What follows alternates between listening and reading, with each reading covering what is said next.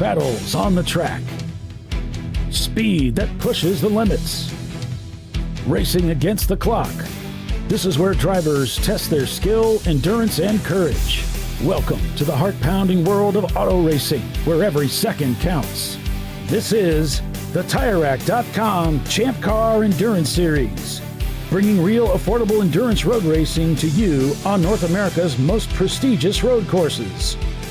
With live flag-to-flag coverage of America's best grassroots motorsports racing, AutoZone presents ChampCar.Live.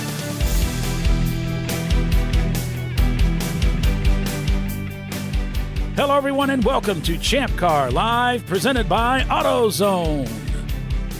It's the TireRack.com Champ Car Endurance Series. This weekend's race, it's the Landjäger Cup at Road America.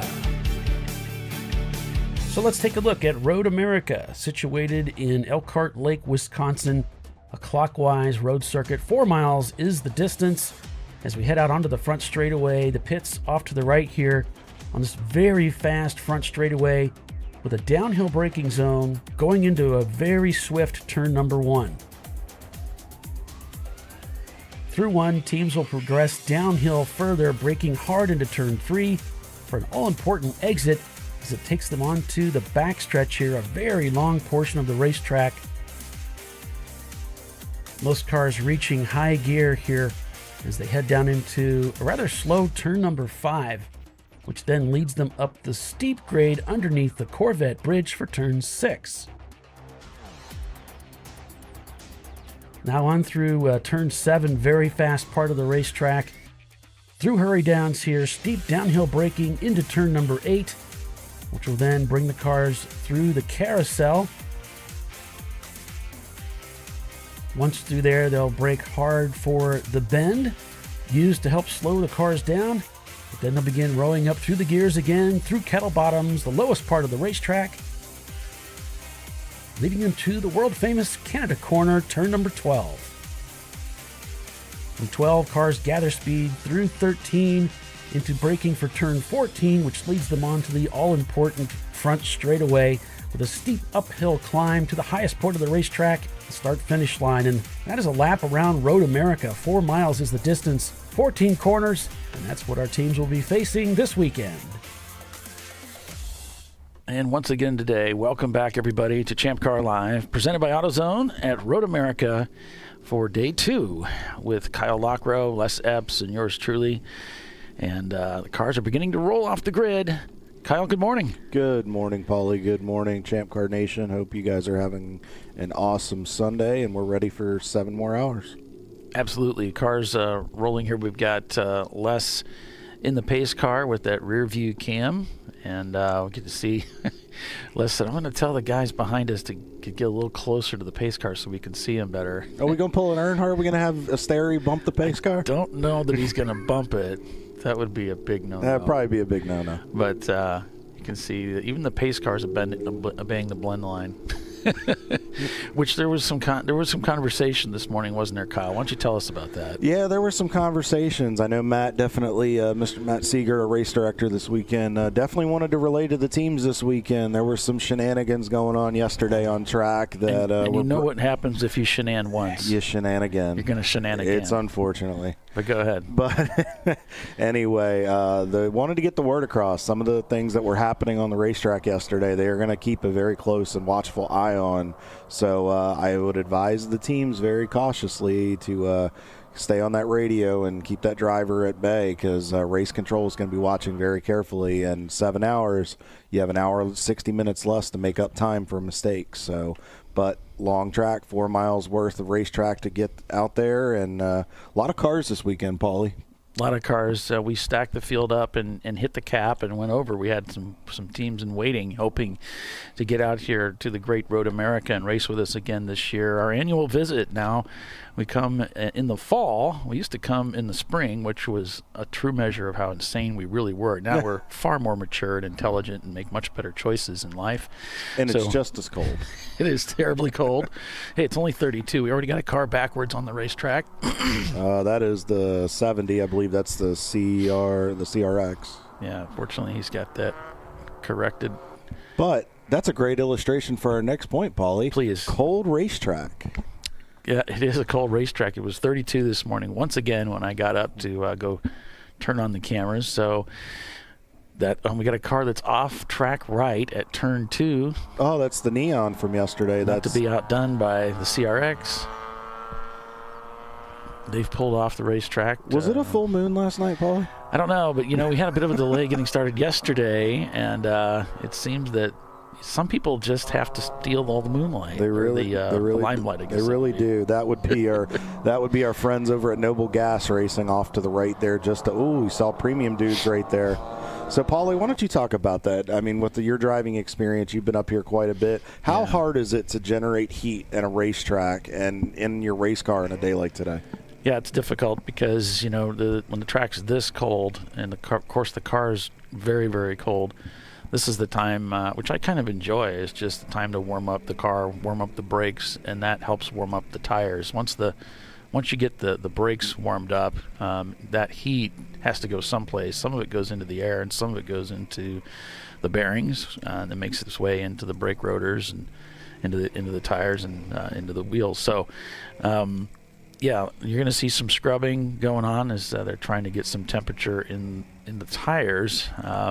But it's a cold track. As I said yesterday, at the bottom part of the racetrack where the teams are getting to now, this is the part of the racetrack where it's even colder. You can even see the frost on the grass there.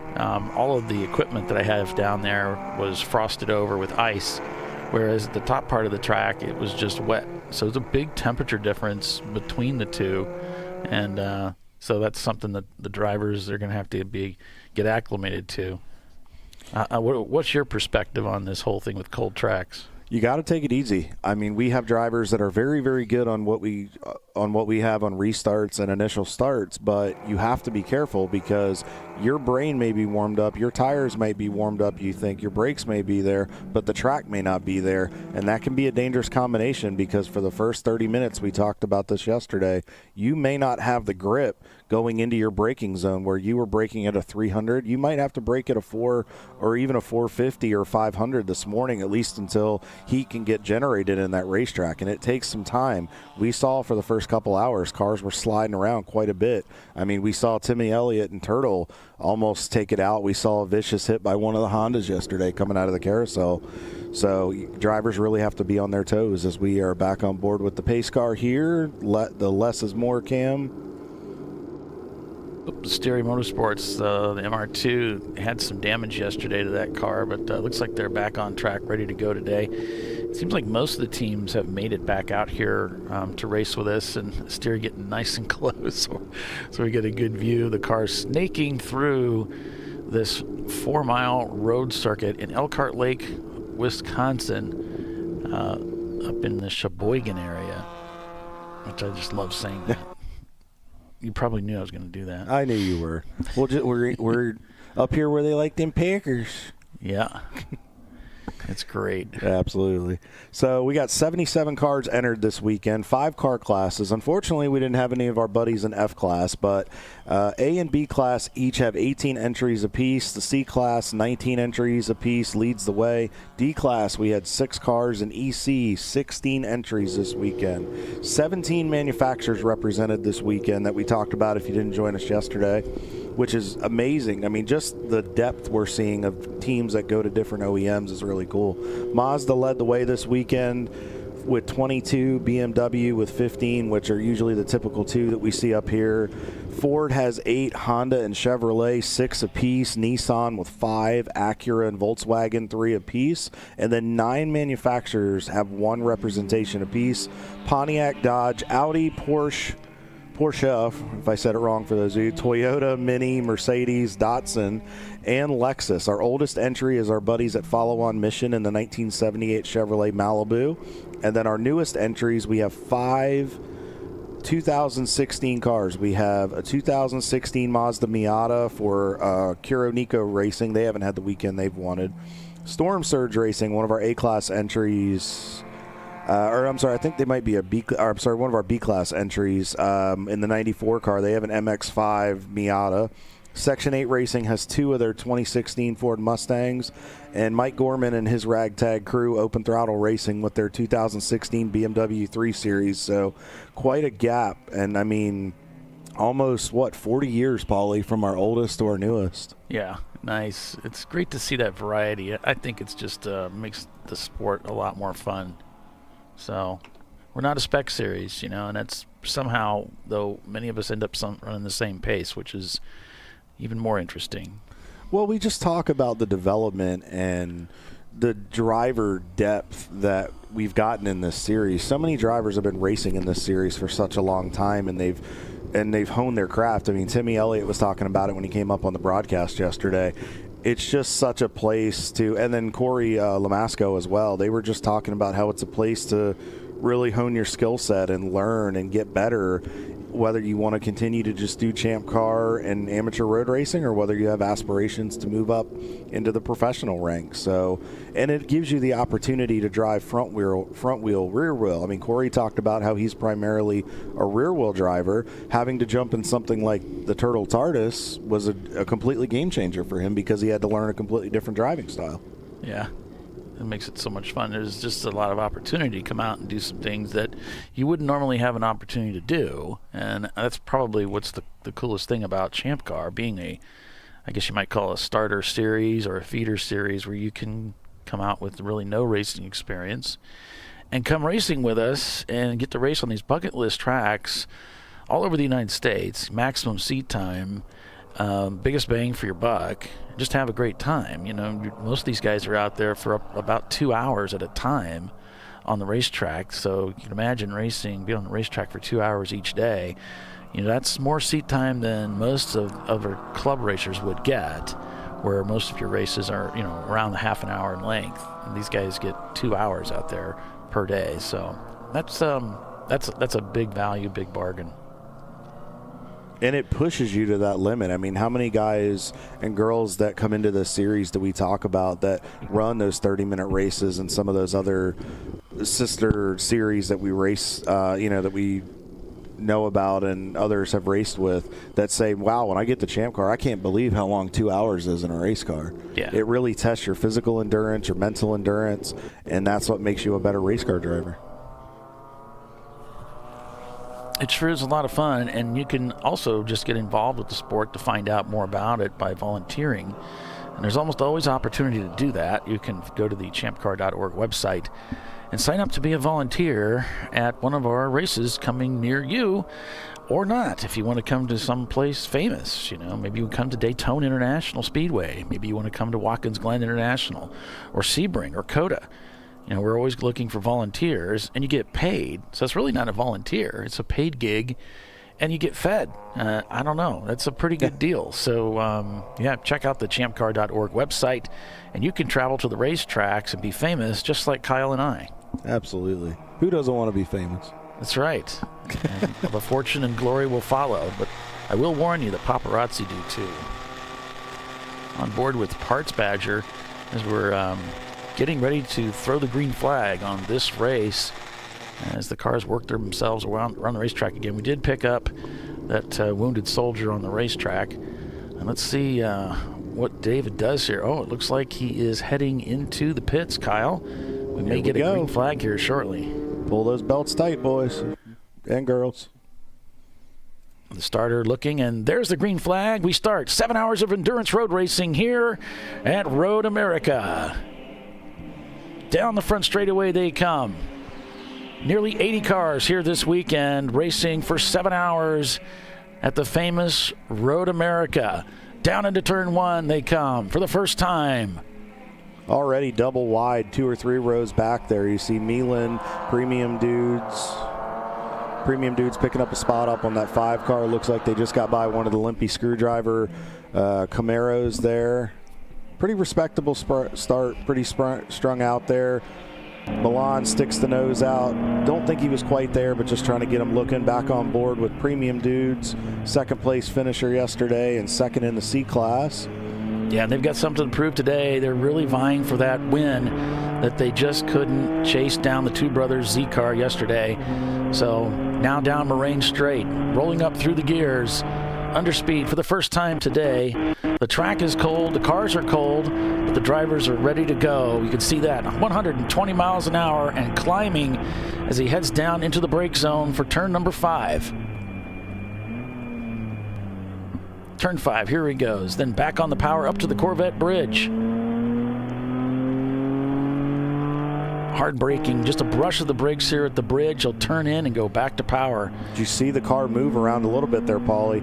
Andrew's getting after it. We saw that Kerry was, we talked about it, the experience level of this team pushing that thing. The only thing is, do you want to push it too hard? We talked about the treacherous conditions. The only good thing about today is we don't have the cloud cover we had yesterday. Hopefully that'll help generate some heat into this racetrack as we see Andrew headed into turn 9 coming through the carousel. Want to just tiptoe through here first few times by. Really need to test that grip level to see what you can do. You can hear him just gingerly rolling into that accelerator. It's still very cold down there. It's in the 30s right now, so very cold. We're just starting to see the sun now peek up over the trees and begin to hit the racetrack. Team Party Cat and their Mazda Miata number 617 just getting to the carousel now, as this field is widely spread out with nearly 80 cars here this weekend racing with us. So I got a message from Matthew Ward, who's one of the folks involved with Team Party Cat. Luis Azevedo is starting the car today for those guys in 617. So if you're on Team Party Cat, check those guys out, and we'll have a camera on board. You can see what's going on with your favorite car. Yeah, we're waiting for timing and scoring to come up. We still haven't seen it yet, so for the time being, we're just watching and enjoying them racing with us.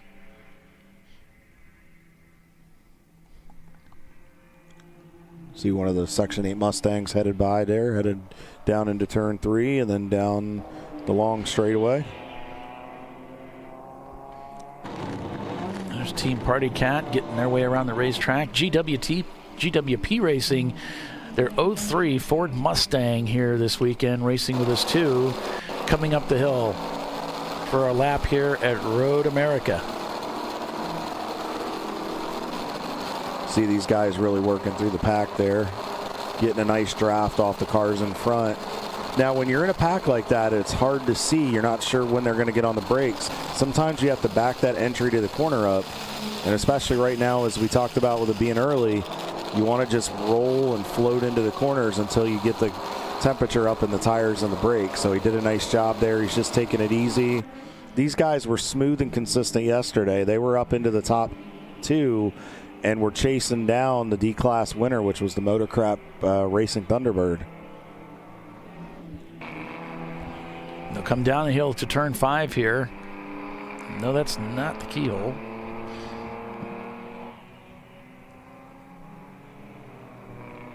See the Tooth car, My Race is Live, folks. We're trying to get a spot going into 5.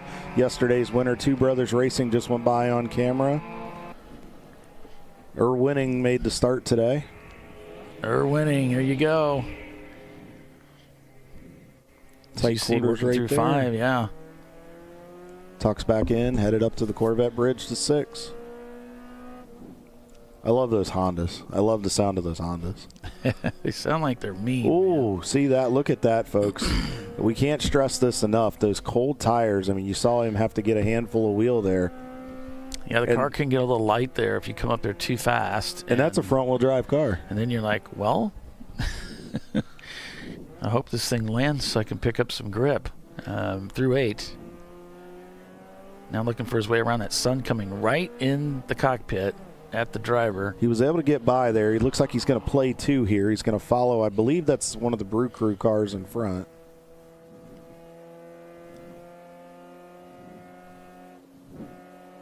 Showing a bit of patience right there, staying single file. Cleared both those Miatas. Ooh. Don't think he was expecting, I don't think he was expecting the BMW to slow down as much. Yeah, and that's something you always have to be careful of. We saw that, last weekend at Pitt with a new driver that ran into somebody. There's a stacking effect that takes place as you go into the corner. For you new drivers, you can't brake where you normally would brake because the guy ahead of you is braking where you would normally brake. But sometimes they'll brake earlier than where you would brake or more than you would brake, so you have to be on your guard even more, giving some room. Just think about it. If you're right on someone's bumper in the braking zone, you really have no chance of passing them. But if you back up your braking a little bit, you've got a real good shot at passing them to the next corner. So it looks like we're finally starting to get some of our timing and scoring up. So thank you to Race Control and everybody for getting that where we need. It looks like Limpy Screwdriver, who was out to an early lead in the EC class yesterday, did an awesome job, and they're ready for more today. Premium Dudes is leading the C class right now over about 4.5 seconds of Track Car Rental, the TCR. Dan and his crew, and then Race RX, that's Mark Kruger's team, Kruger Tuned Racing, the 484, and then followed by 45th Parallel. We saw a good run out of them yesterday. They had a strong run. Brew Crew Racing looks like they got the 86 running today. I know they were working on getting that 244. It's been an adventurous weekend for the two-car BMW team out of Atlanta. TPWS Racing leads the A-Class currently with the 257 car. Saw them make a big move on the start. They were second on the grid. Looked like they got a pass done, got them out to a lead. Now you'll see the lap times, folks, as we're on board with Andrew here in Premium Dudes. Now remember, this is your race leader. The EC cars are scored in their own class and are scored separately. So right now, Limpy Screwdriver leads the EC in the 224, but Premium Dudes is your overall leader over TCR. See Andrew just tiptoeing down here to 8. Really got to be careful. Like Paulie said, that's a gut check corner. You really have to get on the brakes. You want to let the car roll into the corner, and then you just have to feather that accelerator to get it out of there. And with the torque that this BMW has, very similar to what the Brew Crew cars have, you got to be really, really careful, and you got to remind that driver, hey, take it easy. Don't want to get yourself in trouble too early. Yeah, they're on a mission today because they got that second place yesterday. No one wants to get second twice in a weekend, so they really are hungry for that win. And it looks like they've got as good a chance as anybody, really, to capture the win in one of these races. So they've got a lot of work on their hands ahead of them. 7 hours of racing to get it done. Look at that, 115 miles an hour and climbing as he heads through Kettle Bottoms, almost a $120 at the shift light, as he goes to the brakes and dives into Canada Corner, turn 12. 4 miles of racing on this track per lap. That sunlight's going to be a bit of a problem. We talked about that at Pittsburgh a little bit in the afternoon. Now that's going to be about an issue for the first 30 to 45 minutes as he works by one of the Section 8, the black Mustang there. Nice job of the Mustang giving him room. Yeah, good heads-up driving by Champ Car drivers, always keeping an eye on the mirrors and letting these faster cars get through. And Paulie, let's stay on board with him here, and we'll just watch that. We watched that RPM meter go up yesterday. We saw him ringing about, I want to say it was about 7,000, and he was staying in fourth gear. You commented on that to eliminate an unnecessary shift. 120 plus right now. Let's see what he's at before he gets on the brakes. 124. Again, he's going to be a little cautious here. Andrew's really, really good at being careful with the race car, and so you don't find him crashing cars. He's very aware and cautious with the car, but he's also quick. I think he's probably won as many or more races than anybody in Champ Car. So it's in good hands right now. All those drivers are really good, though. It's a very well driven car and very well set up too. I mean, you've driven that car, Paulie. You can attest to the fact that it's very reliable. As you can see, him right at that top end, right just about 7,000. Yep, and then they're just downshifting into third. Nice pull out of turn 5 up to the bridge. Now, you got to wonder, too, will Andrew stay off the curbs? We saw him hammering those curbs yesterday, and they called in that vibration, which really made Kerry, and then I believe it was, I'm trying to remember the driver that was in the car toward the end of the day, but he really had to take it easy. Nathan, thank you very much. He was in the car having to take it easy because he was calling in that vibration because he was afraid the steering rack was going to come apart. Well, when I drove here, he told us to stay off the curbs, and then he went out and clobbered the curbs. But it's his car, so he can do that. But I will say that, you know, the only car that I really drove the curbs here was in the Porsche Boxster, and it really swallowed the curbs nicely, whereas the other cars really get jackhammered by a lot of these gators out here. So It's not very friendly to most of our cars anyway, to be on them. Big gaggle of cars here. Looks like open throttle making a spot on one of the Mercedes. I believe that's the 448 right there. No, that's the 45 car. Oh, CRX is off again. Come on, buddies. Hang on to it here. It's early. Follow-on mission. Rat Stafarians, I believe that just came by. We got a camera in the follow-on mission. They have one of the one-touch Yees that they bought from me. So they've got a camera they're running this weekend, thanks to some very kind donations, putting things together for them. So they've got that Chevrolet Malibu, the sound of freedom, roaring around the racetrack here today. Had some mechanical issues with it a couple times yesterday, but it just looks like a really well-prepared race car. Just so nice and clean and neatly and well put together. And I know Rebecca, AJ's wife, works on it quite a bit. Just do a great job. You can just see him just easing through the carousel there. Not wanting to do anything to get the car off the racetrack. Last lap was their best lap at a 3:02.89. Just trying to get the car. We're in the first couple laps here, so really just still, these cars are not fully up to temperature yet, and a lot of these teams are really having to take it easy. Same thing here with Revelation. This was a car yesterday. We commented they never had the car sideways. They never really did anything detrimental that put the car at risk. Yeah, they were having some brake issues on Friday and realized they were going to have to be easy on the car, especially on the brakes, throughout the weekend. A little frustration there with Section 8. I think he was hoping to get by there, and I don't think the driver in the pink car was looking in the mirror. So that's what the hand gesture was for. All right, so coming up through 13 here. It's my favorite part of the track. Just a lot of fun through here. Tilly guiding the way again. Tilly guiding the way again, the dog. Oh, okay. Yeah, I see what you mean, yeah. Always cool. Tilly's got the shades, relaxed, ready to go. Got her driving goggles on. It's true. Premium Dudes leads the race over Track Car Rental. Race RX, KTR in third place, 45th parallel. Sarburns Autosports won their class yesterday. They're in fifth place. Brew Crew Racing. Milan Plus 2, Maximum Effort. Roughly your top 10 there. Looks like Limpy Screwdriver leading EC. We've got Premium Dudes leading C class. Limpy Screwdriver's leading D class, looks like. Gonna try to outbrake him this time. Oh, I think it looked like he flipped on you. No, you're fine. I think he was gonna get him. He was I think he's maybe not. Nah, he's got him this time. I saw it in the corner in his mirror there. I think my driver kicked in. I looked in his mirror for him. Yeah, it's fun looking in the mirror on the show.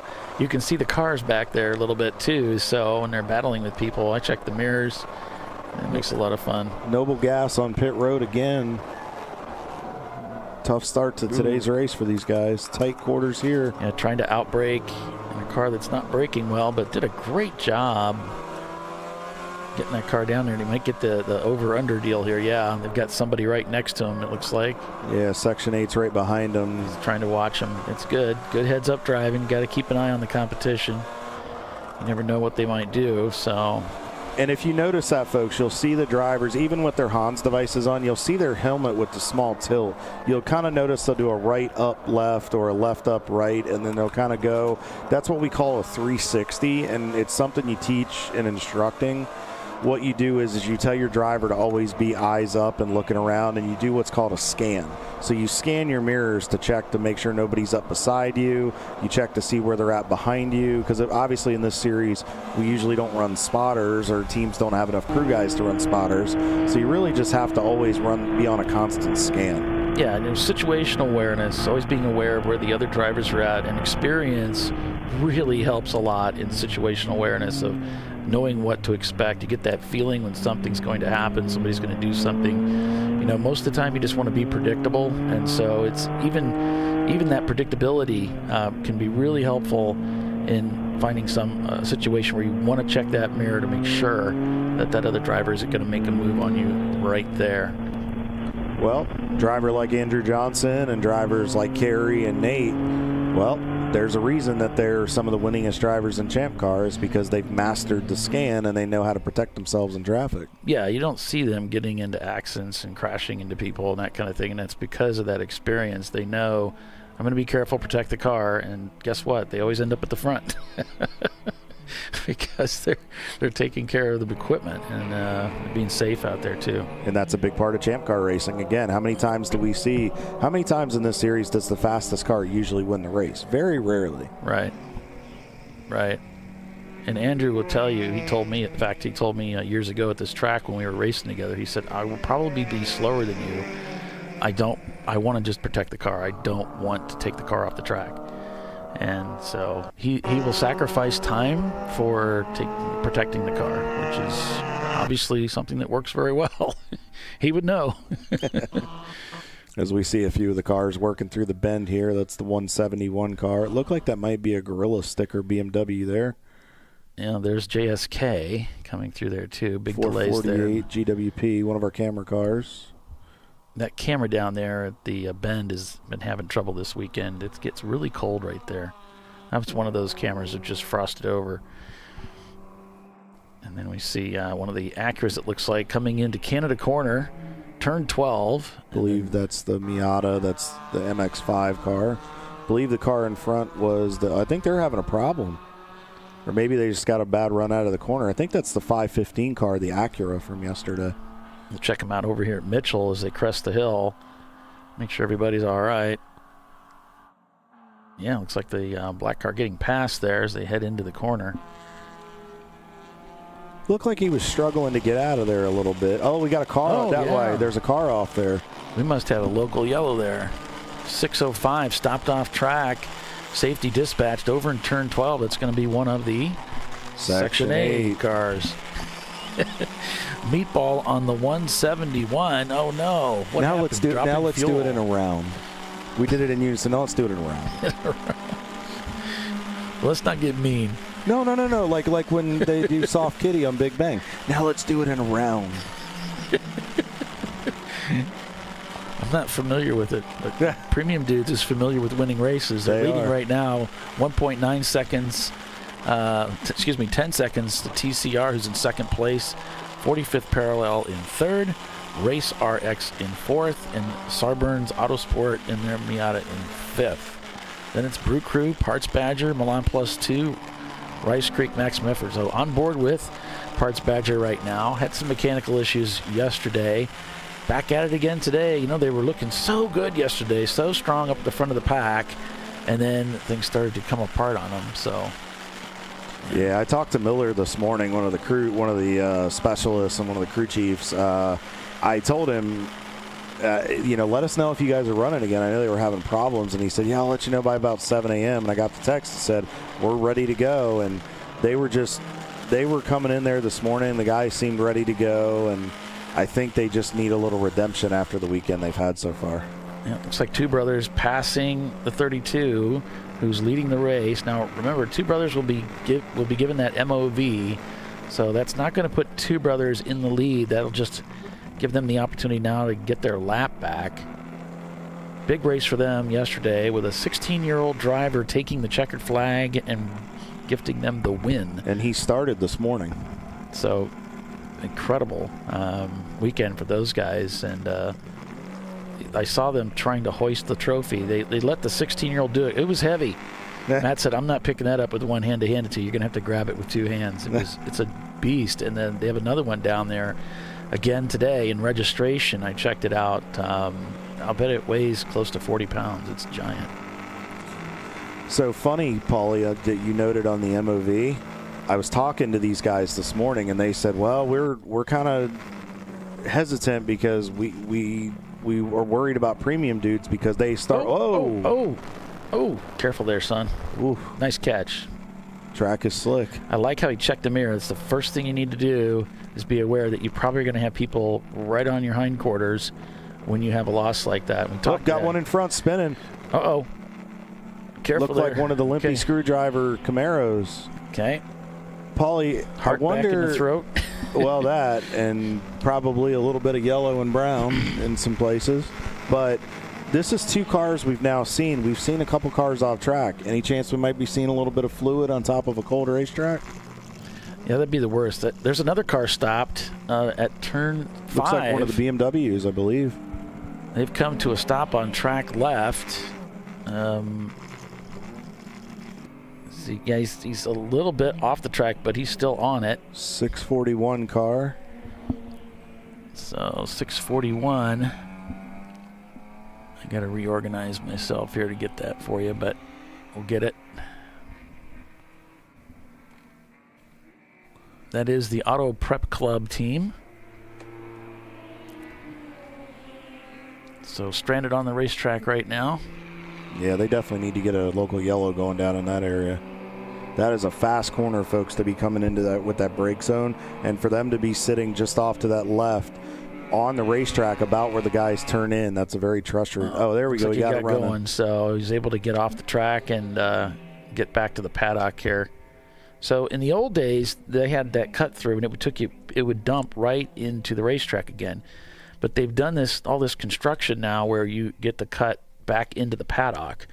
So if you cut through that section there at 5, you can actually just take a right hand and then you end up in the paddock instead of out onto the racetrack, which is way safer.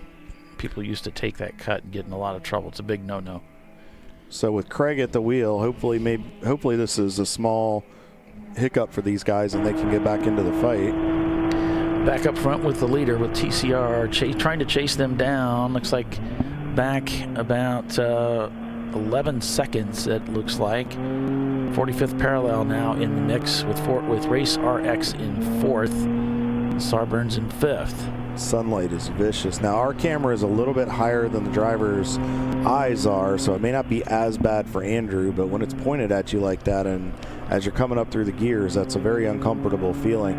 Well, Paulie, I wanted to close up a note. We were talking about Two Brothers Racing when they had made the pass on Premium Dudes. I talked to Greg Kuhn this morning. He was saying that with having to start that lap down, they were worried that Premium Dudes would get an advantage and get out ahead of them. And then they'd have to push the car harder, and they were wondering about their fuel mileage situation. So I think it'll be curious to see how the pit stops cycle out, because with Mason kind of having to push the car to get some time back, will they, how much extra fuel are they burning in that process? Track Car Rental out here with us again this weekend. Sent me some links. Thank you for that, sir. Premium Dudes leads over TCR, 45th parallel. Race RX, Sarburns, Brew Crew, Parts Badger, Milan +2. And we've got some other teams. We've got feeds on. We showed you 45th parallel. We got Race Right back at it again today in the Silver Bullet, car number 21.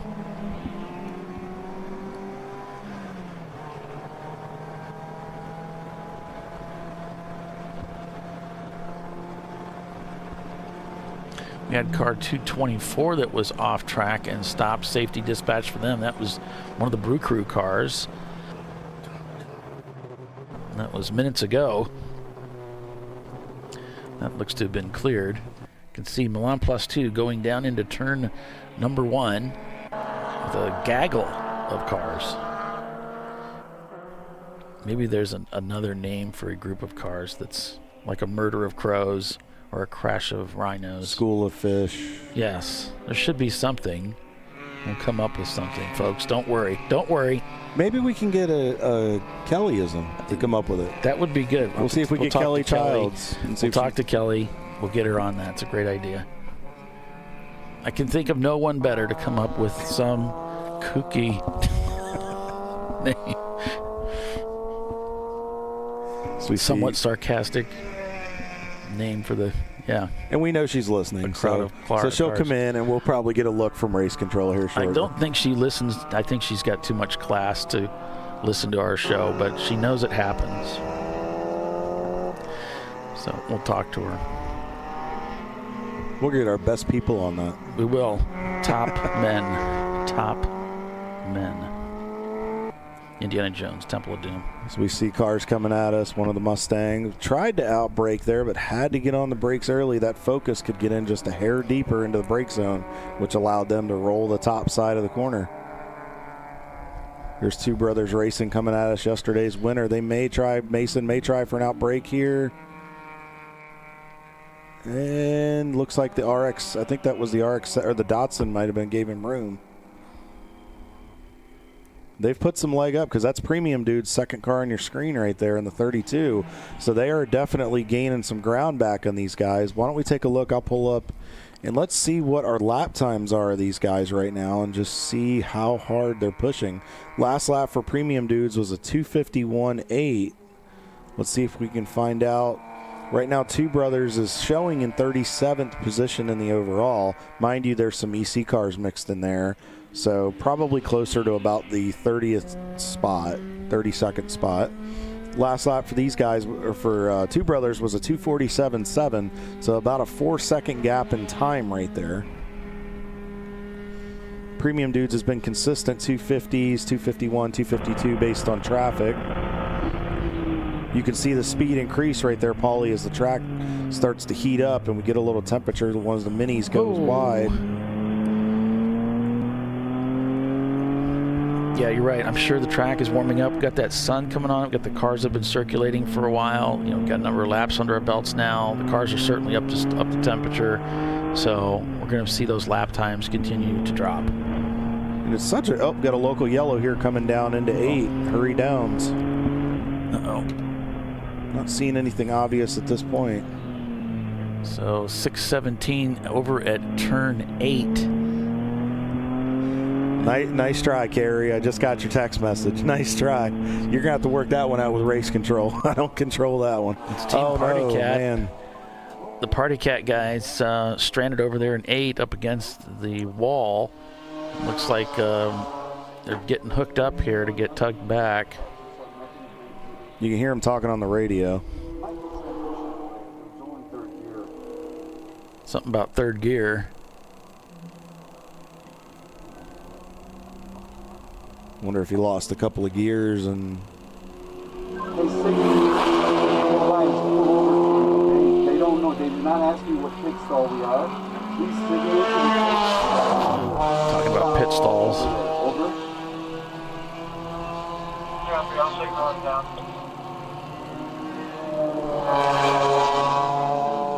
So they'll get pulled back and figure out what's going on with that machine, and hopefully be able to get back out there with us.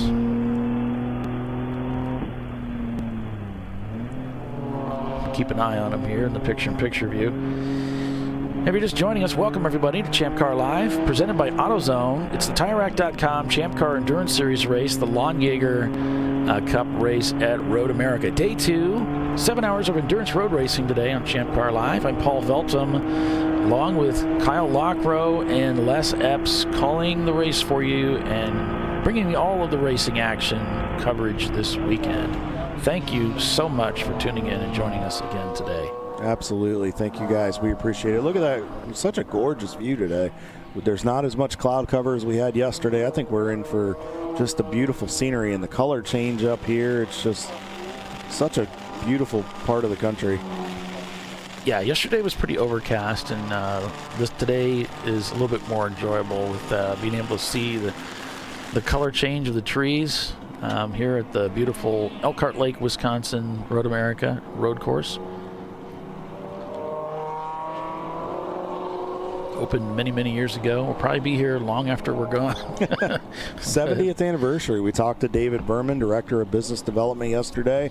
He was nice enough to come on the broadcast. The track president, Mike, and I'm going to look up his last name so I don't butcher it, because I had communication with him, and I don't want to do that.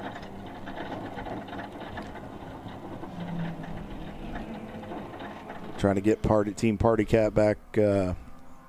Mike Kircher, who is the track president here at Road America, was very nice enough. He is tied up with some prior engagements this weekend, but he was nice enough to send David to come talk to us yesterday and gave us all kinds of information, and they're working on trying to generate more. This place is always busy. and they're making constant expansions, the expansion to pit road for the IMSA stuff, so they don't have to share pit stalls. There's always something going on here. So make sure you guys go to roadamerica.com, check it out if you want to come out and come out to races like Champ Car or some of the other series that grace this facility as well. Yep, hope you come out and join us. It's a lot more fun when you guys are here. And so we like to have a nice big field of cars and teams out here during the weekend. It makes it a lot more enjoyable for everybody. So consider coming out and joining us for a race. Check out ChampCar.Org for more information on our schedule, because we're going to be all over the place next year, especially. We still have 2 races to go that we're going to be covering at least. Well, and Paulie, we have a race in a race today, because we have our buddies down in good old Atlanta racing as well. Yeah, not to be outdone by Road America. Atlanta Motorsports Park, rather, is holding a race on the same day, a Champ Car race down there in Georgia. We got on board with Daniel W. here in the late to Apex car. You can see Premium Dudes leading our race today here at Road America.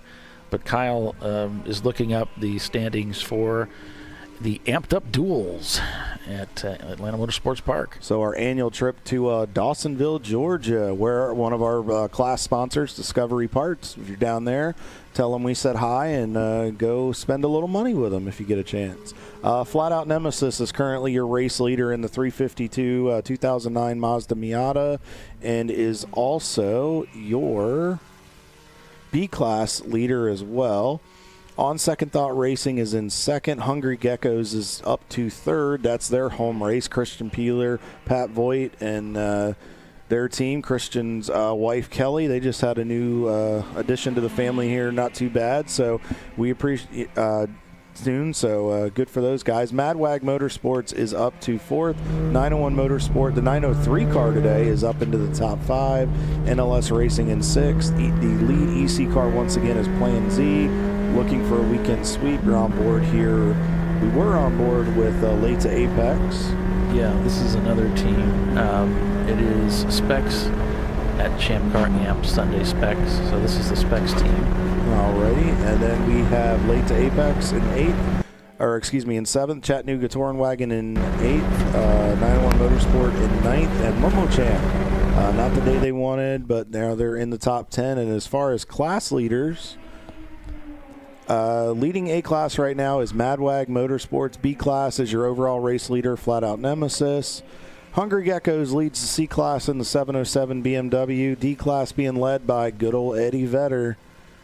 EC, again, Plan Z. And F-Class being led by M2R, who I believe they won the F-Class yesterday there at AMP. So that is your update. Make sure you guys pull them up on Race Monitor, Amped Up Duels. You can check out times and everything on Red Mist Racing.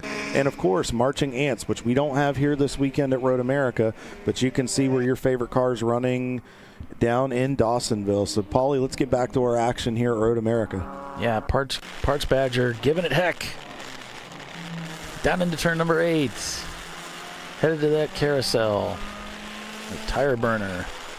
Under the Motul Bridge. Down at the lowest part of the racetrack here. You can see the trees off in the distance there. The color change is picturesque. My friends, it's perfect. Speaking of perfection, yesterday during the awards ceremony, I was honored with the opportunity, and took advantage of it, to award Timothy Elliott the Doc Waldrop Spirit of Champ Car Award. So the Doc Waldrop Spirit of Champ Car Award was developed in order to both honor Doc Waldrop, who was just a stalwart of the sport. He loved the sport. He loved Champ Car. He had a work ethic that was second to none. Just an all-around great guy, and he laughed at my jokes, which was even better. Yeah, Doc was a super guy and just incredibly in love with the sport and the teams and the crews and everything about Champ Car and racing. And so when he passed untimely, we had to develop an award to both honor him and to those that epitomize some of those same characteristics that Doc had here in the sport. And so yesterday, Timothy Elliott received the 2025 Doc Waldrop Spirit of Champ Car Award. So congratulations, Timothy Elliott. Well deserved. Yeah, Timothy's such a he loves the sport so much and just truly cares about Champ Car and wants to see the series continue to grow. And just a lot of close racing right there, which is why Timothy loves the series. It's ironic they're 3 wide as we're talking about, the heart and soul of Champ Car. But yeah, it was well deserved. He loves this, and it really if anybody could carry on Doc's legacy, I think Timothy is one of the true individuals in the Champ Car paddock that could do it. Yeah, always brings a smile to the racetrack, always super positive. He only got a couple laps in the race car. He's been holding out all year to be here before the engine let go, and yet he's still walking around with a smile and laughing and shaking hands and just enjoying the environment in Champ Car. So, yeah. Volunteering today. I saw him on pit road. I saw the cowboy hat and I saw the boots. He's up and down pit road helping with those egg timers and just anything he can do to help make the show go on. Yeah. So, Paulie, my dad got a hold of me because my parents listen. Hi to my parents at home. Hi to my family at home. So I don't get kicked out of my parents. Whoa. Oh, sorry about that. That was a big slide right there. He had the wheel turned almost locked the other way trying to save that car. I don't know who started that car. Miller, if you guys are listening, let me know who started it, because that was a monster save. They always bring us excitement when we get this to watch Boxster here. is holding them up. Yep. And this was some of the shenanigans that were talked about in the drivers' meeting this morning. Just about shenanigan. Well, they did it again, and it about cost Parts Badger another car. Well said, Paul. Into the bend. Well, whoa. Oh man, sorry about that, folks. He about gave him a chrome horn right there. He's getting frustrated. Down kettle bottoms here. So my dad mentioned the closest thing would be a fleet, convoy, caravan, collection, or something like that. So maybe we can have a Kellyism, can take something and roll with it. Yeah. So Dad, we'll give it to Kelly Childs, one of our Champ Car officials, and we'll let her make a rendition of it we can use here on the broadcast. So thanks for contributing. Our resident smart aleck, Kelly Childs. So we'll see what she comes up with. Looks like Parts Badger trying the outside this time, going into 14. I think they're going to get it done. He's got help behind him. Yeah, he's got to meet I think it looks like the MX-5 car pushing him. Yeah. Let's say with the air, not literally pushing him, because we can't bump draft in Champ Car.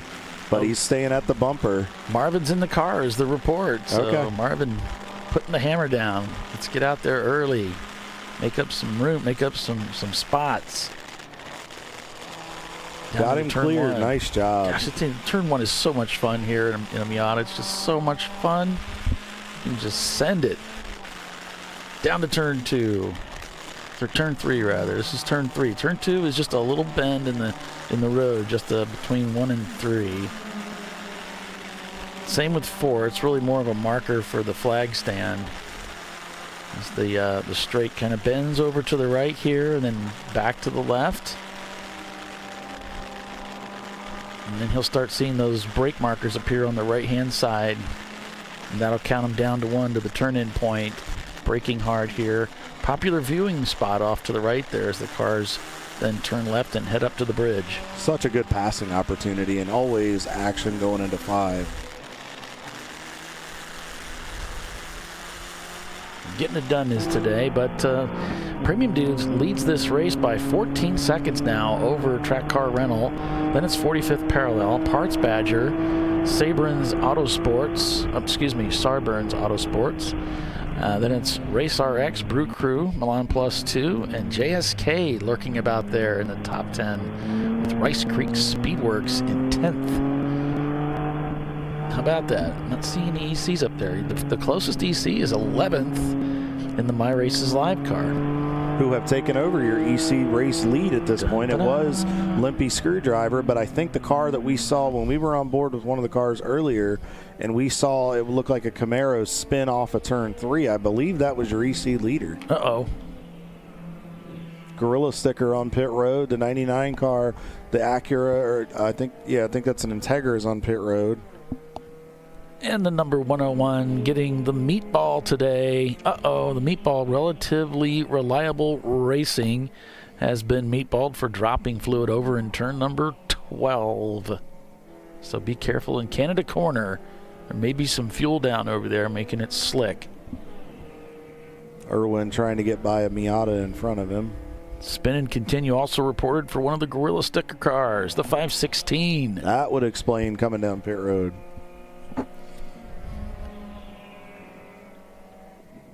So you notice here, Irwin, he saw the Miata. That you can see the Miata is overdriving the car a little bit. He knows, I think he knows the Civic's got some pace on the top end, and I think he wants to stay in front of him. So he's driving the car through the carousel and the bend harder than he had been probably, because I think he knows. He's having trouble. That Miata is pulling away from him here. It's a quick Miata. That is a quick Miata. Let's see what he's got in the braking zone for Canada Corner here. You have to brake a little sooner in Canada than most of the other corners here. Irwin got a good pull right there. He got back to the throttle much quicker. You notice he got about within a car length. I think he might have missed the shift there just a moment, and that's going to hurt him here as they head up through 13. Yeah, he's getting away from him a little bit. Let's see if he can set up really good for 14. Now, you notice there were two driving lines there. Irwin just kind of let the car naturally drift to the left to go into 14. The Miata, as soon as it got to about that sign for Fly GRB, he moved to the left to get the car over there. There's a couple different ways you can get into that corner. And depending on the car, like with Irwin being a front-wheel drive, as he rolled back into the throttle with it being front wheel, it kind of just pulled the car where he needed it to be. So we'll get back on board here with the leader here and see how they're doing. I don't see anybody in front of them right now. Remember, we saw that Two Brothers passed them, but you know they've got some work to do to get back around in the field and get caught back up to the front. Currently, Two Brothers is showing in the 17th position. The EC car, the My Races Live Tooth Autosport, is mixed in to the top 18 right now. So that, again, they're scored differently here as Open Throttle Racing has worked themselves up into second with the 65 with Foe. But yeah, they're in now actually up into the 15th position. They just gotten by Gorilla Sticker in the 517, so they are slowly climbing up. They're into the top 10 in the C class and the overall. So, but again, they're pushing that car really, really hard. They're burning a little bit more fuel. As we're getting to the end of our first hour here, we'll have to see when they come into the pits compared to premium dudes. Yeah, we'll go through the various classes so you can see how things stack up in the class racing. And that we got Starburns Racing leading A class, followed by Third Gear Pulls and Silver Martini Racing, your top three there. Look at that complement of A class cars. And then B class, look at that complement of B class cars as well. Parts Badger, Milan Plus 2, and then it's Rice Creek Speedworks. They're in third place. Then C class, our most popular class in the series, we got Premium Dudes, Track Car Rental, and 45th Parallel, your top three there. Then we move to D class, the larger engine class. Not that many cars here this weekend. GWP, Lippy Screwdriver, and SRX Racing, the top three there. And then we move to EC, the exception class, which is not eligible for a podium position. My Races .live, then it's Open Throttle and Mini JCW. Yeah, it looked like Mike Gorman's guys got the 65 going today. That's the Embracing AI car that we've seen. That was our title sponsor back during the Watkins Glen Double Sevens weekend on Memorial Day weekend. So it looks like they got that going. I know there were some mechanical issues they had. Yeah. So it looks like they're slowly working on it. As we can see, Premium Dudes trying to work by the 69 of Goldie. It's been a rough week for those guys. We talked to Mike yesterday. His crew guys are exhausted.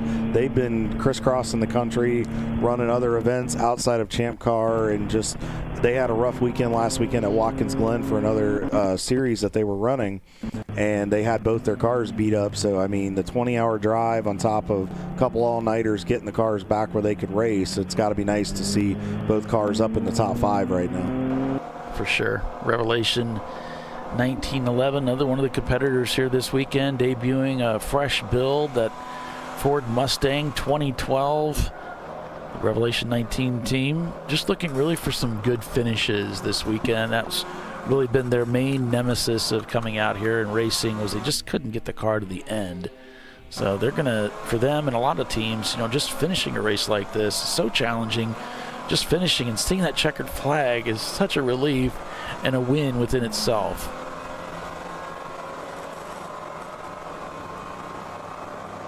Now, we talked about Timothy Elliott a little bit with the Two Idiots in a Garage. He won't be competing today as they had engine failure, as I mentioned.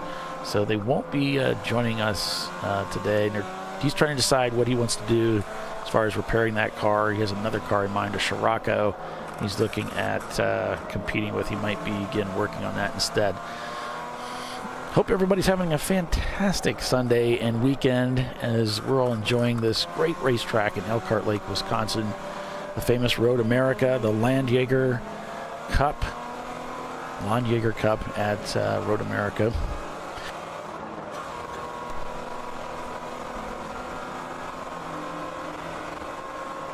Paulie, fastest time of the race so far is a 2:42 that was just run last lap by Two Brothers Racing. So Mason throwing down the gauntlet again. They're up into the top 10. They're now up to 14th position in the overall.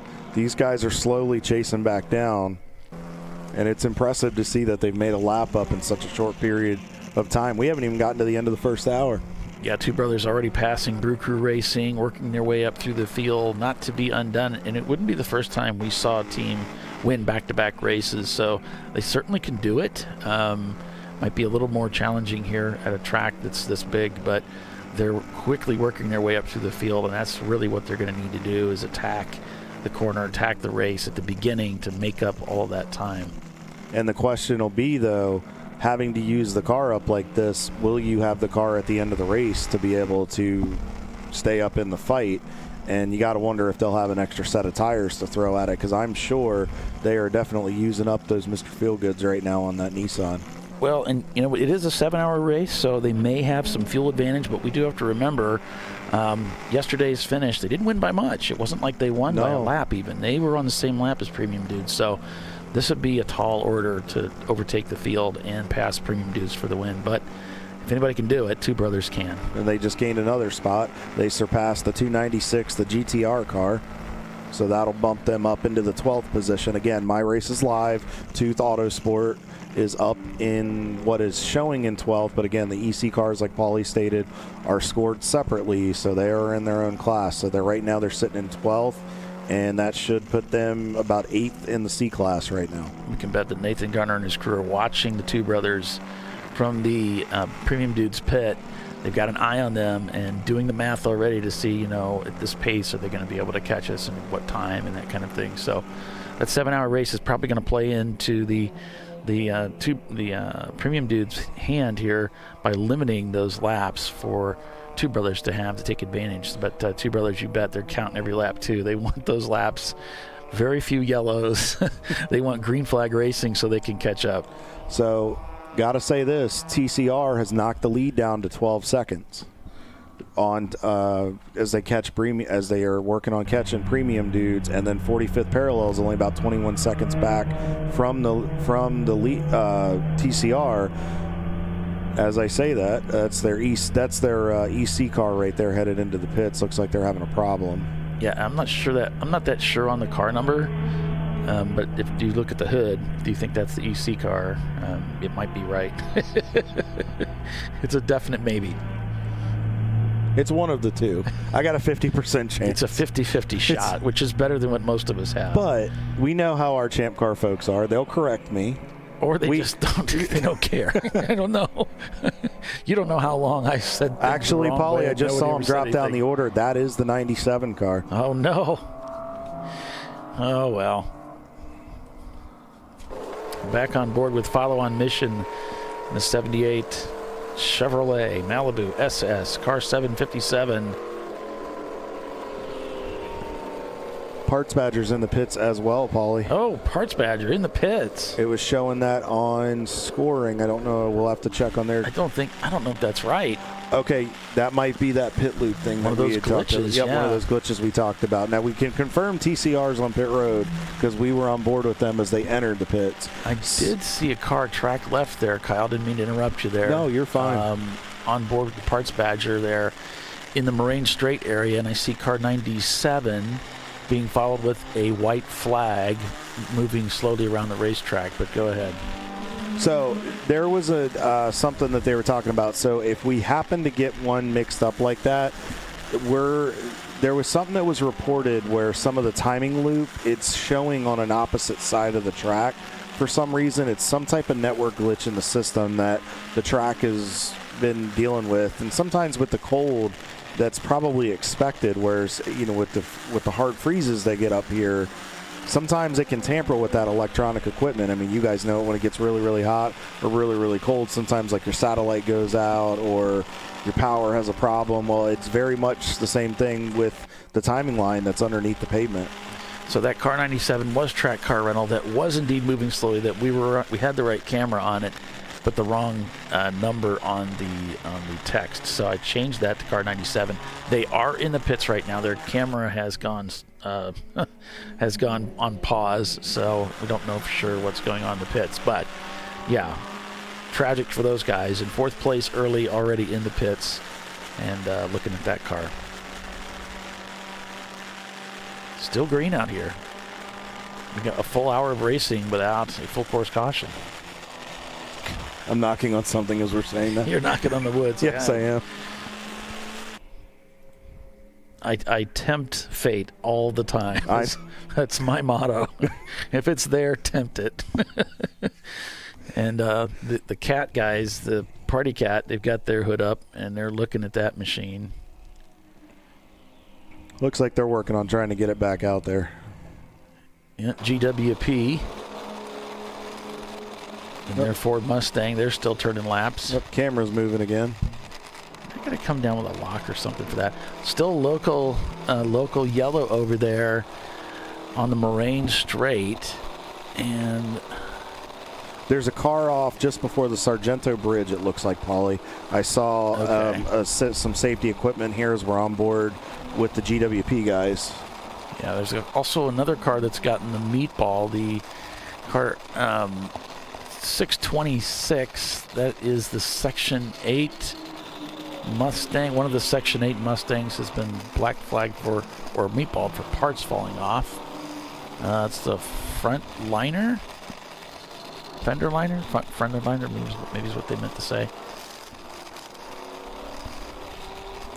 So I'm looking here at our leaderboard, Paulie. I just noticed last lap Brew Group laid down a 253.2. They're about 6 seconds back of Kruger Tuned Racing, their Race RX car, the 484, who's not far back from JSK. So we're starting to see some of our players from yesterday come up into the fight. And then Milan Plus is up to the 7th position. Two brothers just moved into 8th. You're seeing TCR, while they're on pit road, fall down the order as we're back on board with Premium Dudes as they try to work by the Noble Gas 119 Dodge Neon team. Yeah, watch out for JSK Racing. They've done a lot of winning out here at this racetrack.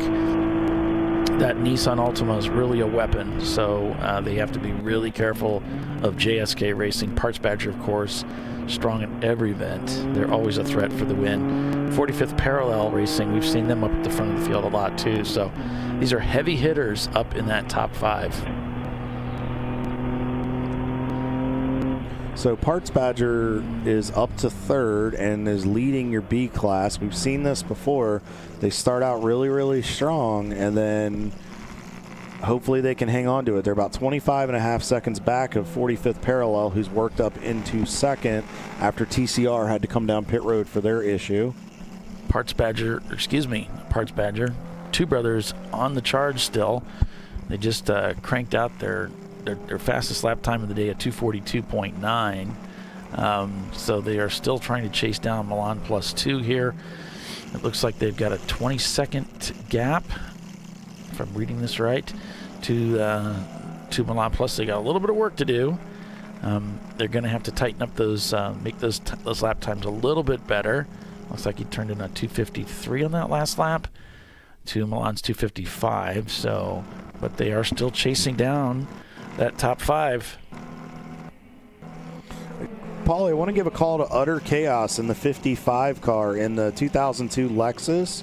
They are up into the top 10 right now as we approach the end of our first hour. These guys are putting on a great show right now. They just recently got by the, I believe it was GTR, that BMW. So good run early in the day for these guys. Hopefully they can continue to hang on to it. As we're on board with Two Brothers Racing, Mason's still at the wheel. 16-year-old kid.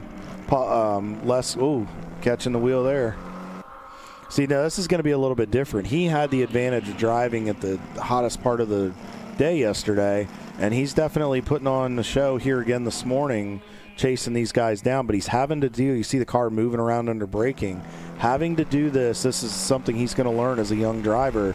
How to do this. You're going to learn today. Learn today. So my wife does that. It's so funny. Go ahead. But no, he's right. He's going to learn today, and he's trial by fire as he's trying to learn how to drive in these conditions with a cold racetrack. That's something that the only way you can do it is you got to get out there and figure it out. He's got some clear track. Milan Plus up ahead of him. He's about 10, based on what I saw at the line, he's about 10.5 seconds back of Milan Plus 2 in the 5 car. So he's got to chase those guys down. Closest battle we got on the racetrack right now is the Race RX in 5th and Brew Crew in 6th. That's 2 C-Class cars. That's the bottom half of your top 5 in class.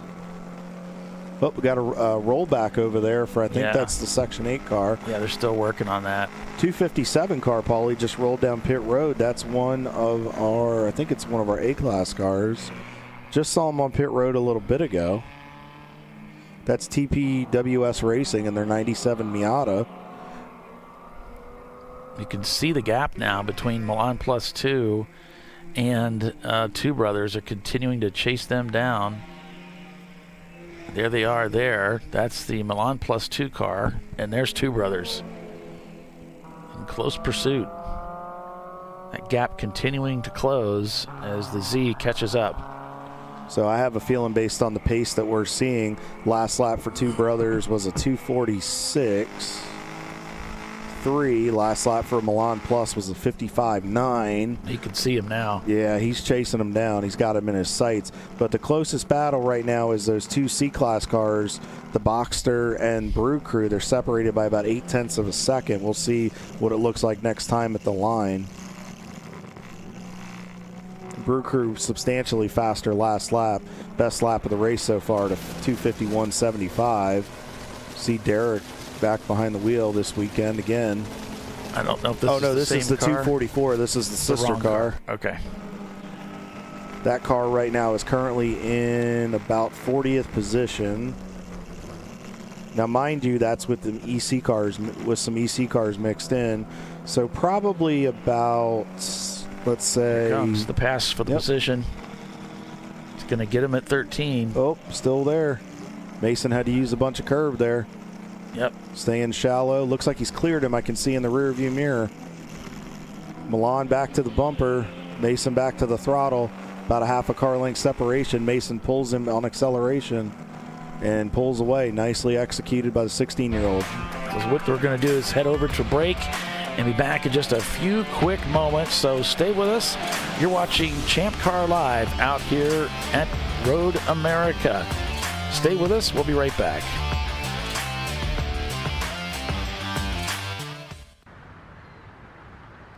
I probably need new tires. You do.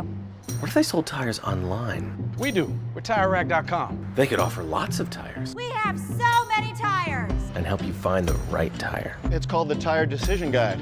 Oh, and they could ship them to a nearby mechanic. We shipped over 7,000 independent recommended installers. This is an amazing idea. Sorry. TireRack.com, the way tire buying should be. George and Junior are fed up. They weren't planning on having to replace their brakes today, but they went to AutoZone, where a friendly AutoZoner helps them find a deal on the right parts. In the zone. Since 1994, Fly & Wrench has been a family-owned business renowned for exceptional European car repair and maintenance. We treat every vehicle with the same care and attention as if it were our very own, building lasting relationships with our clients along the way. We specialize in high-performance vehicles, offering a range of services that include fabrication, construction, custom wiring, and much more. Visit us at flyandwrench.com. Discovery Parts is a veteran-owned racing and safety equipment company. While we're located inside Atlanta Motorsports Park in Dawsonville, Georgia, Discovery Parts can also be found at the tracks, supporting a number of Champ Car Series events. We take pride in being a reseller of the best of the industry to Champ Car teams and drivers. We know racing, love racing, and look forward to tomorrow to even more racing. Visit us at discoveryparts.com. At Parts Badger, we're not your typical machine shop.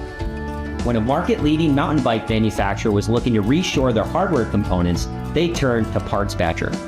Within weeks, we had deployed a dedicated manufacturing cell, ramped up production, and had guaranteed capacity to meet their demand. We're looking to be your manufacturing partner. See what we can do for you and your company at PartsBadger.com.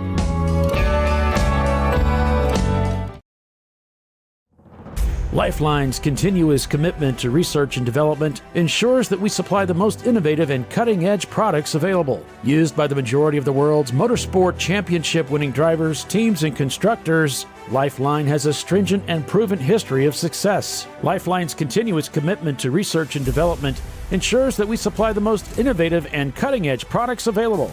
Lifeline's 0360 systems are the result of over 7 years of intensive research and development using 3M's Novik 1230 environmentally safe gas extinguishant. Lifeline uses only the finest quality components. For more information regarding our fire safety equipment and fire safety systems, please contact us at info@lifeline-fire.com.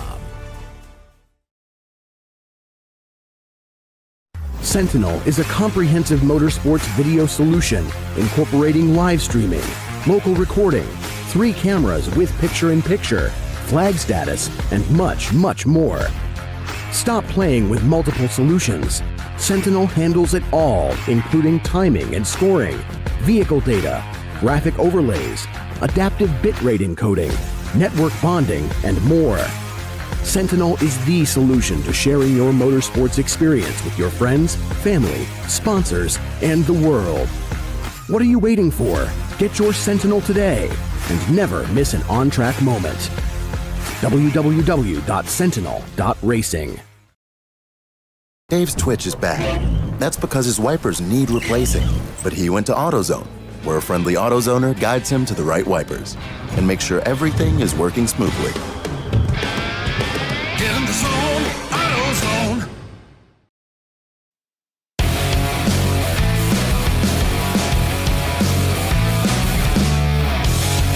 All right.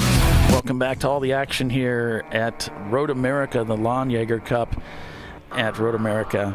Paul Velton, Kyle Lockrow, Les Epps bringing you all the race action this weekend from the Landjäger Cup. We've got nearly 80 cars that showed up this weekend to come racing here in Champ Car. Thank you, everybody, for joining us.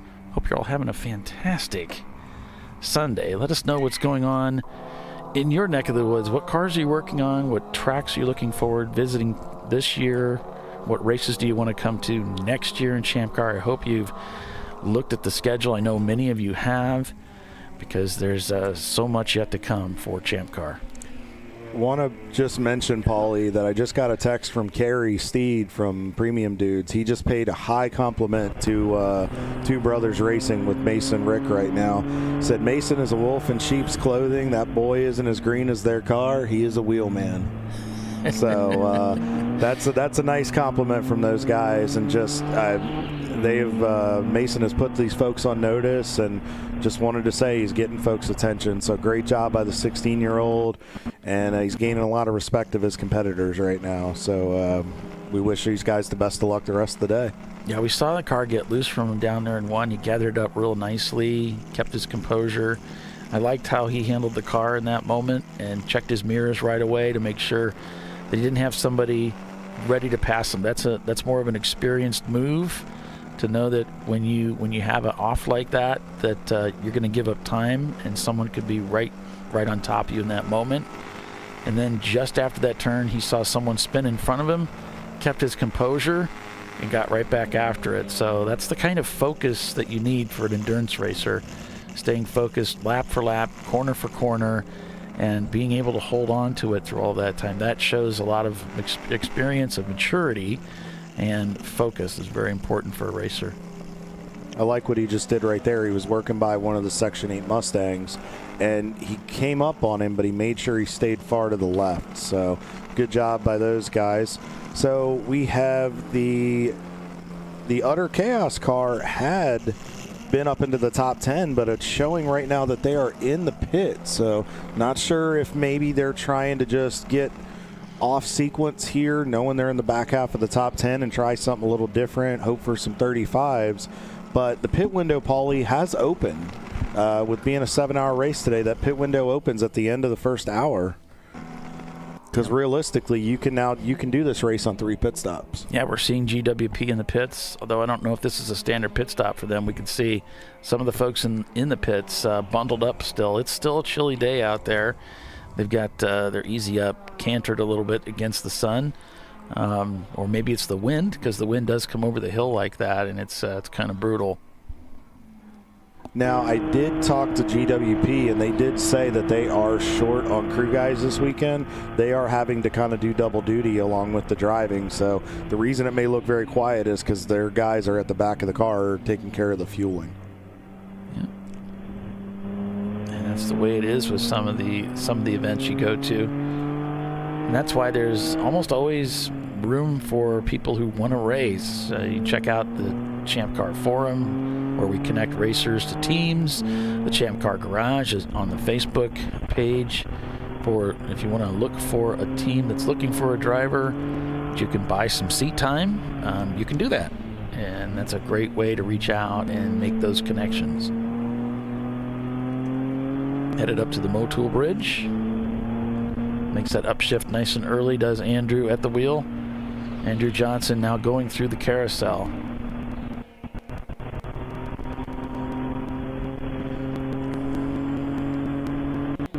And you've got a message there, Kyle, on our YouTube channel from Mark at Kruger Motorsports. Okay, so the team owner is JC Kruger, who's in the car for the first stint. Race RX is his side hustle, along with Josh Jack, Touchstone Racing owner. Okay.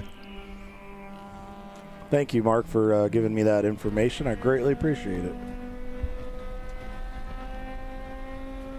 You guys keep me so honest. I appreciate it. On board here with placeholder, the 111 car. He's got that motor singing. Yeah, he does. That's a C-Class car. That's a Volkswagen. That's a Rabbit. Oh, it almost sounds, we got a local yellow there, but it almost sounds like an RX motor. I think it's really whining. Down to third gear, headed in. Up, got a car off. Yeah, at the start, they were reporting dropping fuel on one of the cars, but car 284 is being looked at carefully now for dropping fuel. That's number 284 is the Engineering Department 13B Mazda RX-7. And that's something we've seen a lot of this year with these guys dropping fuel.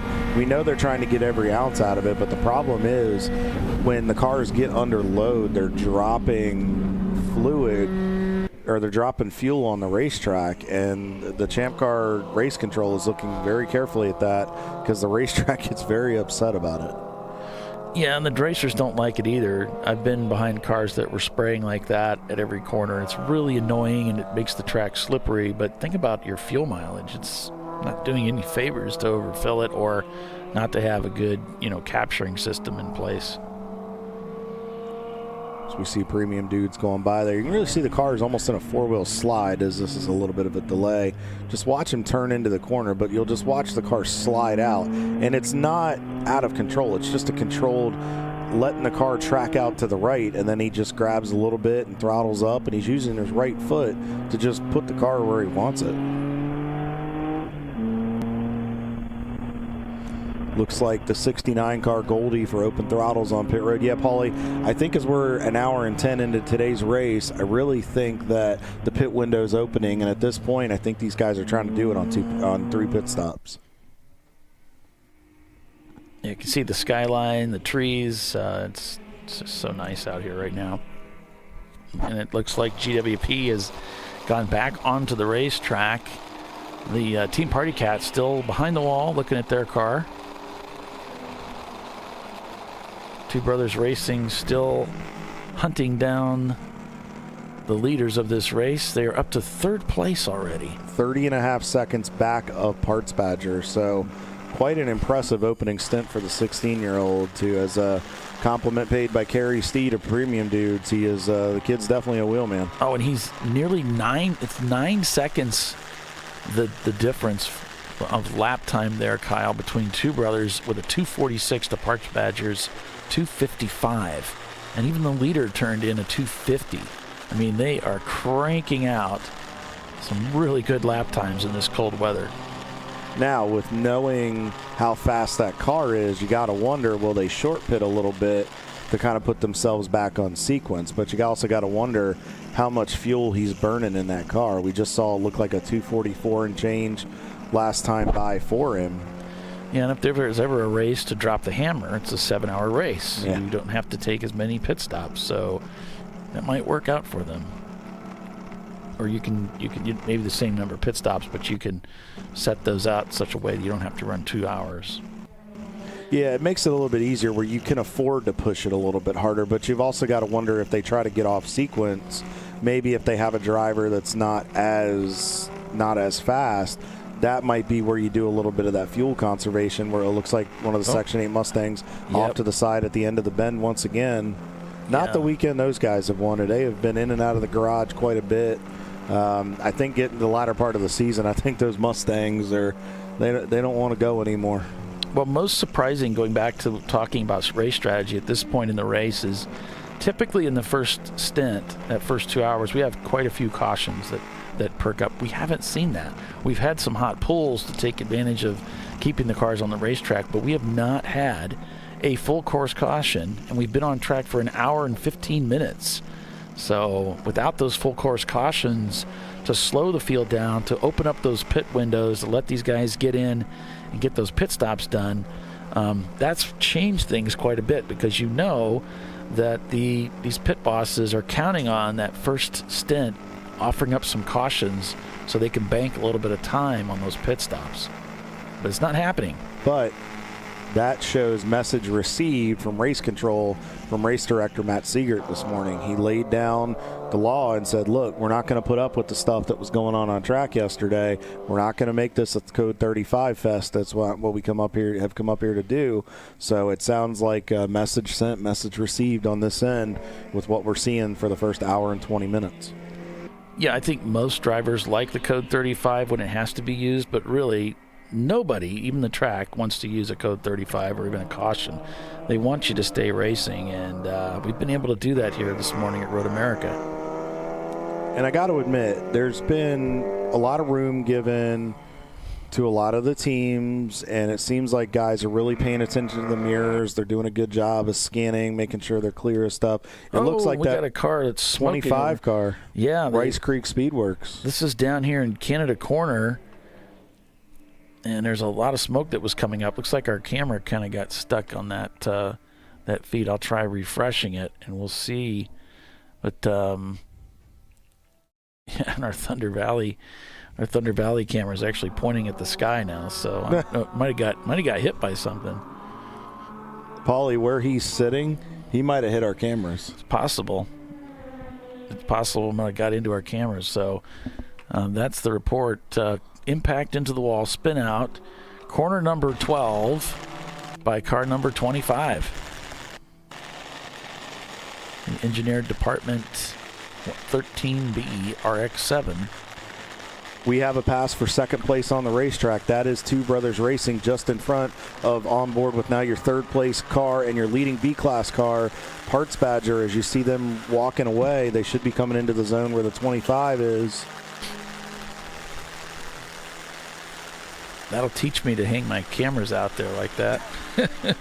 In the strike zone, they end up looking at the sky.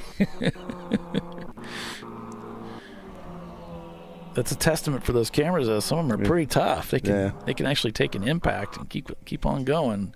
It's like Timex, take a licking and keep on ticking. Back at the race, though, Two Brothers Racing continuing to chase down the leaders here at 9:47 in the morning. They turned in a 2:46 to Parts Badger's 3:04. Remember, we've got some cautions, locals on the racetrack, so they have to adhere to that, and it's going to throw off the lap times quite 25 car just came into the pits, Paulie, and I can see the wing is distorted, and there's a bit of damage in the right rear, so I bet when the car spun under braking and it backed into the wall, I bet you it slid down that and caught where our camera sticks out, and that's probably what knocked it where it is. We had a camera hanging out, I think it was at Watkins Glen, over the wall. And during the celebration, how they get real close to the wall. We used to walk out to the end of the wall. Yep. Somebody's Miata wing hit it going by and obliterated that camera.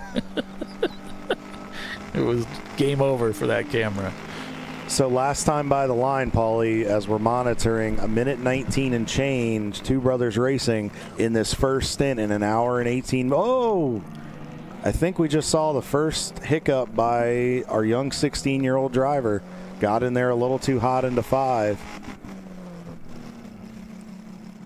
Easy to do in that downhill braking zone, especially if you had some kind of pad knock or something, went to the brakes, and it really wasn't there. Well, as hard as he's been pushing, I wonder, maybe he's just taking his time, but that car's moving around quite a bit.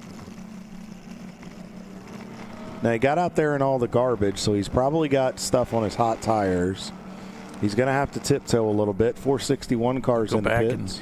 And look and see what happened here, Kyle. Looks like headed down Moraine Straight. There's the Cheese Bridge. Everything looks normal here. He's climbing up through high gear, just past the 500 marker. It just looks like he overcooked it. I think he got his right sides on the curb. And just couldn't get it stopped. Got a little squirrely on him, but he didn't swap ends. Nope. So I wonder, because the way he entered in there, it looked like he might have gotten his right sides a little bit on that curb, and that can upset the car under braking.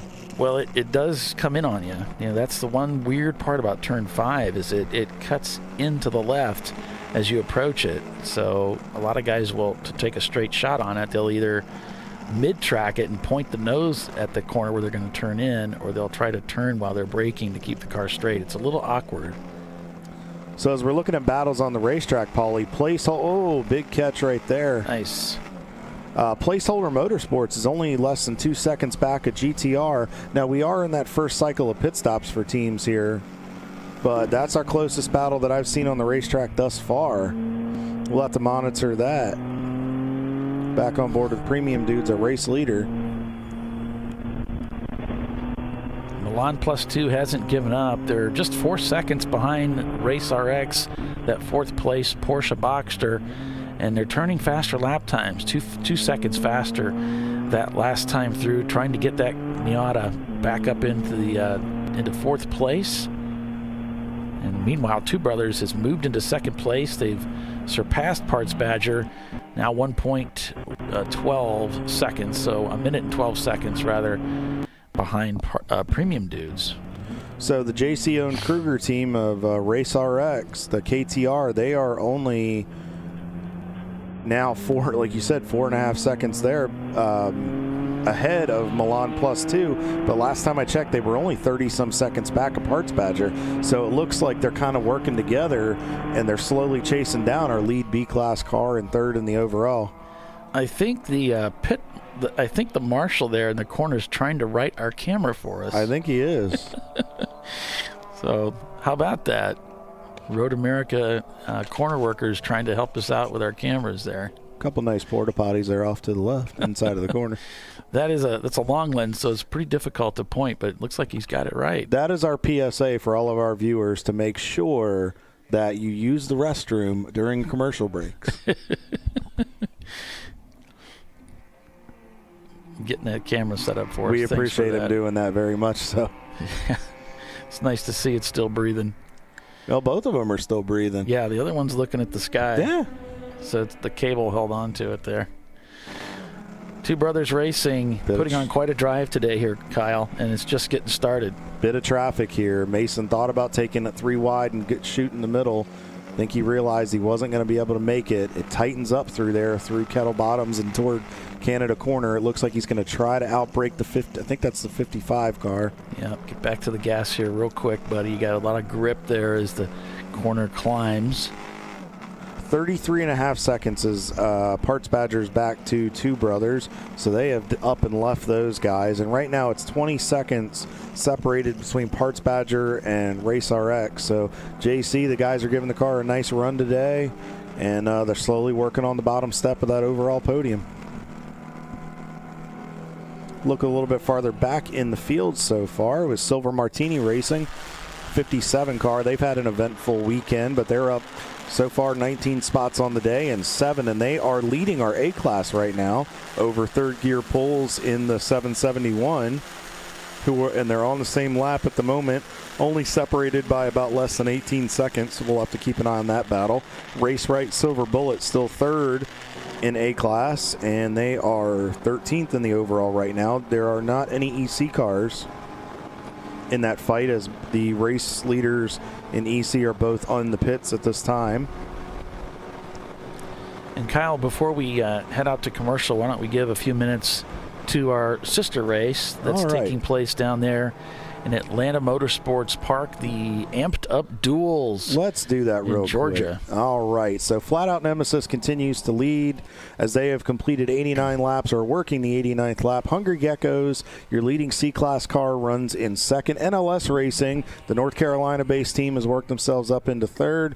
The 903 901 Motorsport is up to fourth. Madwag rounds out your top 5. Let's cover your class leaders real quick. Leading your A-Class is Madwag Motorsports over Late to Apex. B-Class, your race leader in the overall, Flat Out Nemesis and their 2009 Mazda Miata. C-Class, your second place overall with Hungry Geckos. Christian and Kelly Peeler, Pat Voigt and those guys, great run today so far, leading over NLS. D-Class being led by none other than Eddie Vedder. EC, Plan Z, looking for a weekend sweep, and F-Class, M2R in the same. So good run for those guys. Paulie, time to pay some bills. No, we got a few minutes. We'll cushion it. Yeah, we got through that nice and quick. That's good. So then let's give you the back half of that top 10. Chattanooga Touring Wagon in 6th. Late to Apex in one of your A-Class cars in 7th. On Second Thought Racing in 8th. The sister 901 Motorsport car 901 is in 9th, and then your EC car is mixed in there, and Momo Champ rounds out your top 10 down at Atlanta Motorsports Park for the Amped Up Duels. So we'll continue to update you guys on that. Make sure you pull it up on race-monitor.live, redmist.racing to follow along with lap times, and don't forget to pull up the Marching Ants. Follow that Champ Car page, hit that sub button, as Timothy Elliott would say, smash that like button and subscribe button. You can, after 24-hour vetting period, you can participate in our broadcast and on Marching Ants. Yep, Two Brothers continuing to make hay at 244 on that last lap to Premium Dudes 252. They're shown about a lap back. I'm sure it's actually a little bit less than that. Waiting for Two Brothers to come across the start-finish line to show us where they're at. It looks like they're in the pits. In the pits right now for the first stop of the day. They have decided to get this pit stop done just about 2 hours into the race. They'll do a driver change, put fuel in the car, and go back out for another perhaps 2 hours of racing. That caution just didn't come, Kyle. They just had to bring it in and get it done now. You could bet they pushed it as far as they could. Well, an hour and 25 minutes, and they're toward the front end of the pits there. As you see Mason pulling it in, he shuts the car off. Well, this is their first pit stop of the day. So we started at 8 o'clock. They're 8:30 rather, and yeah, we're coming up on that 10:30, so we're going to make that pit stop, get it done. Now you got to wonder, was this planned? Did they pit early? But with the pace that he was setting, did he have to come in that early? Yeah, I'm wondering if they really didn't have a choice, like you said, if they were pushing it for all it was worth to catch up to premium dudes, and with a possibility of sweeping this weekend, they were going to have to really stand on it, weren't they? Yeah, absolutely. They knew they had to play catch up with that MOV from yesterday. Yeah, and this was the time to do it. You know, when the field is stacked together, this is your best opportunity to get out there. We can see they are pitted actually just out in front of us here. You can just see them underneath the start tower there, just the nose of the car, just behind the start-finish line there, Two Brothers Racing. And I think that's going to be a big story for us to follow as we head into commercial break here again for the second time. So, all right, now we're supposed to be a commercial. You're watching ChampCar.Live, presented by AutoZone. We will be right back with the TireRack.com Champ Car Endurance Series, folks. Hang with us.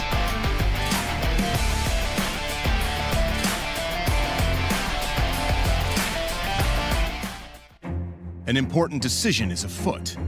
This man is about to buy tires on TireRack.com.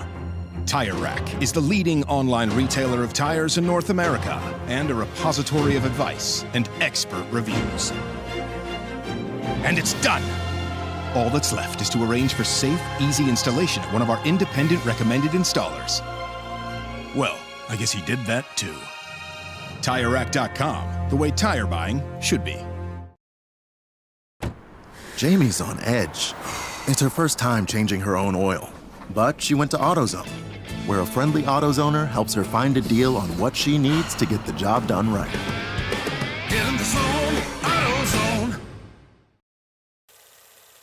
Since 1994, Fly & Wrench has been a family-owned business renowned for exceptional European car repair and maintenance. We treat every vehicle with the same care and attention as if it were our very own, building lasting relationships with our clients along the way. We specialize in high-performance vehicles, offering a range of services that include fabrication, construction, custom wiring, and much more. Visit us at flyandwrench.com. Lifeline's continuous commitment to research and development ensures that we supply the most innovative and cutting-edge products available. Used by the majority of the world's motorsport championship-winning drivers, teams, and constructors, Lifeline has a stringent and proven history of success. Lifeline's continuous commitment to research and development ensures that we supply the most innovative and cutting-edge products available. Lifeline's 0360 systems are the result of over 7 years of intensive research and development using 3M's Novik 1230 environmentally safe gas extinguishant. Lifeline uses only the finest quality components. For more information regarding our fire safety equipment and fire safety systems, please contact us at info@lifeline-fire.com. At Parts Badger, we're not your typical machine shop. An aircraft manufacturer had to deliver a new interior in just weeks. With hundreds of line items and tens of thousands of parts needed, they turned to Parts Badger. We have the connected manufacturing capacity, the experienced team of design engineers and project managers, and the proprietary software to get it done and deliver. See what Parts Badger can do for you and your company at PartsBadger.com.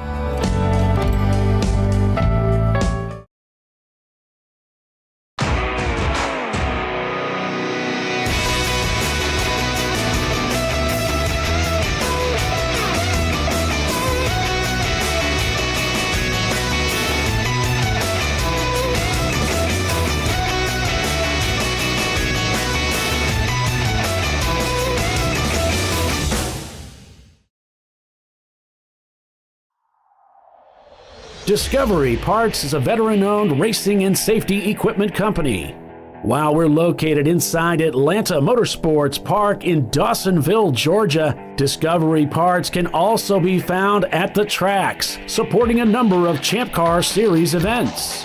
We take pride in being a reseller of the best of the industry to Champ Car teams and drivers. We know racing, love racing, and look forward to tomorrow to even more racing. Visit us at discoveryparts.com.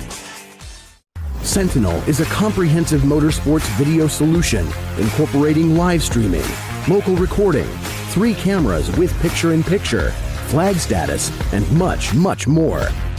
Stop playing with multiple solutions. Sentinel handles it all, including timing and scoring, vehicle data, graphic overlays, adaptive bitrate encoding, network bonding, and more. Sentinel is the solution to sharing your motorsports experience with your friends, family, sponsors, and the world. What are you waiting for? Get your Sentinel today and never miss an on-track moment. www.sentinel.racing.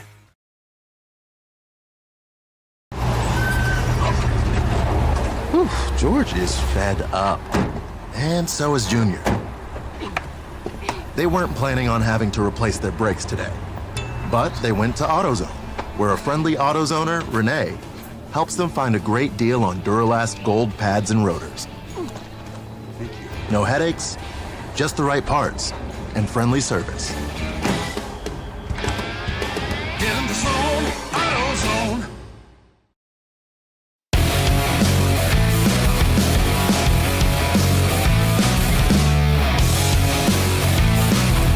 Welcome back to the TireRack.com Champ Car Endurance Series, the Landjäger Cup this weekend, Landjäger Grand Prix here at Road America. I am Kyle Lockrow. He is Paulie Veltum. The Less is More cam with Les Epps on pit lane, giving you all the action. We are here for the 7-hour race 2 this weekend. Up here at good old Road America, our annual stop. Premium Dudes continues to lead this race. We've completed 31 laps so far, and we are in the midst of the first cycle of pit stops on the day. The pit window we talked about prior to the commercial opened up just after the first hour, and we are well over the 90-minute mark, and it has gotten interesting to say the least, where we have seen teams come in at various points. We saw our second place car, Two Brothers Racing, come in. They're back out. I believe one of the other Rick family members is in the car. I just want to get clarification on that for you guys. Mike Rick is in the car, took over for Mason, who put in an awesome opening stint. But with them coming in, that elevates Milan Plus 2 up the 5 car, your leading B-Class car, up into second overall right now. Race RX, the J.C. Kruger-owned team, up to third, second in C-Class. Parts Badger is up to fourth in the overall, and Maximum Effort in the 198 car, their Mazda MX-5 car, is up to the top 5. Placeholder Motorsport, your third place in C-Class, is up to 6th. Third Gear Pulls now has taken over the A-Class lead and is 7th in the overall. Gorilla Sticker in the 517, I believe that's the car Stephen Cox is aboard this weekend. The stopwatch we talked about yesterday, stopwatch company that he's working on getting rolling. Make sure you guys check that out. Race Right Silver Bullet is in 9th, and Rat Stafarians is up into the top 10, 5th in the C-Class right now. So it's been interesting to say the least, Paulie, as we're on board with Parts Badger. Yeah, we've got both Placeholder and Gorilla Sticker coming into the pits right now. We've got another car. It's the Silver Martini Racing. They're pitting, but you know, we talked about this earlier. Premium Dudes and Milan Plus 2 have not pitted. Those are cars that, and Two Brothers did, which tells us most likely, as you mentioned, Kyle, you know, there's some limitations on fuel, perhaps, and with Premium Dudes and Milan Plus and Race RX and Parts Badger being able to stay out, they might capture the advantage of a full course caution, and that would really give them a leg up on this very fast Z that's trying to chase down the field, Two Brothers Racing. I know you said in 7-hour races you tend to push, but just with the fact that Premium Dudes is consistently high 4s, low 5s, Milan Plus consistent low 5s, I wonder if they've set a pace knowing that when we get a code 35 on Saturday, it's traditionally a green on Sunday. So you've got to wonder if maybe they said, hey, let's set a pace, let's stretch this fuel, and then after the last stint, we'll put the hammer down and save the car so we have something left for the end. Yeah, they absolutely are playing the strategy game. These guys have been doing this for a long time. They know their car. They know what their limitations are. Like you said yesterday, are they saving the car for the end of the race? Are they holding back? And indeed, they had some mechanical failure. They were really concerned about the steering column on that BMW and wanted to just bring it home safe and then fix it for today's race. So we don't know what each team is struggling with. They may have other concerns.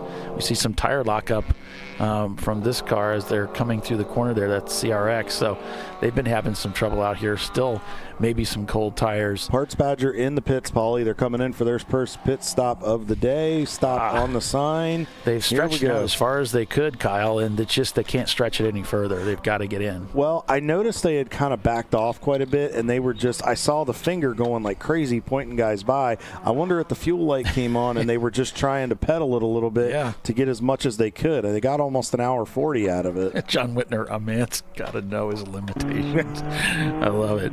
Yeah, they probably ran the thing all the way out of gas looking for that caution. It just didn't come. So now Premium Dudes is in the catbird seat. Can they stretch to a caution? That would help them out a great deal.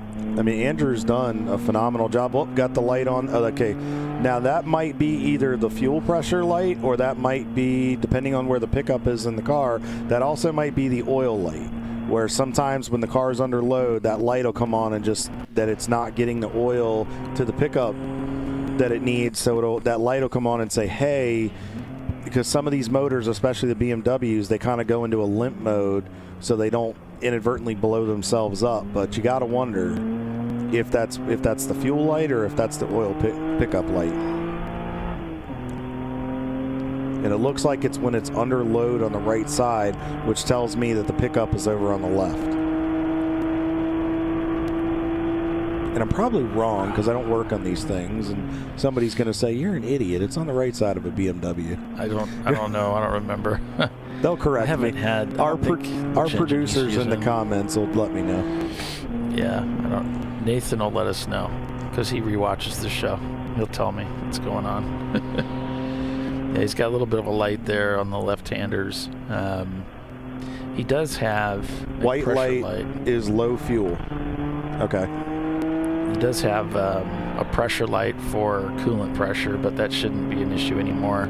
Sometimes when it's cold, you might get a little bit of pressure light, but that should go away. If it's white, it might be, fuel. Is that what he's saying? Yeah, he said the white light on the dash is low fuel. Is fuel, okay. So, not a problem. They're just running it out, see if they can get to a caution, and they'll bring it in. I love the consistency of Andrew Johnson. Every time he gets to the end of the front straightaway, 123, 124 miles an hour every time. He knows that limit, and just that perfect lap, he can run that in his head, and you know that's what he's doing. Oh, looks like Milan Plus is, like you said, Paulie, is in the pits as well. Bluff has been called, and they're going to have to come in and get that car serviced. Kyle's down, or Les is down there in the pits. I get you two confused all the time. You look the same. Well, we're brothers. You look so much alike. We do, very much so.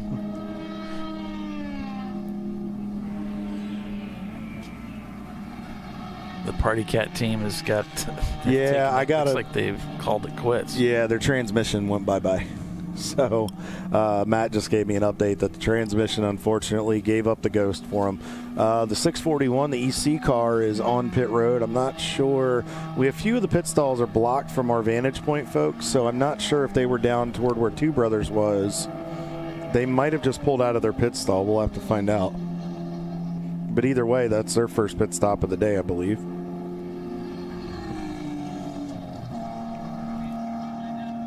So we're looking at the 138 car right here. These guys have had a solid race so far. TBD Racing up into the 10th position before they came into the pits through the cycle of pit stops. Third in the A-Class right now. Yeah, here we have the Parts Badger team. looking at that right side. And then the driver was checking. So what he was doing is he was checking the timer. So they took fuel. If you're new to Champ Car, you have to do a minimum of a 5-minute. Actually, speaking of Matthew Ward, that was Matthew right there, standing there in the pits. So anyway, you have to do a minimum of 5 minutes in the pits if you take fuel.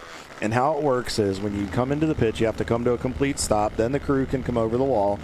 When the fueling process is in place, which is from when the fueling stuff goes up, the fire bottle, the catch can, and then the fuel itself, and then when the gas cap comes off, that is when everybody has to be in SFI Nomex layered gear, head to toe. Only exception is the non-drivers can have tennis shoes as long as they're closed-toed shoes. And then through the fueling process, so then once you get through with that and you put the fuel cap back on, then the rest of the crew can come over. There's no limit at that point. As long as everybody's got long pants on, they can come over and help service the car, do tire changes, make adjustments, do driver comfort, make sure GoPros and Yi cameras are ready to go and whatnot, and checking any aim data. So that's how it works. But what the driver was checking was you don't want to send your driver down too soon, and then you have a minute left and you have to sit at the end of pit road. One, it doesn't look good because you're not going to get out early. Two, Champ Car doesn't like that. They might even hold you a little bit longer just because you inconvenienced them and you blocked up the end of pit road. So it's just a courtesy. So you check that. You try to gauge how long it's going to take your driver to get from your pit stall to the end of pit road. You try to time it to get out right at the end of that 5-minute mark.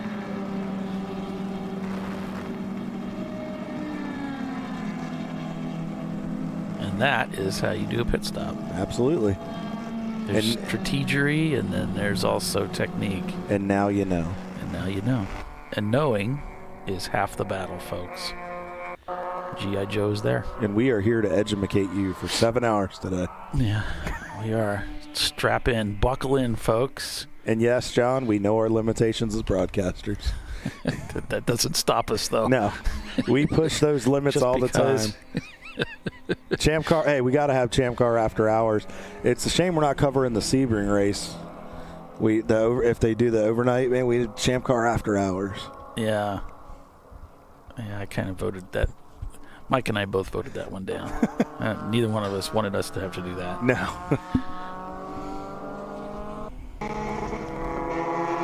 You can really hear him getting on the power coming out of 8. Yeah. Those Miatas have that distinct B scream. And then we've got our Skycam checking out the from the Thunder Valley camera, but it's now looking at the sky. It's pretty nice out there. Get a little bit of it here on board the GWP Racing Mustang. That's our cloud cam. We're just checking to see what the cloud cover looks like, because then we can give you an honest weather report. It's pretty. It's downright pretty. It is pretty. Looks good. Great day to be at a motor race. Absolutely, as Doc would say. Doc would say that.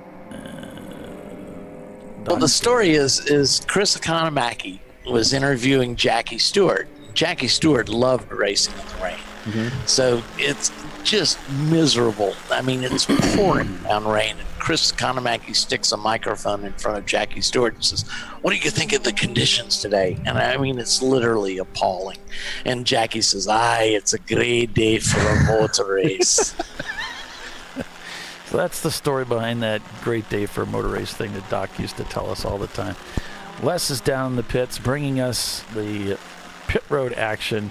You can see Track Car Rental. Looks like they're working on that left front corner there, Kyle, and but not a lot of urgency. It's got an impact gun, so they must have been doing a change there.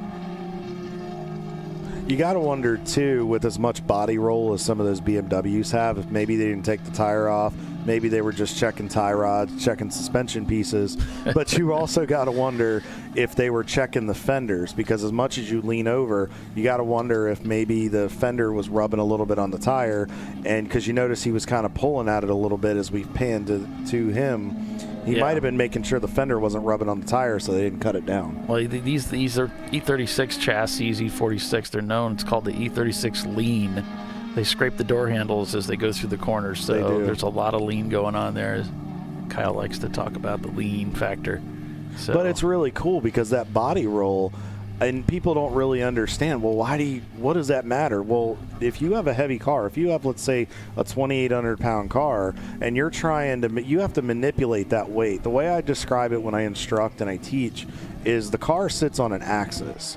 And every movement you make of that steering wheel and with the throttle or the brake, you're moving the weight around to different parts of the car where you're taking some of that weight and distributing it.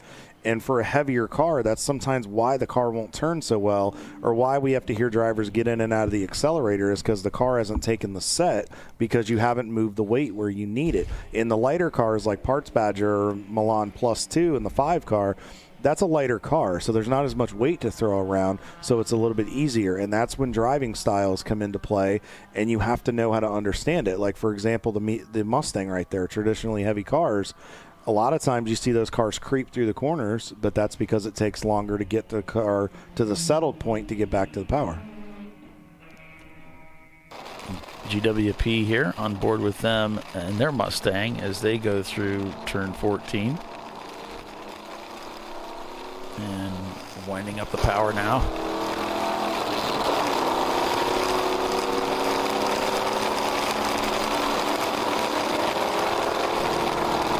You know what? Maybe those guys moved that camera a little bit after talking to them this morning, because they're like, oh, cool. Oh, crap, we have a camera. We don't want them to see us miss a shift or make a mistake. No, we really appreciate those guys letting us as they watch. He's pointing Swampy by right there. No, these guys were very excited to get a camera and just teasing, but no, they were excited. Headed down to turn 3 here. That's your leading D-Class car, too. So, guys, you're putting on a good show so far. Coming through 3 there. Premium Dudes is in the pits, Paulie. Just saw him roll by us, so we'll have to keep an eye here. They stretched it to about an hour and 47. That must be as far as they could take it. You can see they've got a light on the dash. They're bringing it in right now to get that fuel service.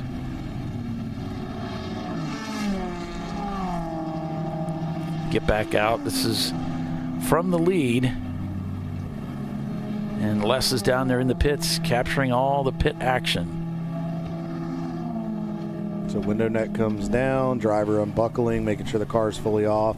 Ray Frank, ChampCar board member and official. Making sure the visors are down. Oh, he's going to make sure. And he's going to watch how they carry themselves and the fire bottle and everything. This is old school for these guys. They've done this so many times. They know exactly what they're doing. They know the routine, and they know how much time they have. He's putting in what's called a seat insert, and that's to take up some of the space inside the seat for the driver, help him feel more comfortable. It's for short guys like me. Short guys and skinny guys. It gives you a lot more support on the sides, and it can boost you forward and up so you can see better. That seat doesn't move, so they use the inserts to move the driver around. Well, and driver comfort's such a big thing, Paulie. We've said for years that driver comfort sometimes can be half a second to a second. Yeah, and I need a lot of comfort. I am but a delicate flower. You are. So I need lots of comfort, Kyle. Can we get you anything here in the booth? Can we get our production team to get you there? Get you through this race? No, I don't want to be a burden. Okay. I'm okay. All right, well, we'll check in with you in a little bit. But thanks for offering. Absolutely, that's what teammates do. Thanks for thinking of me. We try. We don't want you to feel like you're on an island by yourself. No.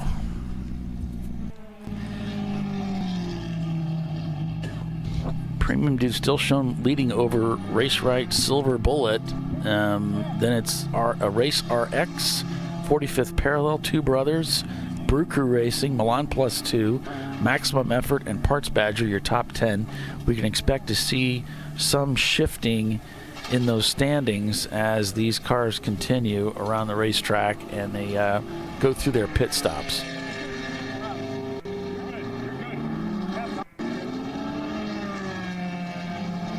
As you can see, I'm getting everything buttoned up there, working on the window now. They're just making sure all the switches are where they need to be, making sure, the wheels lined up where it is. To see one of the crew guys torquing the wheels right there.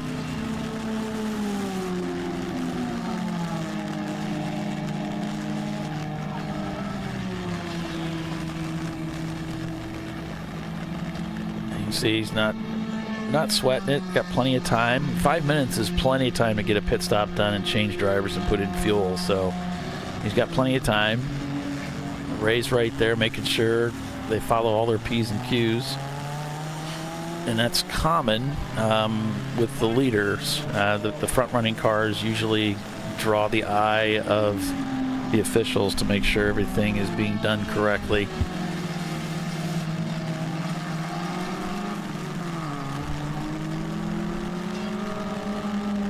So I noticed they had the guy that went over the wall. He went over too quick because the fueling stuff was still against the wall. So I think Ray said something to him like, hey, you're not, he can't be over the wall yet. He had to hop back over. They had to finish the fueling process. It looks like they're fixing something on the Brew Crew car. I think that's Derek in the car with the orange helmet. That's the 244.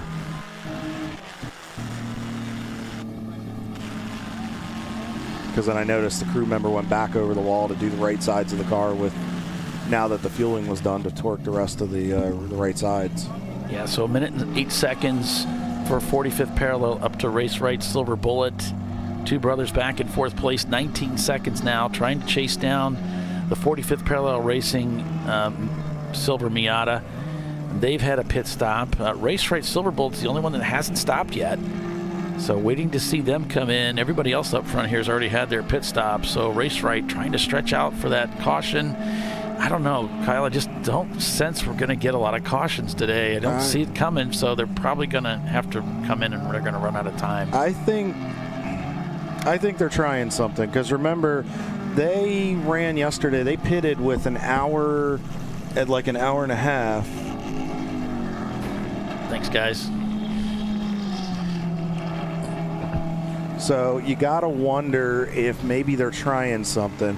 Patricia and Pat Billings are very, very slick and very creative with their strategies, and they always have a card up their sleeve. So back on board with Parts Badger here, as we know they bring a weapon to potentially make it to the winner's circle today. Premium Dudes still shown in the lead.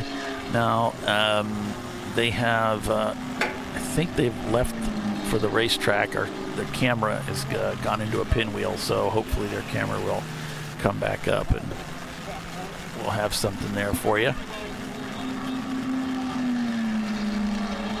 Parts falling off being reported on the 414 car. And that is the Parts Badger car, so they're watching for that.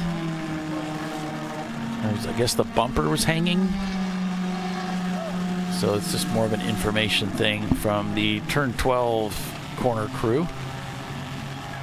So they'll be watching them very carefully.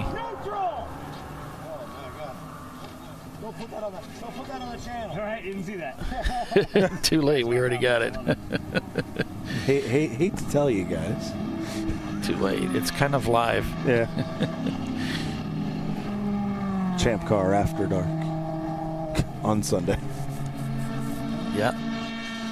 So see Parts Badger going by. I think that's 40. No, who is that? That might be Race RX. That might be the Boxster right there. Yeah, it does look like it, doesn't it? So it looks like that'll be a change for the 7th position, because there's an EC car mixed in there. The mini JCW car. Paulie, we've been invaded for the first time this day. The Team Party Cat guys have found us.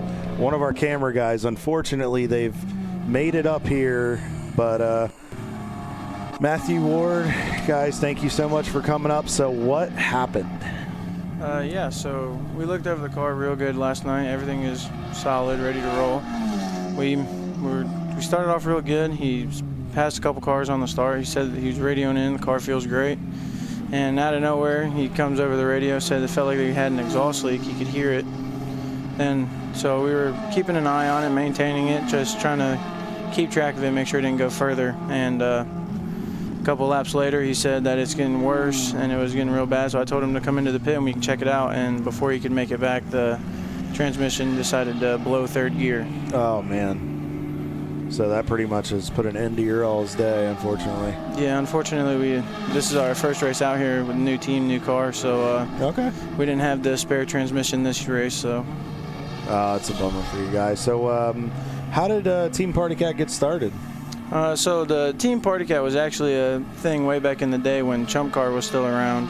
With the drivers that we have, they used to run back in the day. We actually did a race in Ozarks earlier this year. We were with Open Throttle, and we brought the Specs Miata up there. And the guys rented the car, and they liked it so much, and they decided to buy their own car. And they wanted us to full-time crew for them, so now we're here. Okay. So is that actually, because I noticed it's green, is that actually one of Mike's cars that they bought off of Open Throttle? No, actually. They bought that car out of Texas. It was a NASA car. Okay, awesome. So so you guys work primarily with, Open Throttle, but you have working full-time with them. So give us a little bit about your background, because I know a little bit about it, but I want our viewers to know about it. With Open Throttle? Well, with Open Throttle and some of what you've done and how you've ended up getting to where you're at now. Okay, so, I've grown up around the racing scene all my life. I did a lot of circle track before this, and we both go to UNOH now. That's the motorsports college up there in Ohio. Oh, and cool. We found Open Throttle through that with our buddy Landon. And since then, we come out to each race on the weekends. We help crew, we maintain the cars and whatnot, and then we go back to school on the week. So, and it gives you guys some good seat time, and a lot of that was started with like Parker Landolt when he was there, who's now moved into the IMSA ranks and IndyCar and done some of that stuff. And a lot of you guys have come through that program. I know a number of you guys were crew guys on my cars in ARCA with Andy Hillenberg with Fast Track Racing. So do you guys feel like now that opportunities opened up where you're doing these Champ Car events and other series, do you feel like it's really helping you guys hone your skills and it makes you more valuable to find jobs when you get out of school? Oh yeah, absolutely. I think the school does a great job of getting us into these jobs while we're still in school to help us get ready for a full-time career. Yeah, I think it sets us up really well, and it's a good use of putting the skills we learned actually to the test in the real scenario. It's got to be good, because then it gives you those resume boosters and that marketability for when you guys have those opportunities. Because look how many of the guys that have come out and girls that have come out of those programs that have ended up in ARCA, trucks, Champ Car, other road racing series that are out here in North America. It's fun to watch. So, Matt, I know you're up here. Who'd you bring with you here? This is David Johnson, my partner in crime. Partner in crime. Well, why don't we give him the headset here, and we'll let him get a few words in for a couple minutes. So, yeah, Race Right Silver Bullet in for a pit stop now. Looks like Andy started the race, and Dale getting ready to take it over. That duo, we talk about it, Paulie, that duo just continues to just show consistency all the time, and they're always up front every time they come to the racetrack. So, David, welcome to the broadcast, man. Good to have you. So tell us a little bit about your journey through and how you've ended up here. Growing up, family wasn't into racing, never really worked on cars. High school, I decided that was the best bet. Just decided I wanted to race. So I found UNOH, got with Landon, started working with Open Throttle, and just been now I'm here. That's awesome. So I saw your Millstream Speedway. What is that? It's a dirt track in Indiana. Is that where you're from, in Indiana? I'm originally from Central Arkansas. Okay. So there's no racing around there. No one's into racing. Yeah, it's kind of one of those areas. I don't think we've really. Oh, looks like we got a car off there. It looked like one of the Limpy Screwdriver cars. Been an eventful weekend for those guys. I think he just got a little wide there, didn't he? Yeah, getting his money's worth out of the racetrack. So might as well. So, unfortunately, transmission issue for you guys, and it's a new team. So, thank you for coming to Champ Car and helping crew and continuing on. So, what's next for Team Party Cat? Where are we going to see you guys next? December 5th through 7th, we're going to VIR. Okay, so we'll see you for the championship race. Yes, sir. And then we're going to move to, I think we're doing Sebring New Year's. Okay, so we'll see you guys for the next couple races that we're covering here on ChampCar.Live. So what's going on for 2026? Have any silly season notes or anything fun you can share with us? Or are you guys under strict orders from the owners? We don't really know yet. They haven't decided. Oh, so. I think they know. I think they're lying to us. So, no, it's cool. So you guys are looking at the schedule, still trying to figure out where you want to go. Do you have an idea of how many you'd like to do or the owners would like to do yet? You just haven't decided? It's looking about 7 or 8 races with them. Okay. Because they're coming out having fun. That's real good. Getting into racing some more. So just trying to learn, get some seat time and all that. They normally run PCA. Okay. So they could do this on the side just to have fun. Absolutely. Yeah. Well, that's cool, guys. Well, thank you so much for coming up and joining us. We appreciate it. Thanks for carrying the camera this morning. I'm sorry that didn't work out, but we'll get you guys another time. So, Paulie, I hear the music. It's time to pay bills again. Yeah, it's time to head off to commercial break. So stay with us. You're watching Champ Car Live, presented by AutoZone. It's the Landjäger Cup at Road America. Stay with us. We'll be right back.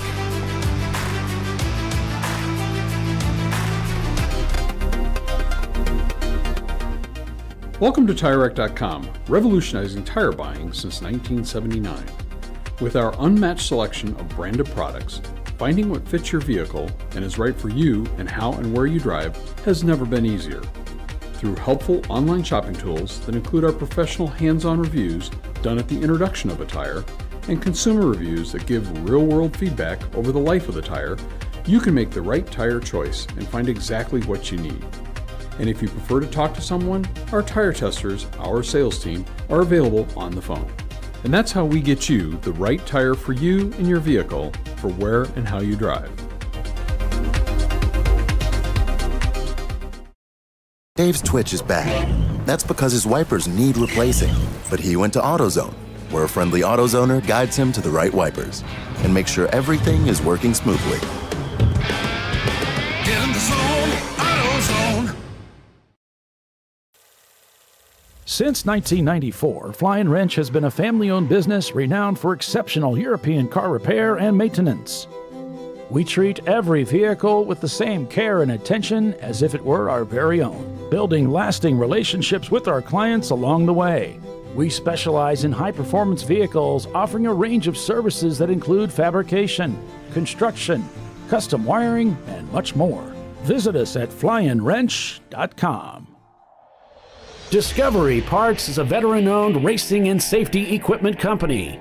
While we're located inside Atlanta Motorsports Park in Dawsonville, Georgia, Discovery Parts can also be found at the tracks, supporting a number of Champ Car Series events.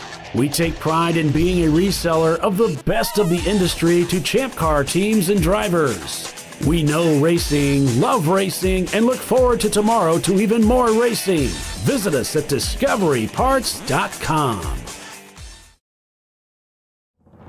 Lifeline's continuous commitment to research and development ensures that we supply the most innovative and cutting-edge products available, used by the majority of the world's motorsport championship-winning drivers, teams, and constructors. Lifeline has a stringent and proven history of success. Lifeline's continuous commitment to research and development ensures that we supply the most innovative and cutting-edge products available. Lifeline's 0360 systems are the result of over 7 years of intensive research and development using 3M's Novik 1230 environmentally safe gas extinguishant. Lifeline uses only the finest quality components. For more information regarding our fire safety equipment and fire safety systems, please contact us at info@lifeline-fire.com. Jamie's on edge. It's her first time changing her own oil, but she went to AutoZone, where a friendly AutoZoner helps her find a deal on what she needs to get the job done right. Get in the zone, AutoZone. Frozen rotors from Diversified Cryogenics deliver increased performance and a higher level of safety, while significantly reducing braking system costs. So to tell you a little bit about the durability of this product. So we have seen an incredible extension of the life of our brake rotors using frozen rotors. We've gone from brake rotors every other weekend to 6 weekends on one set of brake rotors, and I think they can go farther. The durability has been amazing, and it's been a fantastic season, and man, a lot of that is due to the way our car can brake on those frozen rotors. For more information, go to frozenrotors.com. Sentinel is a comprehensive motorsports video solution incorporating live streaming, local recording, 3 cameras with picture-in-picture, flag status, and much, much more. Stop playing with multiple solutions. Sentinel handles it all, including timing and scoring, vehicle data, graphic overlays, adaptive bitrate encoding, network bonding, and more. Sentinel is the solution to sharing your motorsports experience with your friends, family, sponsors, and the world.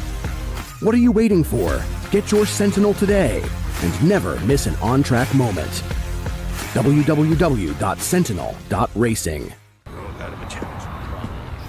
Ricky's truck is having trouble starting. So he went to AutoZone, where Joseph, a friendly AutoZoner, totally understands. He points out AutoZone's many free services, including battery testing and charging.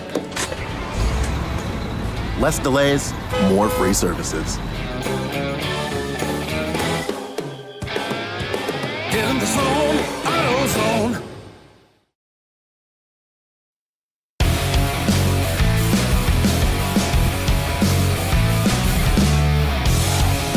Premium Dudes still leading the race out here at Road America. Over 45th Parallel Racing. They've got their pit stop done. Two Brothers is now in third place in their 2008 Nissan Z 350Z. They won the race yesterday. They won the race Sunday last year. Could they sweep this weekend? Well, realistically, Paulie, they could sweep the weekend, but they're going for 3 in a row. They really are, aren't they? Yeah.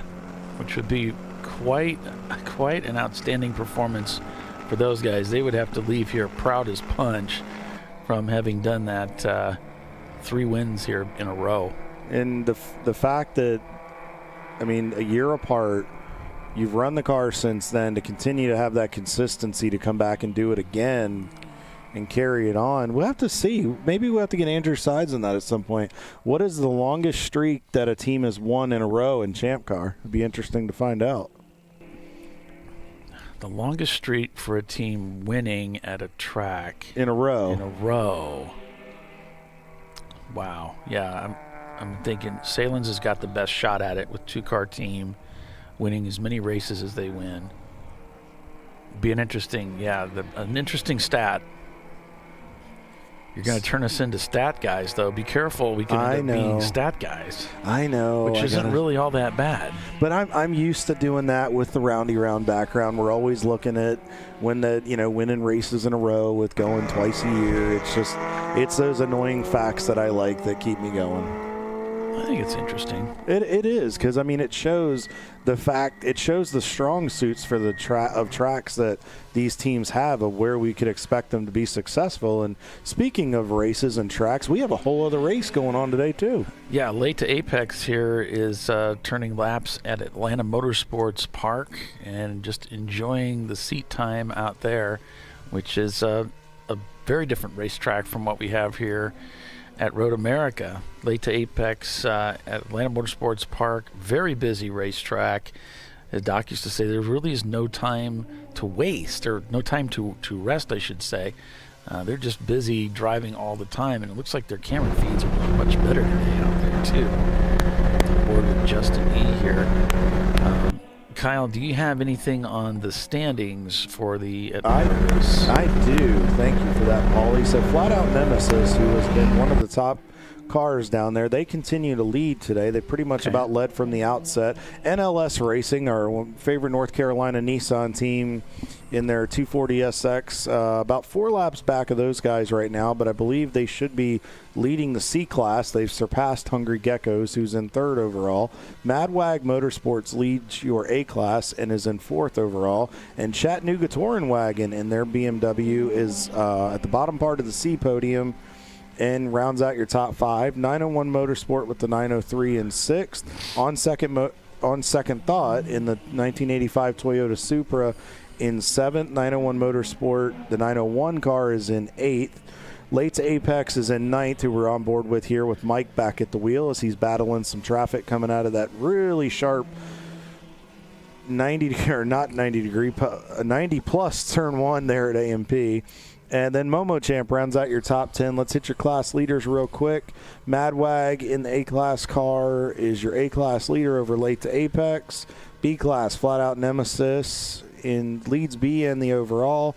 C-Class, NLS Racing leads Hungry Geckos and Chattanooga Touring Wagon. D-Class, Eddie Vedder holds a substantial lead and will probably, I'm going to make a prediction, Paulie. The fact that the Speedway Creations and Panthera are having lots of issues, Eddie Vedder is probably going to win the D-Class today, hands down. And Plan Z right now has a 6-lap lead over Most Wanted.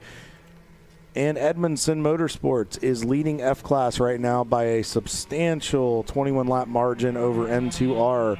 It looks like they have had mechanical issues on that car, so that gives you an update there. We'll have to try to get a clarification on that Specs car because it said it was one of the class-leading cars. We'll have to find out which one it is. I would suspect it could be Madwag. Okay, so I've flipped us over on the pylon so we can now see the standings for Atlanta Motorsports Park there. There's the overall.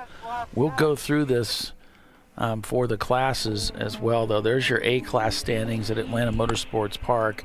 And as you can see, Madwag leads over Late to Apex. Momo Champ there is in 3rd place. Then going to B-class, you got Flat Out Nemesis on Second Thought. And from the ground up, that's B-Class, and then Kyle, if you can grab C-Class for me. I can do that, Paulie. NLS Racing right now leads over Hungry Geckos Racing and Chattanooga Touring Wagon, and then the 901 Motorsport duo right there round out your top 5, Team Oversteer and UGA Motorsports. And then again, Eddie Vedder, I can tell you right now, folks, is pretty much going to get a lock on that D-Class today. So they should get a D-Class victory. I believe they're down the order a little bit in the overall. They're about 11th in the overall with the EC mixed in there, but still a solid day for those guys. And then our F-Class cars, Edmondson Motorsports, again, has about a 22 lap lead over M2R. So, but they're not immune to issues. So you guys will have to make sure you pull up Marching Ants, Red Mist, Racing and race-monitor.com to check out the same cool stuff that Paulie and I are bringing you here in the booth.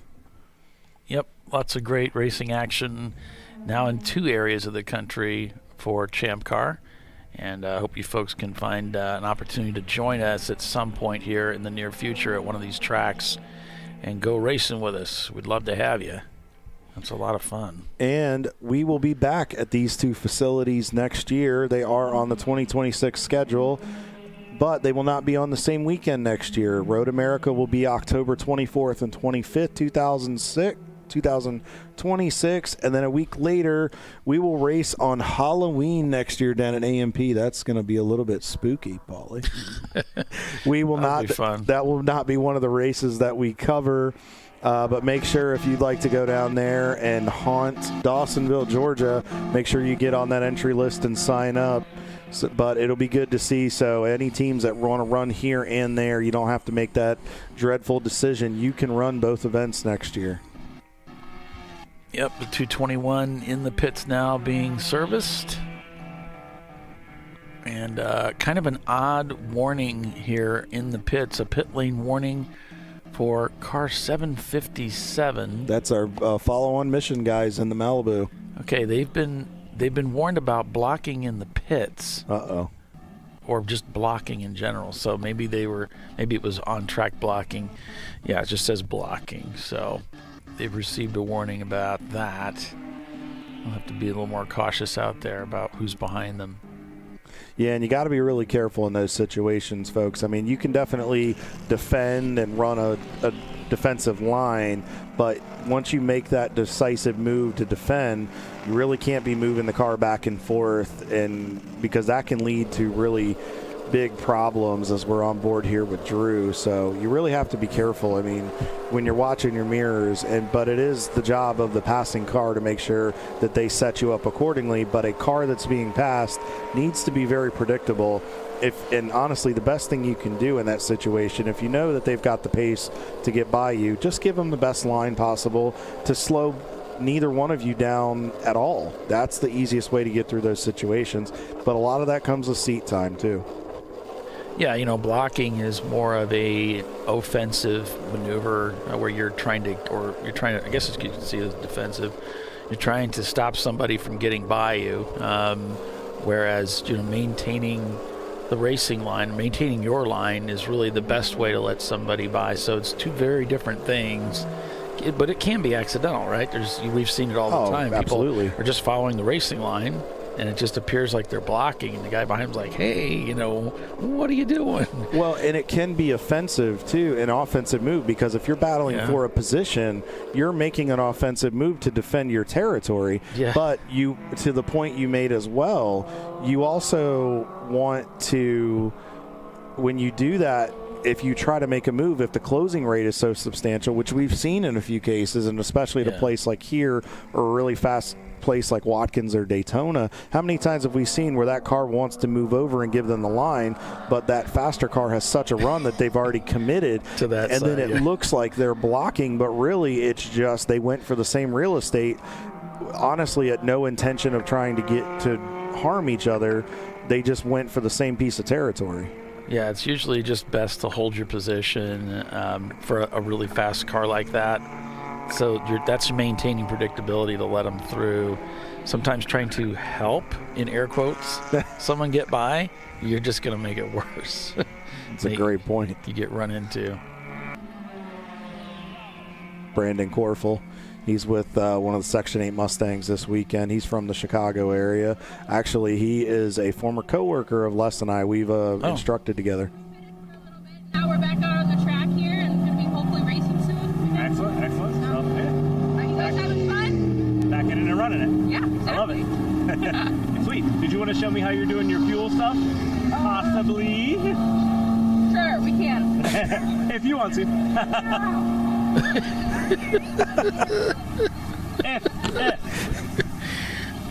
Okay, so I'm down here with Revelation. She's going to show me how they're doing their fuel calculations. So, if you want to. So here's our command center here. We have our in-car camera, ChampCar broadcast, and everything like that. Right there. And then we do a fuel tracker where we weigh out our fuel and calculate how much we put, where we put in the car and how much we put out of the car.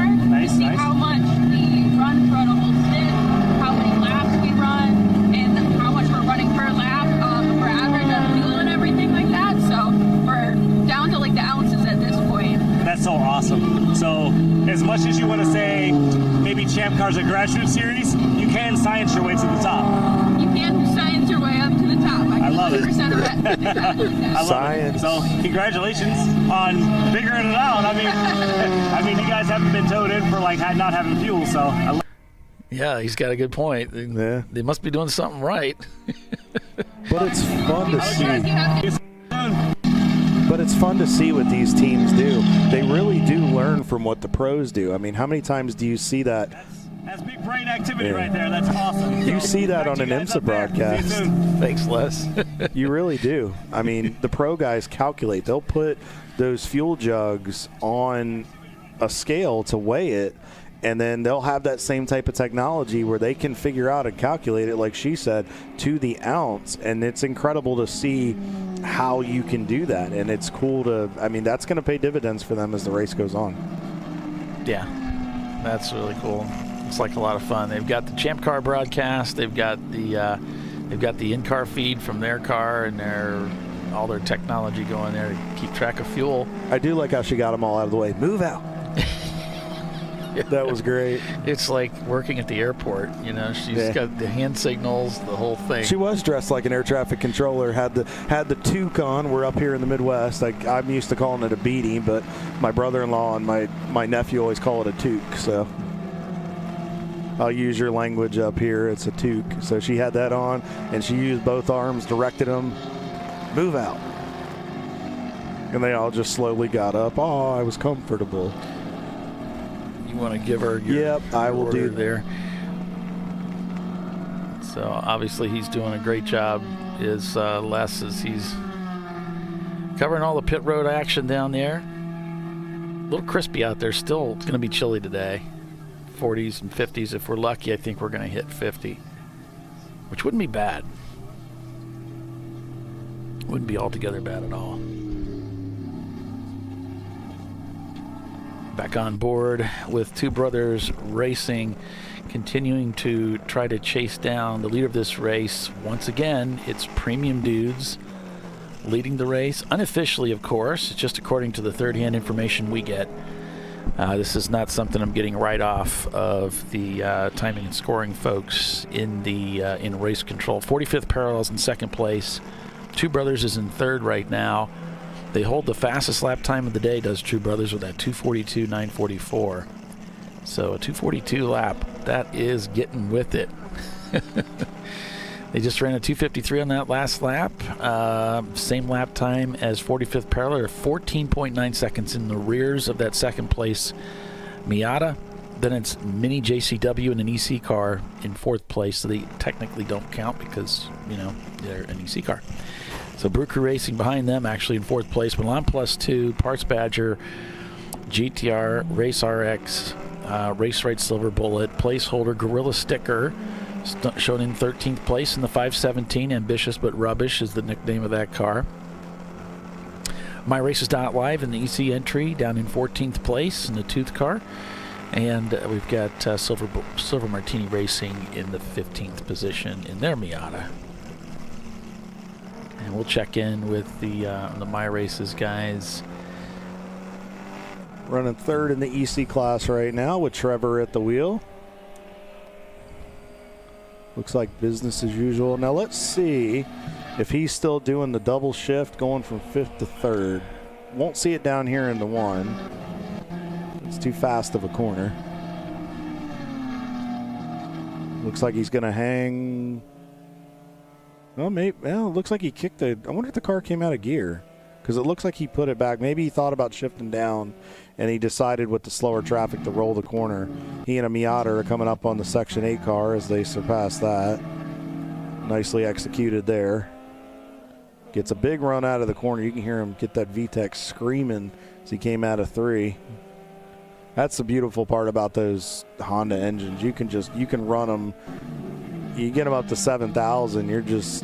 They can take that beating. They're just the way they build them. They're built to take that constant zinging on them all day long. And so where usually some motors they don't like that, but for some reason those Hondas, they tend to perform the best once you have them and you wind them out. I'm partial to, I do love Hondas in my family. We've had a lot of Hondas as personal vehicles over the years. Yeah, he's skipping fourth gear again. I wonder, Paulie, we saw this at Daytona. I wonder if their fourth gear is just, it's something in their combination where by the time he goes to fourth, he's going to have to go right to fifth. And I wonder if that's why he's skipping. Oh, well, it could be like it's a real tight ratio or something. Yeah. Because we just see this a lot. I mean, obviously Trevor is one of the principals in that program, so he knows those cars in and out. But it's just unique to see that. But it's also risky to do that too. Maybe he feels that, I see he's skipping it. Maybe he's having a problem with fourth gear, or, it could also be he's not wanting to make an upshift mid-corner in that carousel because it unloads the rear and it makes the car, it can make the car want to come around, but this is a front-wheel drive car, so really shouldn't have any trouble with that. Yeah, but so we saw them issue with that gear this morning when it was slick. The back end of the car came around, which is unusual for that front-wheel drive car. So, yeah, they must really have the front end planted. Let's see if he grabs. No, he's skipping. You're right. I think there's a problem with fourth gear, and they're just skipping over it. We saw this at Daytona with them as well. Because remember, they were coaching, because we talked about it extensively, just the technique they had to use because of the high speeds like you see here. Remember, they were coaching Claire through going from that fifth third to make sure that there wasn't a missed shift and an over rev. So maybe, yeah, it's like a real close ratio gear. They just don't want to use it.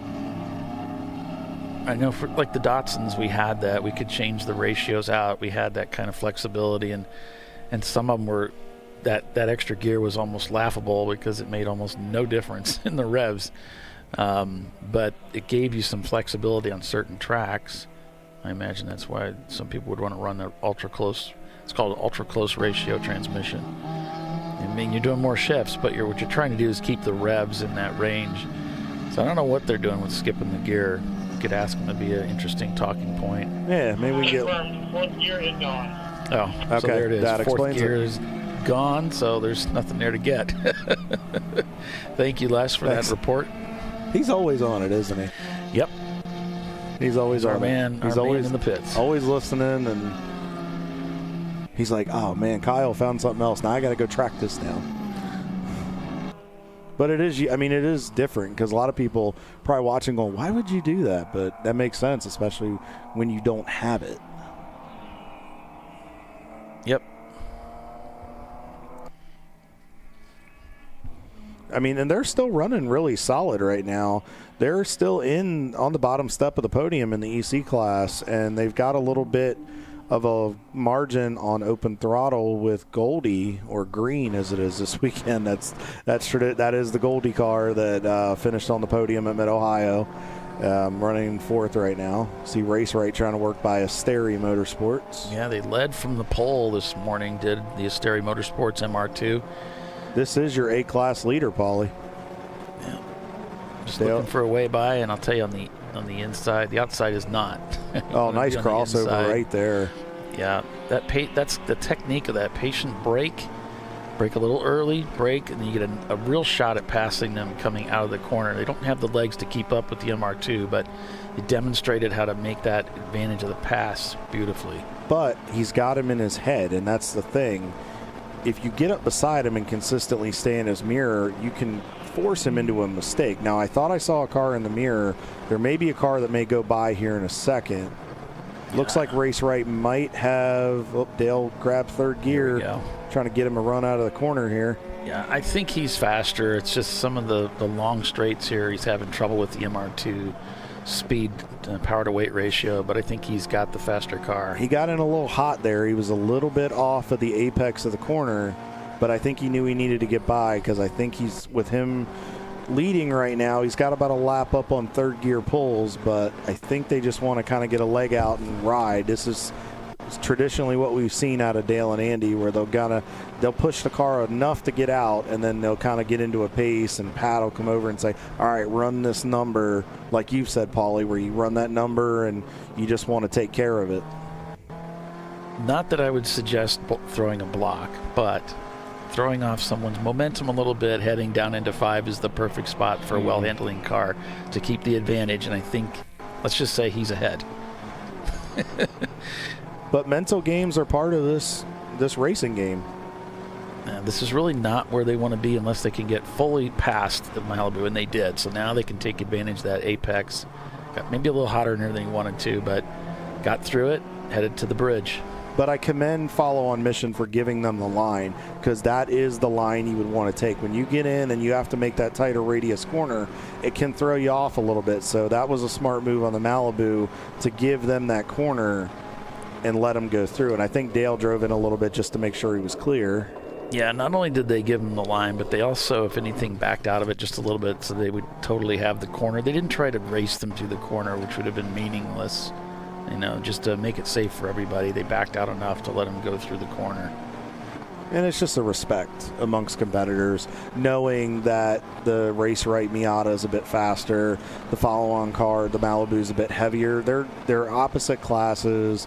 They're not right there in the overall together. So, and it's early. We still got 4.5 to go. Speaking of which, we're going to take another quick break and be back in a few minutes, honoring our sponsors for supporting us. This and every weekend, we bring ChampCar.Live to the masses. Thanks for joining us today, folks. So much racing yet to be had. 4 hours and 30 minutes remain. Stay with us. We'll be right back.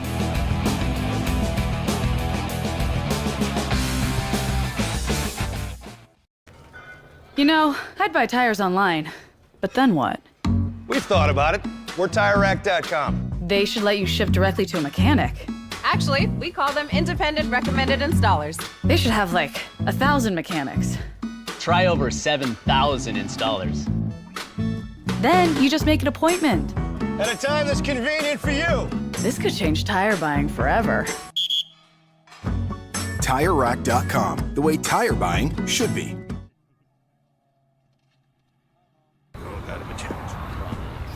Ricky's truck is having trouble starting. So he went to AutoZone, where Joseph, a friendly AutoZoner, totally understands. He points out AutoZone's many free services, including battery testing and charging.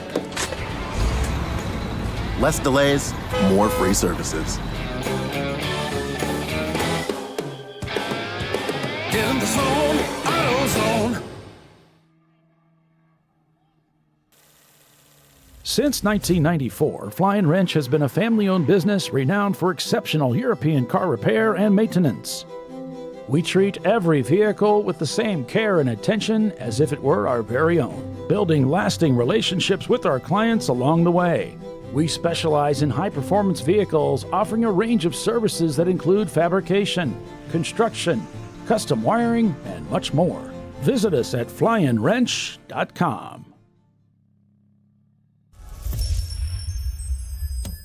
Frozen rotors from Diversified Cryogenics deliver increased performance and a higher level of safety, while significantly reducing braking system costs. So to tell you a little bit about the durability of this product. So we have seen an incredible extension of the life of our brake rotors using frozen rotors. We've gone from brake rotors every other weekend to 6 weekends on one set of brake rotors, and I think they can go farther. The durability has been amazing. And it's been a fantastic season, and man, a lot of that is due to the way our car can brake on those frozen rotors. For more information, go to frozenrotors.com. Welcome to Parts Badger, where we want to be your online machine shop. Through our online platform, we connect our global manufacturing capacity to your fingertips. You can request a quote, place an order, manage your parts, and even share that information with a colleague right online. If you prefer, you can work with our experienced team of sales representatives who are supported by our design engineers and project managers as well. Whether your project's big or small, simple or complex, Parts Badger can get it done. See if we can help your company at partsbadger.com. Discovery Parts is a veteran-owned racing and safety equipment company. While we're located inside Atlanta Motorsports Park in Dawsonville, Georgia, Discovery Parts can also be found at the tracks, supporting a number of Champ Car Series events. We take pride in being a reseller of the best of the industry to Champ Car teams and drivers. We know racing, love racing, and look forward to tomorrow to even more racing. Visit us at discoveryparts.com.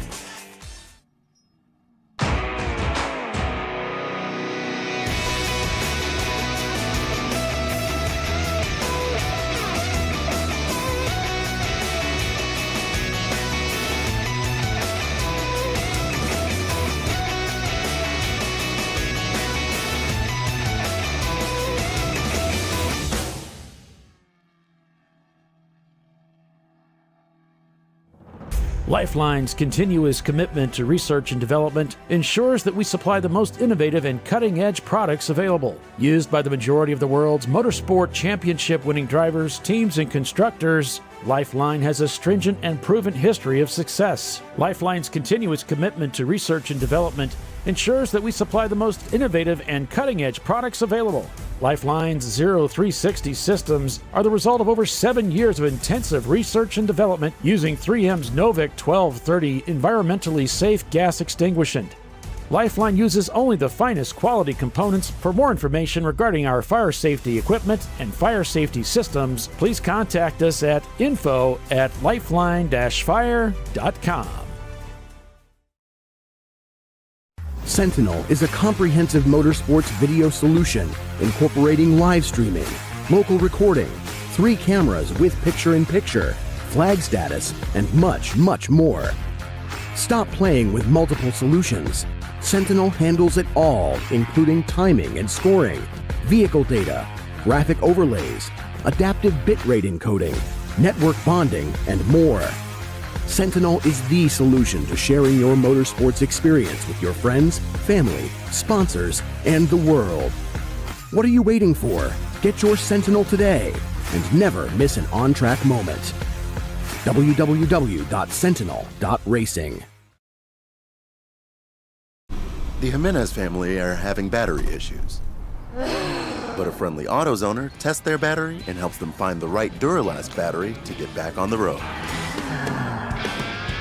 In the zone, AutoZone.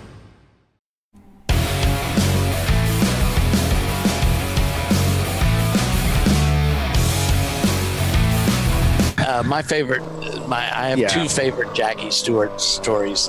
When he was a color commentator for ABC, he was with Chris Economaki, and they were out at Riverside Raceway, and they took him to Ascot Park and showed him a sprint car, and said, Jackie, would you like to race one of these? He says, no, I don't think so.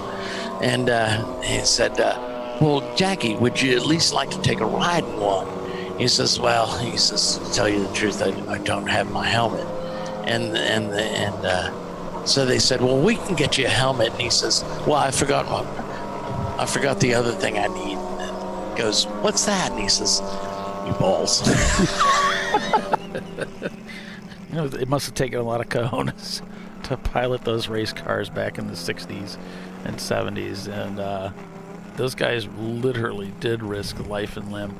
We come out to have fun, and we keep it safe for you. And today's technology has made it possible for us to go out and race and have fun and not get hurt. So if you would like to come racing with us sometime, we hope you'll join us. There's so many opportunities all over the country throughout the year. We race at bucket list tracks all over the United States. We go to Circuit of the Americas. We're going to be going to Lime Rock Park. We go to Daytona International Speedway, Sebring International, Watkins Glen. We're going to be at Mid-Ohio. We're going to be at several races down in Texas. We're going to be in Florida. We're going to be up in here in Wisconsin again next year. We're going to be all over the place, especially big time out here in the East. So really hope that you get a chance to come out and join us next year. As here we are, 4 hours and 23 minutes. It's 11 o'clock. We still have not had a full course caution.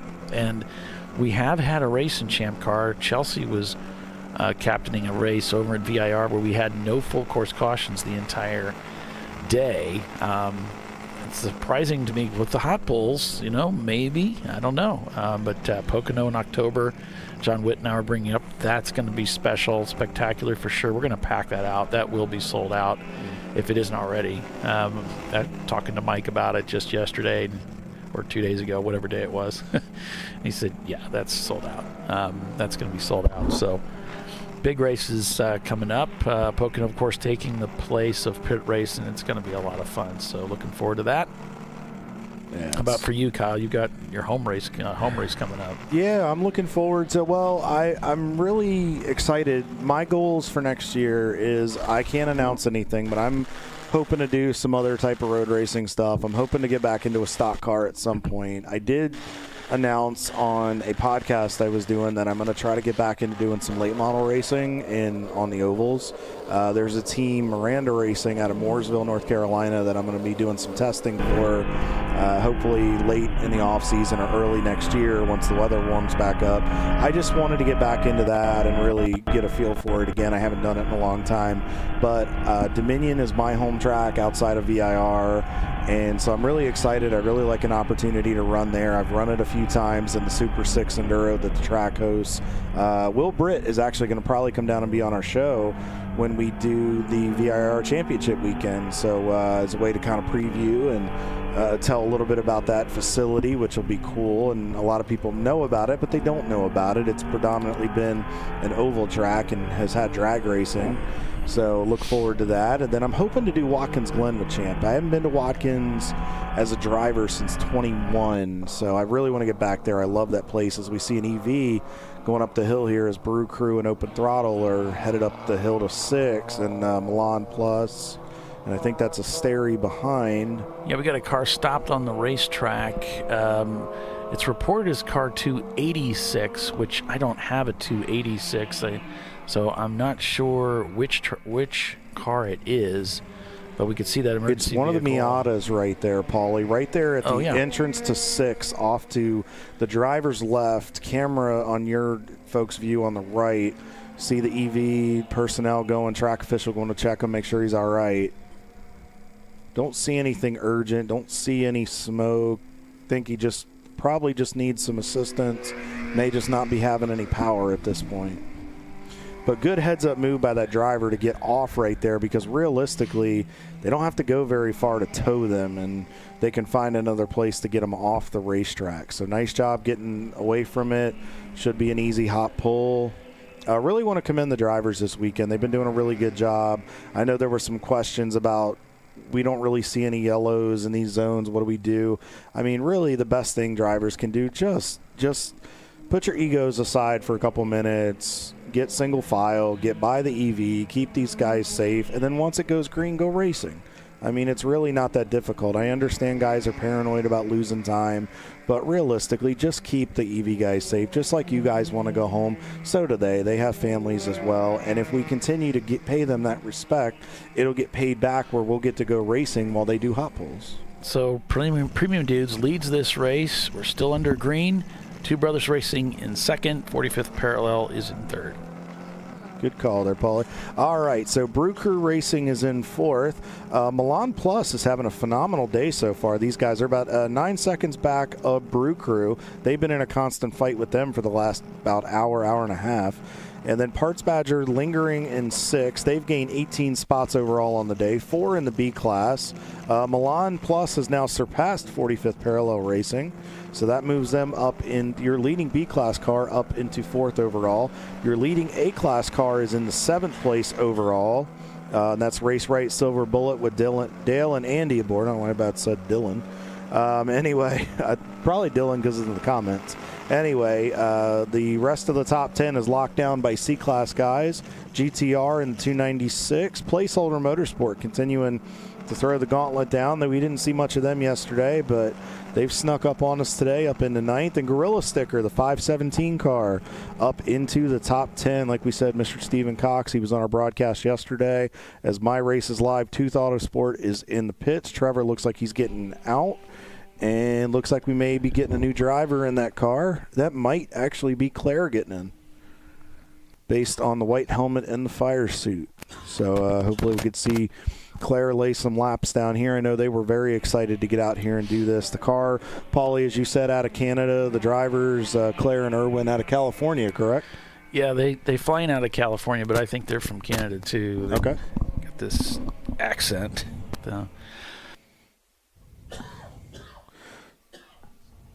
So as you can see here, what they're doing is just making sure they're checking the belts, helping get situated. You really want to make sure those belts are over top those Hans devices, because if the belts are not over top of the Hans, this Hans doesn't do its job. Plus, it's a safety thing where then it can get held up and caught into something. So you really got to take care of that and make sure that you're ready to go. Then you want to make sure all the Hans is connected at the top. And they're just checking, making sure all the belts are good to go in the comfort position that they may want. One of the camera guys in there getting some great, cool shots. It's not Mr. Tom Beers. I think that might be Chuck Miller, one of our other photographers that traditionally is on site here. He does a great job as well, in addition to Tom. Getting the water hose there to get some fluid if they need it. Wrapping it around that bar right there. Smart move. So what you heard there, the key up, what they're doing is they were getting the radio, doing a radio check, making sure that the driver could hear the crew. Like I said, I believe that's going to be Claire in the car. We'll get confirmation here very shortly. But we're back on board with Parts Badger, your 5th place and overall, and your second in the B class right now, separated by about 2 minutes and 21 seconds back from Milan Plus 2, that 5 car that's been strong. These guys had a decent day yesterday, but not what they wanted. But today they have come out firing on all cylinders and really done a great job with just being consistent. And they're really breaking up that C-Class party, as Brew Crew Racing is now worked up into 3rd place in the overall. A good recovery for them. They've had a disastrous weekend thus far, but it looks like the 86 car is traditionally where we've seen it in the beginning and middle part of the races this year. The hardest part for them has just been getting to the checkered flag, because usually we get to that couple hour to go mark and all of a sudden tragedy strikes. Well, we had a lot of engine attrition yesterday, a lot of cars with failed engines. Today it seems like everybody's just motoring. Did you see it? It's just motoring right along. I like how you did that, just motoring on. Thank you. Well done. I'm here all day, folks. Well done. So just motoring right along. Yeah, so far so good, and we hope that continues. We don't want engine failure, of course. First EC car in the mix is the Mini JCW team. And then let's check on our guys in D-Class. It's been a big battle this weekend between Limpy Screwdriver and GWP Racing. Yesterday, though, it was nobody in D-Class wanted to lead. It cycled between all of our cars.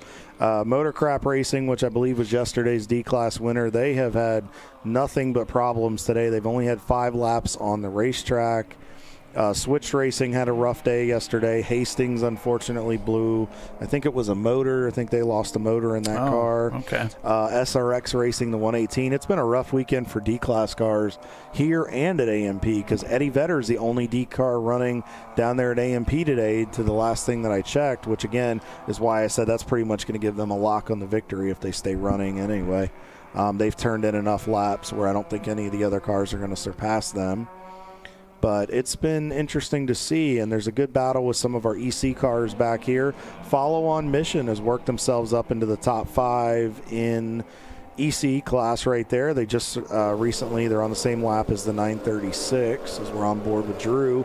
He's still at the wheel. Up the 286 car, one of our C-Class Miatas. I think that was our wounded soldier, Paulie, we were talking about there at the entrance to 6. Yeah. They're getting pulled in on the rope here, rather briskly, I might add, and to get them either down to their pit box or behind the wall, most likely to their pit box. So we see them working through turn 8 right there, headed to the Motul Bridge, and then through the carousel. So, Paulie, we talked yesterday, there's a couple ways to get through this carousel, and it's a little bit downhill. You don't realize it on the back half of the carousel. What is it that's so challenging about that corner that really throws drivers for a loop? The carousel? Yes, sir. Well, it's a long sweeping corner. It's a constant radius carousel. There's enough room to get 2 cars. I've actually seen 3 cars go wide through there. The outside of the carousel is kind of sketchy. There's usually a lot of rolled up rubber there. You can pass over there, but you just got to be super careful that the other driver doesn't start to shove you off. Otherwise, you're going to be in no man's land. So most of the drivers do try to diamond the corner a little bit and try to clip the apex at the end. The only place that's really hazardous that I've seen is the very exit of the carousel. You see, if you haven't been out there, there's a lot of ruts that are just off of the curbing where people get a rear tire hooked over there that can point you into the cement wall on the other side. So we saw, we didn't actually see the accident, but it did happen yesterday. And when I was racing with the Porsche team, we had a car get destroyed there that way. So just the exit of the corner is a little sketchy. But some of the cars, like the Porsches, those mid-engines, as you go into the corner, it might be best to upshift there rather than upshifting mid as you're going through the middle of the turn, because you're going to lift the back end of the car a little bit when you make that gear change, and if you're not careful with it, it could cause the back end to want to come around, depending on how your car's handling. If it pushes a lot, you really won't notice it. So yeah, there's a few challenges going through there, but for the most part, it's relatively flat and a constant radius.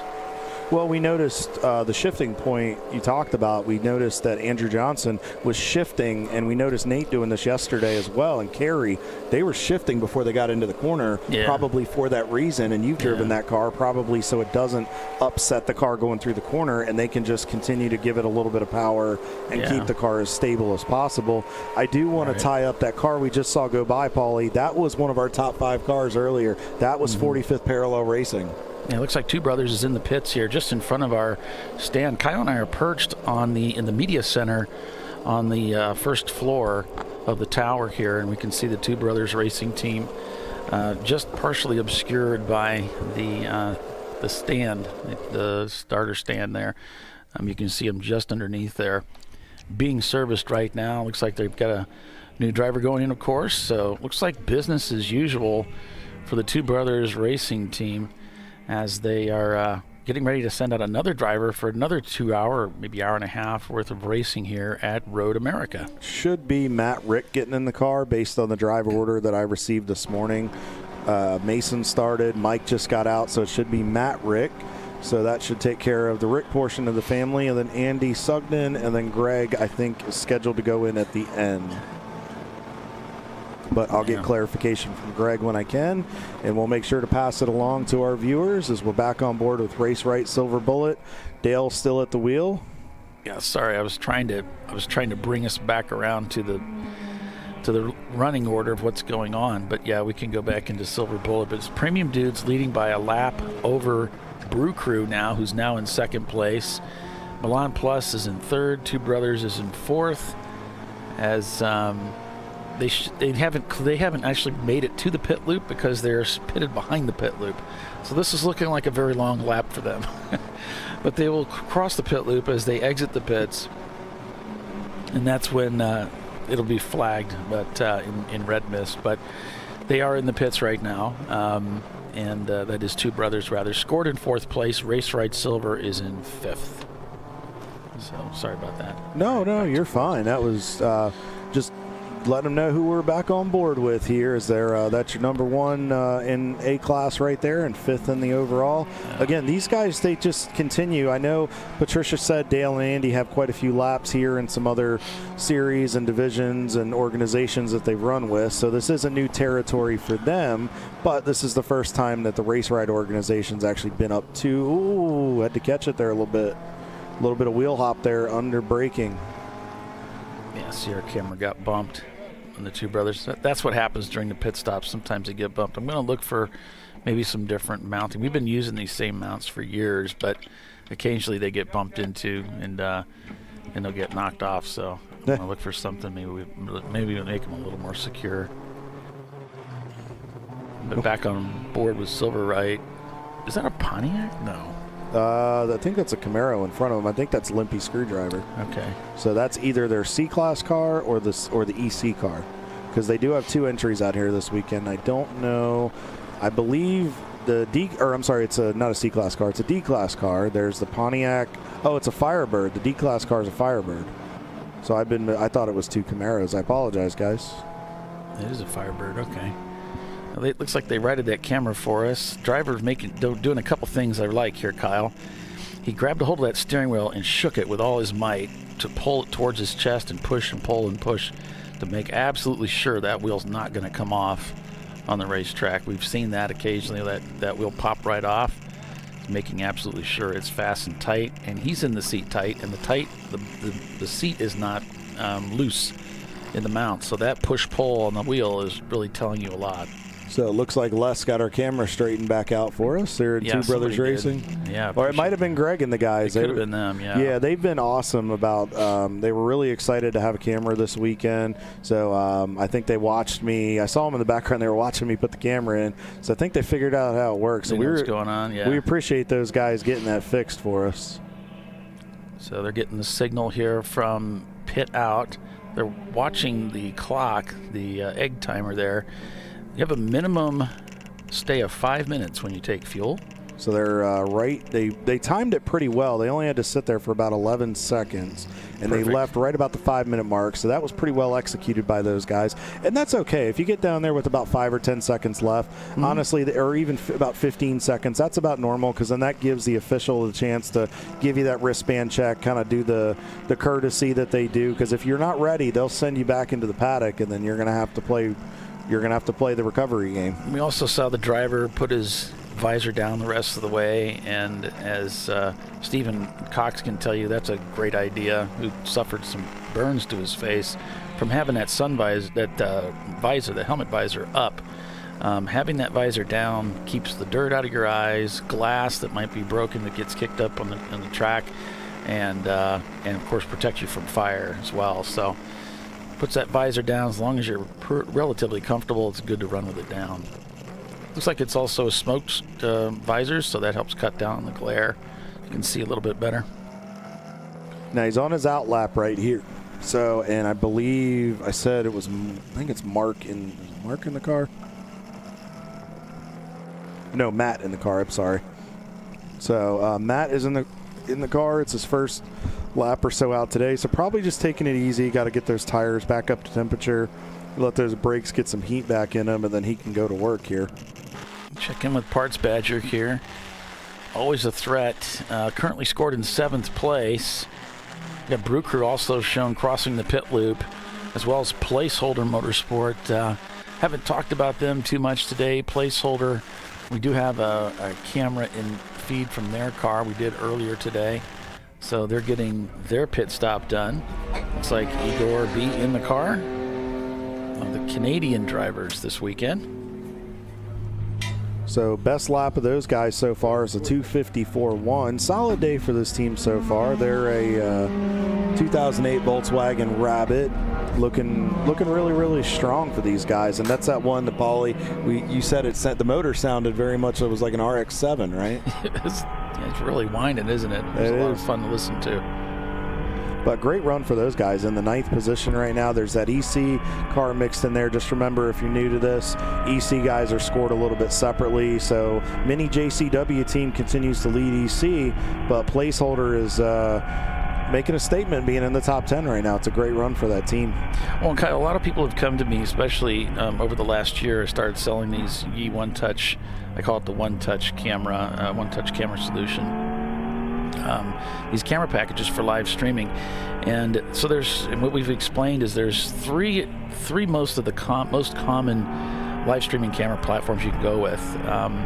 There's the Yi camera, which is the one that I sell. You hit the button, it turns on, it attaches to the hotspot, and starts live streaming automatically. Then there's the Mine A5, which is offered by the Mine company, but it's also offered as a kit, similar to the kit that I offer, but it's more expensive from the MyRaces.Live people. And they usually bring a kit with them to the racetrack. They're here this weekend. They'd be happy to talk to you about that. And it's a little bit more advanced. And then there's the Sentinel system, which is what track car rental guys are running here. You can see they got the 3 cameras. They have one out the front, one in the back, and one looking at the driver. And this Sentinel system's more expensive even than that. But you can do a lot of really cool things with it, bringing up data off the CAN system. So you can see they've got the mile per hour there. And the new system, the version 4, I think it is the most latest. They actually have integrated comms into it too. So pretty advanced piece of tech, the Sentinel system. So you can check out those 3, Sentinel.com. You can check out MyRaces.Live if you want to look into the Mine A5 cameras, which are really cool. And if you want to check out my system, which is the least expensive of the 3, you can go to One Touch Yi, that's YI, OneTouchYi.com, and check it out there. And any of the 3 of us would be happy to help you get going in live streaming from inside your car. And then once you get that situated, you can send us your feed, and we can get you involved here on the ChampCar.Live presented by AutoZone broadcast, and you can be part of it. Then your friends and family and sponsors or partners that are part of your program can follow along and see what you're doing and give them a good return on their investment. If they're giving you some money or some type of product or some type of trade on the season, and get them some return business, but also let them feel like they're part of your program. Yeah, we have all 3 of our systems that we sell. I sell the Yi, MyRaces sells the Mine, and then Sentinel sells their system. They all offer, all of our customers are putting logos on the screens and all that kind of stuff. I think it's a little bit easier with the Mine system combined with the MyRaces.Live platform. The MyRaces.Live platform is really great for being able to put the logos on the screen. It's very simple. So you can get these systems and get logos, your sponsor logos, with the MyRaces.Live system that you see us showing frequently. You'll see those are the ones like this when they have all the players in the car. You can see that in the center. You get the last lap, the team's best lap, the class position, race position, all that data coming in from Speed Hive gets laid on the screen for you. So it's super convenient. Check out MyRaces.Live for more information on that. As we see, we're talking about MyRaces Live. Claire, very heavily involved in that program with Erwinning. Her teammate Erwin goes by, but Erwinning when he's in the car because he's always looking to go Erwinning a race. Yeah. Paulie, I'm picking up your stuff. I'm picking up from my dad a lot of this too. He's got a lot of that where he's always got some type of pun or something. My mom's probably going, oh, great. As he gets older, he's turning into his father. Yep. So as we're on board with the Mini JCW team here, that's your lead EC car right now. It'll show them 7th in the running order, but again, they're scored separately. Bruce in the car, last lap was a 2:52.97. Lead EC car. Best so far for the team is a 44.9. That was probably earlier this morning when it hasn't not gotten to the point that it is now as far as warmth, and the tires are a little bit newer. But so far, good run for these guys.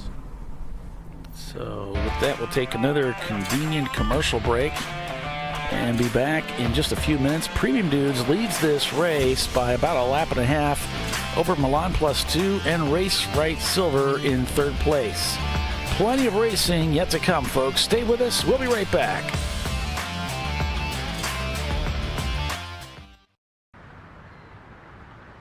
I probably need new tires. You do. What if they sold tires online? We do. We're TireRack.com. They could offer lots of tires We have so many tires. and help you find the right tire. It's called the Tire Decision Guide. Oh, and they could ship them to a nearby mechanic. We shipped over 7,000 independent recommended installers. This is an amazing idea. Sorry. TireRack.com, the way tire buying should be. George and Jr. are fed up. They weren't planning on having to replace their brakes today, but they went to AutoZone, where a friendly AutoZoner helps them find a deal on the right parts. In the zone, AutoZone. Since 1994, Flying Wrench has been a family-owned business renowned for exceptional European car repair and maintenance. We treat every vehicle with the same care and attention as if it were our very own, building lasting relationships with our clients along the way. We specialize in high-performance vehicles, offering a range of services that include fabrication, construction, custom wiring, and much more. Visit us at flyandwrench.com. Discovery Parts is a veteran-owned racing and safety equipment company. While we're located inside Atlanta Motorsports Park in Dawsonville, Georgia, Discovery Parts can also be found at the tracks, supporting a number of Champ Car Series events. We take pride in being a reseller of the best of the industry to Champ Car teams and drivers. We know racing, love racing, and look forward to tomorrow to even more racing. Visit us at discoveryparts.com. At Parts Badger, we're not your typical machine shop. When a market-leading mountain bike manufacturer was looking to reshore their hardware components, they turned to Parts Badger. Within weeks, we had deployed a dedicated manufacturing cell, ramped up production, and had guaranteed capacity to meet their demand. We're looking to be your manufacturing partner. See what we can do for you and your company at PartsBadger.com.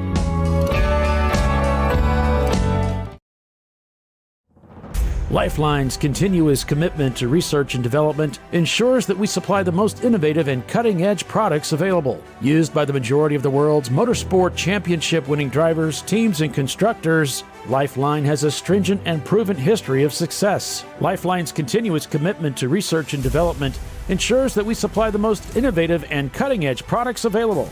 Lifeline's 0360 systems are the result of over 7 years of intensive research and development using 3M's Novik 1230 environmentally safe gas extinguishant. Lifeline uses only the finest quality components. For more information regarding our fire safety equipment and fire safety systems, please contact us at info@lifeline-fire.com. Sentinel is a comprehensive motorsports video solution incorporating live streaming, local recording, 3 cameras with picture-in-picture, flag status, and much, much more. Stop playing with multiple solutions. Sentinel handles it all, including timing and scoring, vehicle data, graphic overlays, adaptive bitrate encoding, network bonding, and more. Sentinel is the solution to sharing your motorsports experience with your friends, family, sponsors, and the world. What are you waiting for? Get your Sentinel today and never miss an on-track moment. www.sentinel.racing. Dave's Twitch is back. That's because his wipers need replacing, but he went to AutoZone, where a friendly AutoZoner guides him to the right wipers and makes sure everything is working smoothly. In the zone, AutoZone. Right. Back to it here, folks. go. All right. Two Brothers Racing still trying to chase down these leaders. I don't know. They seem to be falling back quite a bit. They've had an extra pit stop that the front runners haven't had yet. So I don't know if this is going to work out for them or not. Boy, they looked like they were on such a charge there at the beginning, and then it seems like they've backed off a little bit. Nevertheless, 'tis a season to have a little bit of fun. That's right, a little bit of fun as we get into the dress-up season, as Halloween comes around, and Bucky has shown up here in the... Bucky has showed up here. Or is it Bucky, or is it... No, it is Bucky. It is Bucky. It is so Bucky. You can get one of these at your local Bucky's wherever you go if you're traveling. I got one. It's nice and warm, actually. Let me see the top there. The eyes. It's even got all the teeth and everything. It's full blown. You'll look just like Bucky. That's so great. It's even got the tail, too. You can't go wrong with that. No, not at all. And it's actually a little bit chilly up here, so I've got the glowing antennas here, but it's a little bit chilly up here, so that is actually a great thing to have. It's kind of like in the pits. I may wear this the rest of the race, I'm not going to lie. Yeah, you might as well. You know, sometimes wearing your uniform, your jumpsuit there, for racing is a little more comfortable than just having to take it off, because it's kind of warm out. It's kind of cold out there. You keep you warm. Maybe I could petition to wear this in the car one time when it's really, like the race next year where it's really, really cold. If we could get one that was fire resistant, I know, that'd be a lot of fun. I'd be golden. You could probably pay good money and get somebody to make you one that looks like that, that's a racing suit. Might, yeah. There's an awesome place fun. called K1 Race Gear that I get my suits from down in Mooresville. I bet I could convince them to do it. Yeah, that'd be a lot of fun. That would be fun. Especially if they'd come on board and support you. I know, that'd be kind of cool. That'd be great. Well, you have to get your marketing pro on that. See if they'll be interested in sponsoring you for that. Give you a little bit of love for pushing the Buckies a little bit. They're they're hot right now. They're like Dunkin' Donuts, man. There's just no popping up everywhere. And we got an emergency vehicle down here at the base of 3. They are on the inside though, so I don't know if they're bringing lunches or that might be what they're doing. It's just bringing food out to the corner worker. There's a stand there to the inside of the corner, which is just about invisible, I got to tell you, as a driver. It's the only one that I never see. Yeah. I'll look at turn 6. Excuse me, it's turn 5. John told me I better stay away from the wooded areas here. We got a lot of wood around here. I told him I'm a risk taker, so I'm not very bright, John. I'm a race car driver. You know that. Come on. All right. It looks like Milan Plus is 2 is in the pits, Paulie. I just saw him go by us here in our booth, so we'll have to keep an eye. And Parts Badger's in as well. Yep. Parts Badger getting this pit stop in. Everybody's coming in for pit stop 2. I think they're sensing we're not going to see a lot of cautions today. Yeah. We haven't seen a single double. We haven't seen gone to purple 35 double cautions all day long. We've been at this green flag racing, so everybody's getting their money's worth today. Probably unexpected too. I'm not sure the strategists are too thrilled with it, but that's what's going on. But that's part of the strategy you have to plan for. You have to plan for those days where you don't necessarily get all the cautions that you want, and you have to figure out a way to still make it work under green, as we're still on board with Dale as they continue to lead the A-Class, 3rd in the overall for these guys. I'll tell you what, for that little Miata, and the same for Milan Plus 2, we're seeing a lot of Miatas run up front. This isn't a track you would think would favor the Miatas with the long straightaways, would you, Paulie? Right, but nevertheless, they're capitalizing on the all the twisties, and it's all working out for them, isn't it? It seems to be they're able to stave off the fast cars on the straightaways. I certainly wouldn't have bet on that.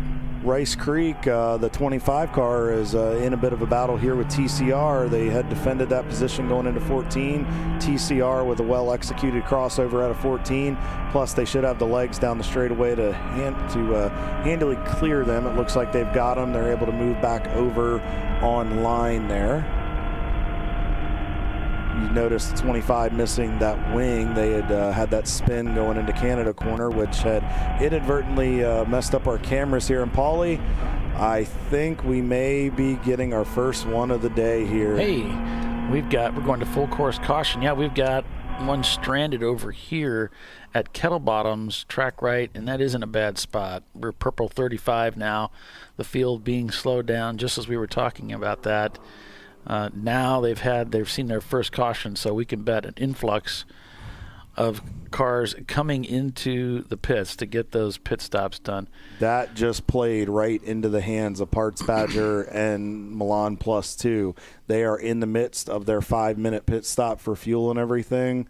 So that's going to be a huge advantage for them, because when they come out of the pits, they're going to be able to get caught up right to the back of the field.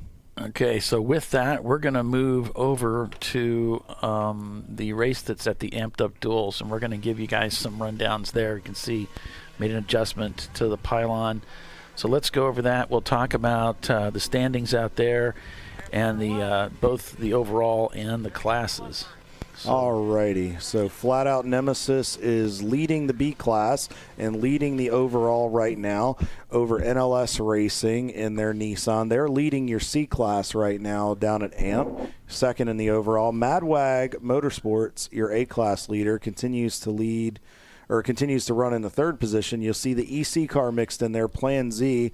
They have a very healthy lead in that class right now by about 6 laps over Out Motorsports. So it's looking good for a potential weekend sweep for them. 901 Motorsport, the 901 is up to 4th.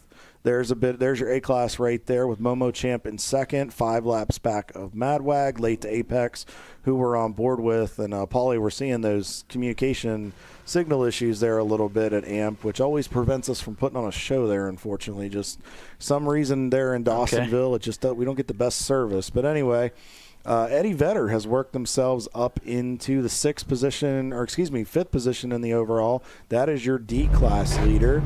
Chattanooga Touring Wagon in 6th. Hungry Geckos has slipped down the order to 7th. Momo Champ is up to 8th on second thought. Looks like they've had a few issues and fallen back to 9th. And late to Apex rounds out your top 10 class leaders. Madwag for your A class. B class leader is Flat Out Nemesis, your race leader. C class is NLS Racing. Premium Dudes coming into the pits, Les. So Premium Dudes coming in, our leader. Yep, we got him. There they are. Eddie Vedder leads handily in D. EC is Plan Z, and your F class is Edmondson has now surpassed M2R, who has had issues, so it's looking like Edmondson may be in line for an F-class victory. Paulie, let's head down to the pits and find out what's going on with Premium Dudes. Yeah, Les is out there right now. They just drove by, and we're looking at the backside, but I think he's listening in on the show a little bit, and we're trying to find him. But there's a look at the front straightaway with the cars under caution. Purple 35 has been called, so the cars slow down to 35 miles an hour, and it's station keeping. So if you're familiar with Formula One, just think like virtual safety car. So there's the less is more cam, and he's hoofing it down there because they like to paddock all the way down on the other end here. So there's that pit stop of your lead car. Thanks, Les, for doing that. You are a rock star, my friend. Absolutely. Les is awesome. So if you guys get a chance, give him a high five, a bottle of water, give him a brat when you get a chance, give him a bite to eat. You know, he works hard down there, and he makes us look good here. So we love you, buddy. As we see, looks like business as usual, just doing a driver swap. I'm thinking that might be Nate getting in the car potentially with the orange helmet. We thought that was Kerry yesterday. That visor down just a little bit longer. So I think that's, yep, quick reminder there from Les, keep that visor down. And it's hard too, because when you're in the car and with moving around, your adrenaline's going, the heat picks up a little bit, your visor fogs up, and you're trying to get those belts tightened up and get yourself situated. It gets hard. You want to lift it a little bit to help it, and you can't until that fueling's done. So perfect timing for them Premium Dudes in first place here. Milan +2 in second. Race Right in third. Two Brothers shown in fourth. Gorilla Sticker in fifth. In the 517 car, then it's Race RX, Parts Badger, Third Gear Pulls, Track Car Rental, or TCR. And then it's the Steamed Chicken team behind. Whoops, nope, that's slipped down to 42nd there. But you get the general idea. Top 10 right there. TCR, the 97 car, rounds out our top 10 right there, Paulie. Mm-hmm. Yep. So we just found out, one of our viewers mentioned, I think they're with some of the teams, Noble Gas is stranded down at turn 5 and is getting towed. So watch it, Mac, or you'll be getting towed. Turn 5. Okay, well, I don't. Unless that's them getting pulled up the top of the hill. I'm not sure, but right now all the action is in the pits. Yeah. That's the Race RX car, the J.C. Kruger-owned machine. That was Mark. Mark told us about that. Looks like business as usual, doing a driver change here, getting that seat. Looks like they were taking a seat insert out. Yeah, perfect timing for them, too. Anybody that has a pit window here, they're going to jump in on this thing. The first caution of the day. And there's only 3 hours and 45 minutes left in the race. We're at about the halfway point. So an amazing run of green flag racing here in Champ Car. Yep, so they just confirmed that was Kerry that got out of the car, Kerry Steed, and now Nate getting in the car with the helmet. So that wasn't wrong on that one, so I'll take that as a win. There's the 221 car going by. It looks like they just got some service done. You got to take them where you can get. Hey, I'll take those little victories all day long. There's the number 32, standing tall and proud. The Maxxis sticker on the side of the car. Longtime runners of Maxxis tires. My car's been yellow, it's been red, it's been orange. It's gone through a lot of color changes, and then that was number 198. That was Team Blue Steel. That was I saw a Bucky sticker on the car. They're supporting me. Oh, here we go. Here we go. But the 221 we saw going by, that was Team Blue Steel. We got quite a few viewers that are watching for Team Blue Steel. So if you're the Go Team Blue Steel, that was them going by. They just got some service done a little bit ago. Chart Car Rental right here, TCR. If you guys appreciate all of the hard work that Kyle has brought to the broadcast and all the positivity he's brought and the expertise he's brought, please give him a congratulations, or a thank you rather, in the chat. And he's done a really great job of lifting the show this year, and he's going to be back with us again next year. Found that out today or yesterday. So make sure you give him an attaboy and appreciation for all the work he's bringing into the series on ChampCar.Live. Look at all the event stickers they've got there on that track car rental. These guys get around, and the cool thing is, if you want to go racing, that's one of those clubs that you can get a hold of and go racing with. They rent out seats to people that want to go racing. So one of the cool things about Champ Car Endurance Series is you don't have to own your own race car to go racing. You can find teams that are looking to rent out time. The Screamin' Sicilian Pizza Company, the owner of that team. So back to green flag racing here. That caution didn't last long. Boy, they got that car towed off. Parts Badger back up to speed, not wasting any time, as Premium Dudes definitely taking advantage of that caution. So Two Brothers Racing now also up to speed, vying for position. I don't think it quite worked out for them. It was just the opposite. They were in the pits while we were under green and then left right before we went to yellow. But we're showing Premium Dudes still leading the race. Also Silver Right Bullet in second and Two Brothers in third. But this is Two Brothers' chance to try to get back here. They still got a lot of racing ahead. There's so much that can happen in 3 hours and 41 minutes. So they still have a really good opportunity here as they look for a way by the slower competitor heading towards Hurry Downs to get that Z hoisted up to the front of the field and possibly take a 1-2 this weekend. It's happened before. We've had teams that come in and win both days. It's not real common, but that's the whole point of the MOV, which is the idea of, if you win on Saturday, we're going to put you a lap down on Sunday to give somebody else a chance to win. But sometimes the cars are just so competitive, they still manage to overtake the field and win the race again anyway. And this if Premium Dudes can score this victory today, this will be their first overall win this year, to my knowledge. They were, I believe, last year they had that epic battle at Daytona with Team Salem, but they haven't had an overall victory this year that I know of. I might be mistaken, but from what I've got, I don't believe they have one, so they're looking for win number 1 on the year. Yeah, it's probably true. They don't run a lot of races with us. You can see that rear windows. Okay, looks like they're talking some things over. They're going to push the car back a little bit. Looks like he's having some type of they're trying to get him back to his pit stall. Yeah, one guy's got a fire extinguisher, so maybe they're pushing him back for some reason. Something's not quite right here.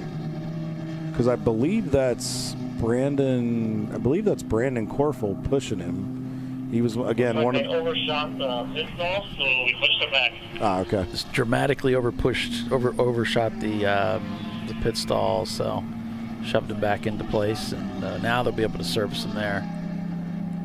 And we've had guys that ran out of fuel on their way to their pit stall, pulled into one, because the pit lane here is so long. A team saw that the driver was in trouble or out of fuel, and they hopped over the wall and serviced the car for him. Got him back onto the racetrack, put fuel in the car and everything. But that's what you got to love about the Champ Car. And Timmy Elliott, ironically, he's on camera again when we're talking about the generosity of Champ Car, who's one of those guys that'll do anything for you, give you the shirt off of his back. That's just the Champ Car community where, yes, they want to go out there on that racetrack. They want to beat you fair and square, and they want it to be a good fight. But, if a team's in trouble or they need to lend a hand, they're like, hey, we'll throw a little gas in the car for you. We'll help you out. Everybody wants to see everybody finish the race. They want to finish ahead of you, but everybody knows it's an accomplishment to finish these races. And we've all worked together, driven each other's cars. It's a big, close, tight-knit community, and you really see that so much, and it continues to hold true. So as we're on board, look like the feed with TCR is a little off. Following mission, they've decided to bring that car in, so they're in the pits right now.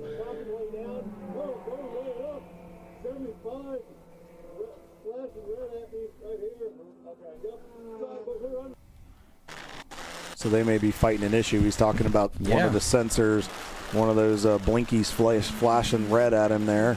Maybe some type of, something with oil, sensor, water pressure. Could be something. They might have a shift light in there where it might be prematurely giving him that red light. So we'll have to see if we can dig in a little bit more, if Les can get more information for us. Thank you, everybody who's been watching today. Thank you guys so much. Right now, just so many people watching, and thank you for adding us to your Sunday as we're back on board with Parts Badger. These guys are digging as always. Those yellow gloves, that's 5 horsepower, Paulie. You've talked about that before. Yep, and it seems to be holding true. Guys with yellow gloves are fast. I don't know why. So Les's suit's yellow, the whole thing. He's all in. But look what he did at Road Atlanta in the John Allen Special. He had that thing zinging. He had a great run going. So real quick, folks, while we get a couple minutes, while we're on board with Parts Badger, that's our 9th place car right now. That's our second in B class. Milan Plus is in 4th place. So they're separated by about a lap. But real quick, want to thank TireRack.com, our title sponsor. Want to thank our series sponsors, ironically, Parts Badger, Lifeline, Fire Suppression Systems, Frozen Rotors, Hawk Performance, Flying Wrench Motorsports, Flagtronics, our class sponsors, Krispy Kreme Donuts of A class, Discovery Parts in the B class, 9 Lives Racing of the D class, and we're always looking for sponsors if you'd like, or partners of the series. If you'd like to get involved, get a hold of the marketing team with Champ Car. We can get you information, a marketing deck, and what it costs and everything involved as far as activation. We're still looking for those C class, F class, and EC sponsors. And then for our Champ Car.Live partners, AutoZone, who's been with us for quite a while, Sentinel, and Better Call. We really appreciate that. And our other series supporters, Lamex Protective Films and CallToGrid.com. Thank you guys so much. We appreciate that. There is, we'll throw the link in there. So if you know somebody that potentially wants to sponsor, or you have a company and you want to maximize your marketing dollars, well, here's how you get involved, get some information, and we'll mention you and get you on a car. Whoa, big run there by Nate.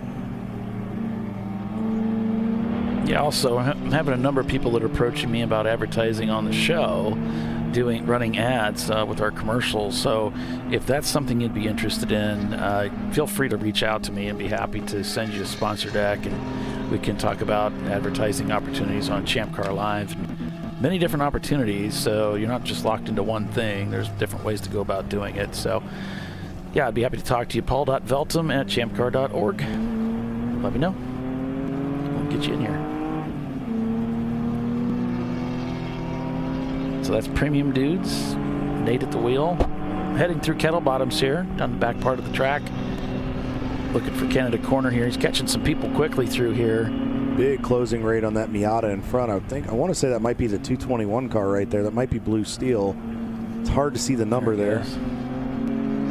Then that's Open Throttle in front. I believe that is Goldie, named Green this weekend. I think the audio's off a little bit from what the car's doing, so I'll look if I can reset that somehow, but that's not our camera.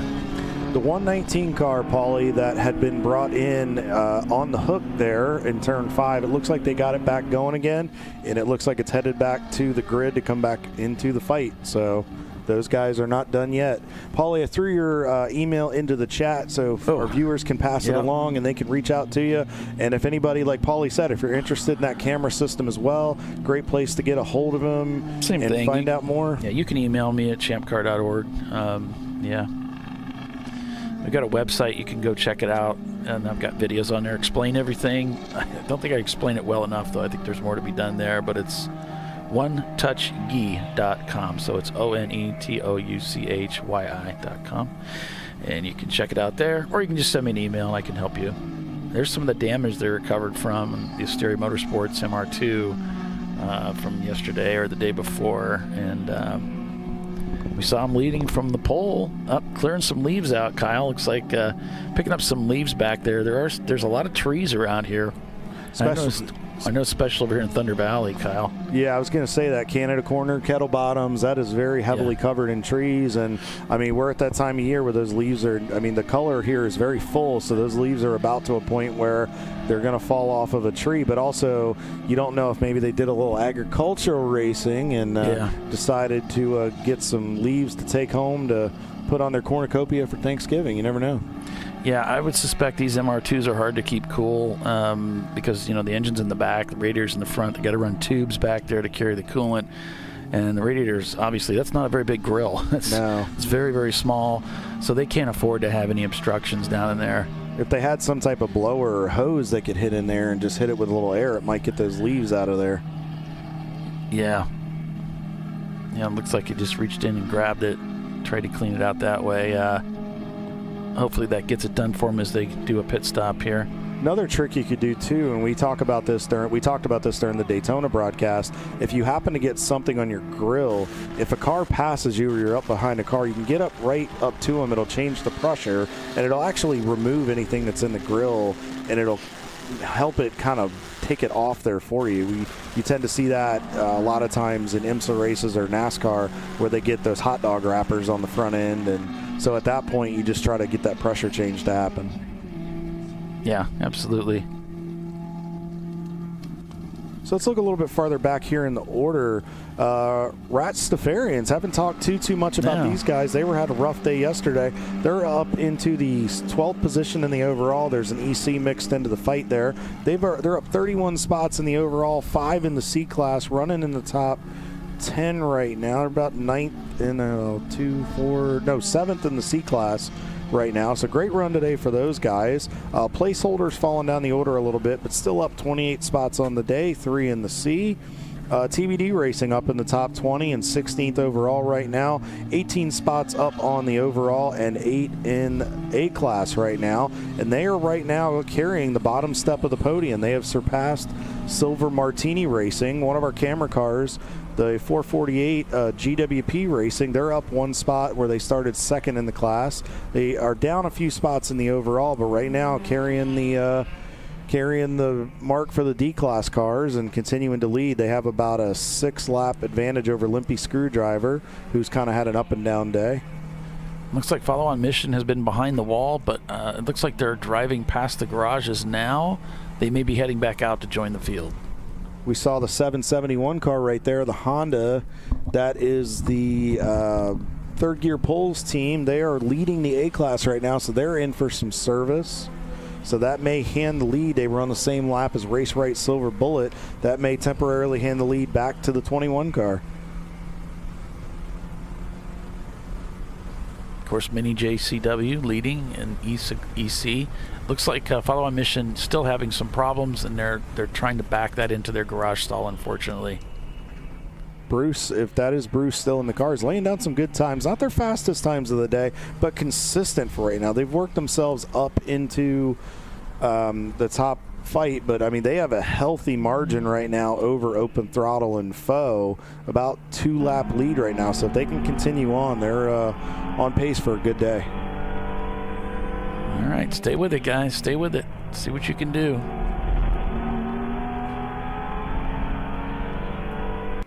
Auto Prep out here with us this weekend. I know I got it listed as Po' Boy, but that's not it. So that is Auto Prep Race, the Auto Prep Club Racing. Say that 5 times fast. Yep, Craig behind the wheel there. They're 11th in the field, or 11th in class, and their race position is 56th. Working through turn 5 there. Nice and relaxed posture. See, doing that scan we talked about, just coming out of turn 5, checking those mirrors, moving his head around a little bit, trying to stretch his neck out a bit. Yeah, a little crossed up there, but caught it very nicely. On to the next corner. I think they were just on pit road not too long ago. So Craig may just be getting in the car. This may not be Craig. He may just be getting the car back up to speed. So. Yeah, everybody in the top 10 has stopped twice for pit stops. We've got down in 11th there, the TCR team in the number 97. They've had an extra stop. We know they had run into some trouble there a little bit earlier in the day, so they've got 3 stops in that number 97 machine. And they were looking so good, too. That just extra pit stop hurt them and set them back a little bit. But a nice recovery. They're only a lap off of the top. Well, they're in the top 10.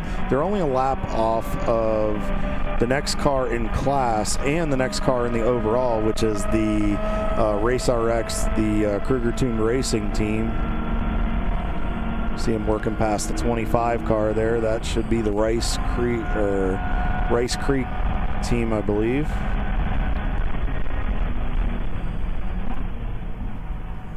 Parts Badger, nice out-braking maneuver into 1. Looks like we got an airplane buzzing the tower.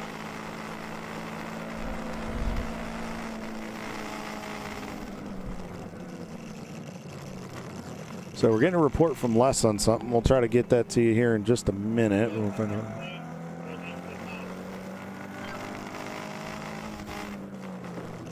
Saying there's an airplane buzzing the tower.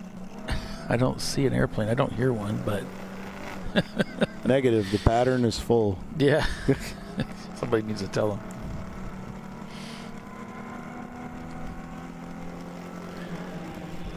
So I want to give a call to the Contour Brothers team and their 1990 Mazda Miata. They sent us a feed a little bit ago. They said it's a little choppy, but I want to give these guys a call. They're 25th in the overall. There's 5 EC cars in front of them. They're up 2 spots on the day, and they're up 2 spots in the class. Right now they are, let me cycle through here, and I can get a more specific in class. They are in 8th in the class right now. So nice run for these guys. Again, 25th in the overall, 8th in the A class. That's a tough class. So good run for those guys today.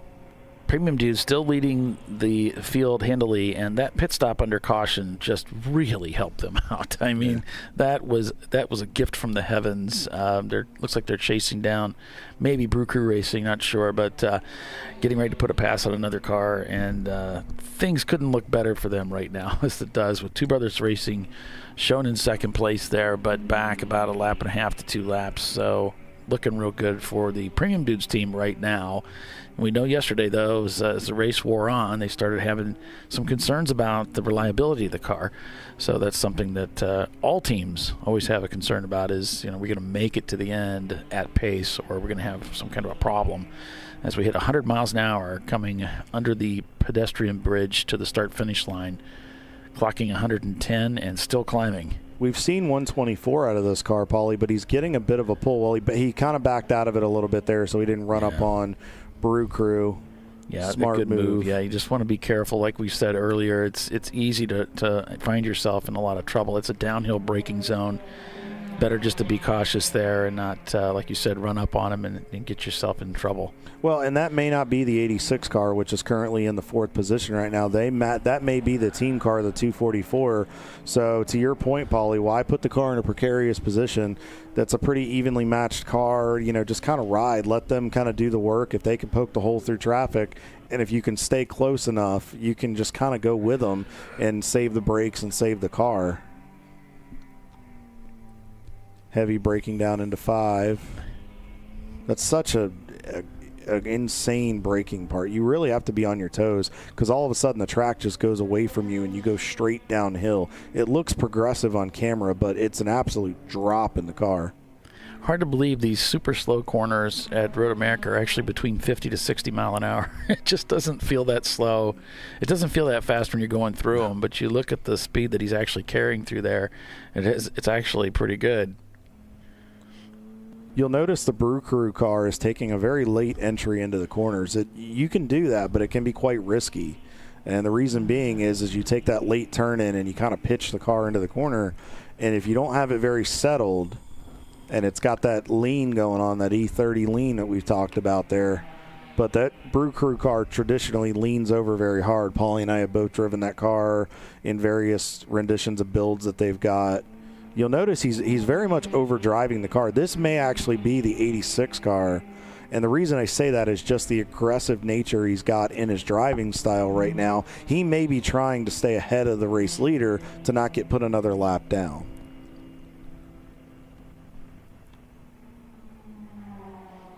Yeah, Nate's clearly caught him, but doesn't seem to be able to really close the distance and get up alongside. Yeah, you saw a little bit of a twist there as he was coming out of Canada, trying to get the car hustled back to the right and then up the hill here. And it's a smart move on Nate's part, knowing you can see that driver's aggression level is up, knowing he probably doesn't want to go a lap down, because right now Brew Crew is down, if that is indeed the 86, they are down 3 laps to Premium Dudes at this point. And their mindset is, I don't want to go a 4th lap down, but then Nate's mind, I don't want to put myself in a spot trying to lap a car unnecessarily. He has a 2-lap lead right now, actually almost 3 laps now on Two Brothers Racing. They have a gap. You can kind of dial it back a little bit and not put yourself at risk. Yeah, now here's an opportunity to get by Brew Crew, depending on how this slower traffic works out. And so they head to the right, which is the way to go. He's in a really great spot to get by these cars. And looks like Nate was able just to follow him right through, which was perfect. And a great move by Swampy to let him go. Yeah. Oh, yeah. Thank you, because that was really sweet, just the way they let them go. And they're kind of racing a different race, really. So just to kind of let those guys go together worked out really well for everybody. Yeah, got to give Swampy an attaboy on that one. I mean, that's that 360 scanning we talk about, Paulie, just knowing the situations you're in and adapting to it. And that's how you earn respect on a racetrack, folks. It's just when you're that slower car, just be mindful of the leaders and just don't put yourself in a position, because sometimes being in that slower car doesn't mean you're not going to get a good finish. Staying out of trouble with attrition, it really does help. Okay, so with that, we're going to take a belated commercial break and be back in just a few. So stay with us. You're watching Champ Car Live. Plenty of racing action yet to come. So much more fun to be had. Stay with us. We'll be right back. An important decision is afoot. This man is about to buy tires on TireRack.com. Tire Rack is the leading online retailer of tires in North America and a repository of advice and expert reviews. And it's done! All that's left is to arrange for safe, easy installation at one of our independent recommended installers. Well, I guess he did that too. TireRack.com, the way tire buying should be. Jamie's on edge. It's her first time changing her own oil. But she went to AutoZone, where a friendly AutoZoner helps her find a deal on what she needs to get the job done right. Get in the zone, AutoZone. Since 1994, Flying Wrench has been a family-owned business renowned for exceptional European car repair and maintenance. We treat every vehicle with the same care and attention as if it were our very own, building lasting relationships with our clients along the way. We specialize in high-performance vehicles, offering a range of services that include fabrication, construction, custom wiring, and much more. Visit us at flyandwrench.com. Lifeline's continuous commitment to research and development ensures that we supply the most innovative and cutting-edge products available, used by the majority of the world's motorsport championship-winning drivers, teams, and constructors. Lifeline has a stringent and proven history of success. Lifeline's continuous commitment to research and development ensures that we supply the most innovative and cutting-edge products available.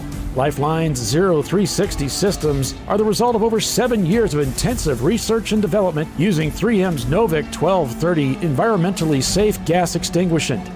Lifeline uses only the finest quality components. For more information regarding our fire safety equipment and fire safety systems, please contact us at info@lifeline-fire.com.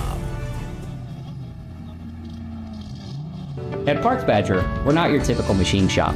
An aircraft manufacturer had to deliver a new interior in just weeks. With hundreds of line items and tens of thousands of parts needed, they turned to Parts Badger. We have the connected manufacturing capacity, the experienced team of design engineers and project managers, and the proprietary software to get it done and deliver.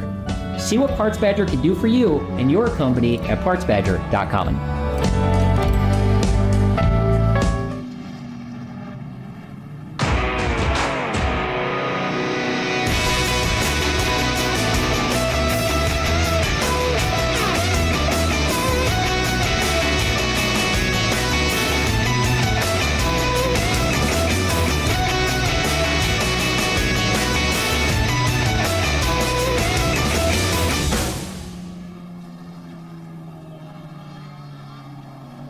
Discovery Parts is a veteran-owned racing and safety equipment company.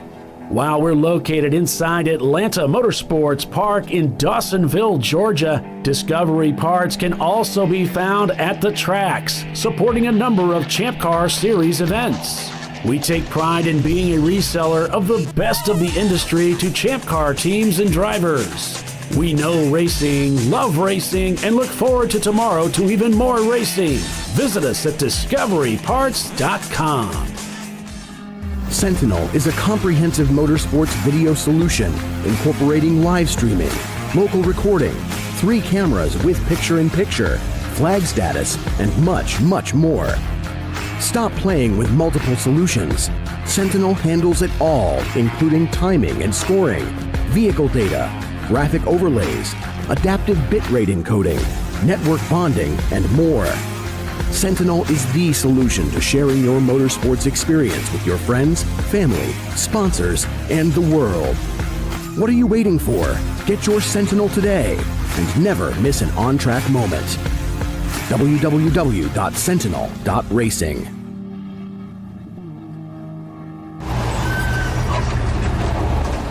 George is fed up. And so is Junior. They weren't planning on having to replace their brakes today. But they went to AutoZone, where a friendly AutoZoner, Renee, helps them find a great deal on Duralast gold pads and rotors. No headaches, just the right parts, and friendly service. Get in the zone, AutoZone.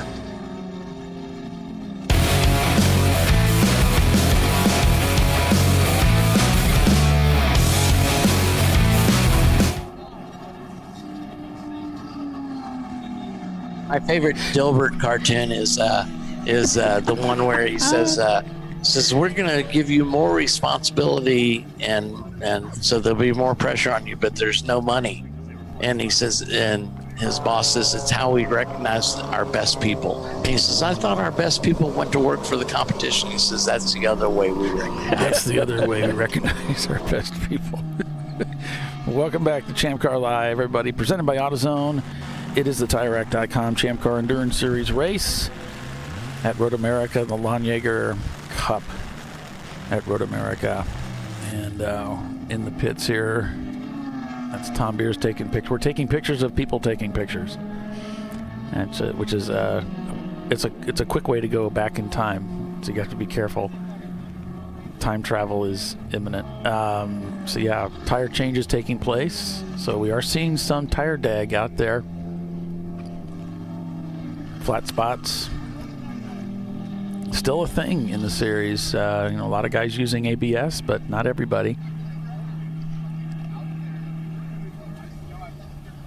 As we're into pits, thanks Les for bringing us all that pit road action. Make sure you give him the peace sign or the thumbs up as you see him come by for all his contribution as well to the series and to ChampCar.Live. It certainly brings us a really unique perspective and in a fun way too.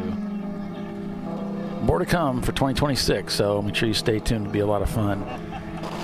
A view outside the 2003 Ford GT Mustang GWP Racing as they head down into turn number 5 and up the hill to the Corvette Bridge.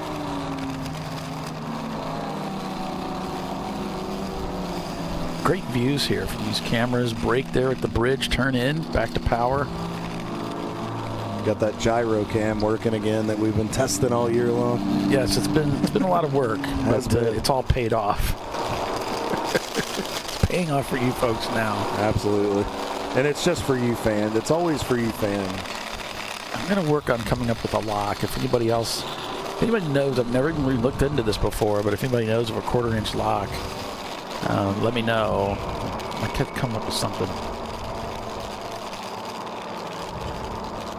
Working through the carousel right there. And actually, while it's not ideal, it actually kind of gives you guys an indication of what's on the inside of the track and just kind of gives you that little bit of showing you where he is and on that part of the corner.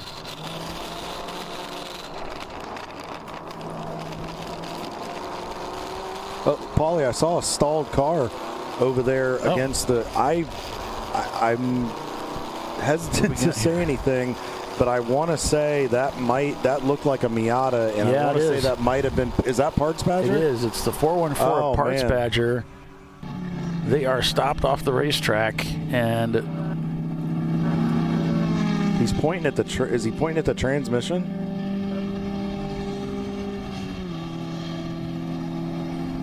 Yeah, something's come up here. They are off over in turn number 11. They had worked themselves back up into the top 6 here. Again, there's an EC car mixed in there, but they were on a nice recovery, but now it looks like they've unfortunately fallen victim to some issues. As it says 11, they must be just outside of our camera view there. Just past our camera, in fact, and then parked up against the wall there.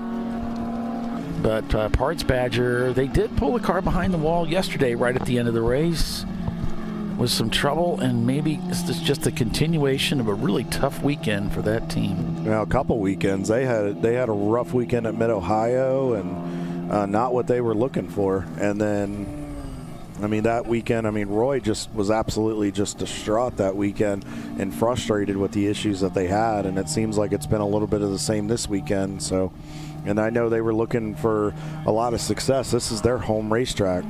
Yeah, absolutely. Local yellow then over in turn 11 for the 414 that stopped. Track left. Safety is on the way. Paulie, I'm looking outside of the camera here. I am seeing Premium Brothers is chasing down Two Brothers Racing right here. These are the top two.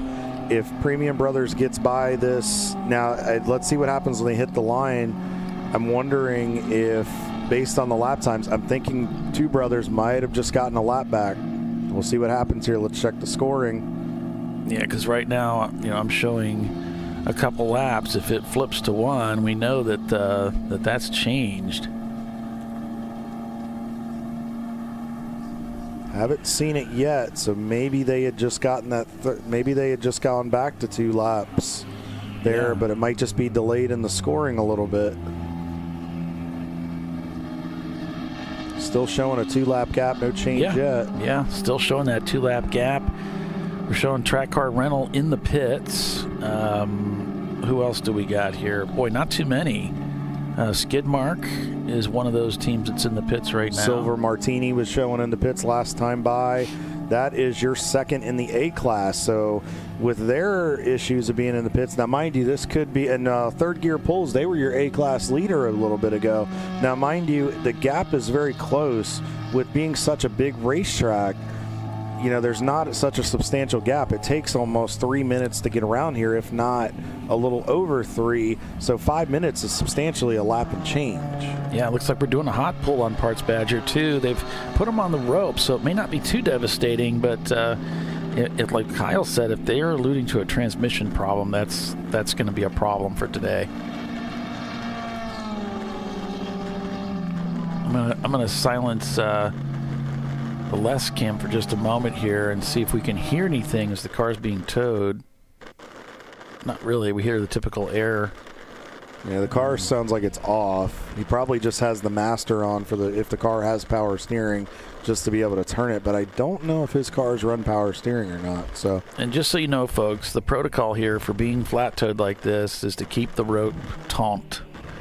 So you're gonna ride the brakes all the way in a little bit. You don't put a ton of pressure on it, but you don't want any slack developing in that rope, or you're likely going to break it or break something on your car. You're not going to break the truck, by the way. It's not going to hurt the truck one bit. It's just going to hurt you and your car. And then you're going to owe for a tow rope. If you break the tow rope, you run over it, it'll break it, and then you pay for a tow rope. And Kyle found out they aren't cheap. No, they're not. At that, it was the tow show down in Orlando, the Florida Tow Show. Like I said, we have some friends that work for Sebring that used to do towing and race recovery for NASCAR. They do Formula One, IndyCar, IMSA, and they told me those tow ropes are not cheap. I saw the price at the show, and I'm like, yeah, I'll keep my foot on the brake from now on. So they'll get them towed into this access area here where they can get them into the paddock. And yeah, they're going to take him into the paddock area instead of the pit. So this could be terminal for Parts Badger at this point. It's a shame. It's a shame for that team. They lost their the main car, the C car on Friday in the 630 car, and it's just unfortunately their weekend just continues to unravel. Paulie, I looked last time by, it's still showing a 2-lap gap, but almost a 2-second difference in lap times. It looks to me like Two Brothers is starting to pick the pace back up here, and they're trying to chase down premium dudes. They have dispensed of Milan Plus 2. There is that EC mixed in there, but I think we are on pace here for the defending champions and the winner yesterday to go at it toe-to-toe once again. This should be another exciting finish here at Road America. Claire at the wheel of the Tooth Autosport team in 3rd place in class and 12th overall in that Honda. And, giving it all she's worth. And she's another one too, Paulie, just the smooth driving. You don't see her get the cars completely out of control. She's very finite with the movements on the wheel. She doesn't put the car in spots. She's very patient in traffic. She's very fun to watch, but she gets a lot of coaching over the radio as we're back on board with Nate, and he is in a convoy here. Yeah. He's got a train of cars of Miatas up there and working his way through, see if he can sort through the. Looks like follow-on missions back out on the racetrack after having been in the garage for a little bit. Going the long way around there. Yep. And trying to chase down some more people here in the carousel. Maybe he'll catch some of them coming out of the bus stop there, the bend, as it's called. You have to be really careful through here. You really want to back your corner up if you're in traffic like this, because if you overshoot and you pretty much have to come to a crawl or that other car in front of you doesn't go, it really kills your momentum. And right now in that fight that Premium Dudes is in, they don't really want to continue to give up time, because that car, about 3 vehicles, going to be now 2 as they dispense of the one, I think that's the 198 car, Maximum, I believe it's the Maximum team. as they dispense of that car, they're only separated by a few cars from two brothers, keeping them in sight. Well, hats off to those guys, too, for holding the inside line. Good heads-up driving by Champ Car drivers, seeing, Nathan's coming on the charge, holding the inside around that bend is not easy at those speeds, but obviously they saw him coming and gave him room. So that's how you do it, folks. That's how you maintain predictability, maintain your line. Is you see him coming, and you saw how he made the pass on the white Miata as they came out of the bus stop. Miata just held position, saw him coming.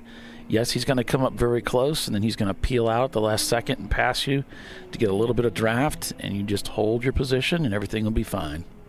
Now, I noticed that time Nate got up to about 115, 116, and then he just backed out of it. I think they're just trying to save a little bit of brakes right there. He just rolled out of the throttle just ever so slightly, and you just and then you do it smoothly so you don't just throw all the weight back to the front of the car. You just roll out of it easily, and then you progressively get onto that brake pedal, because if you roll out of it easier, you don't have to use as much brake, and you can roll to center in the corner and then get back to the throttle quicker. So it's a good way to take care of the car. Well, Nate's an excellent race car driver, and this is his car. It's his baby. He knows it inside and out very, very well, and so he's a great one to watch to see.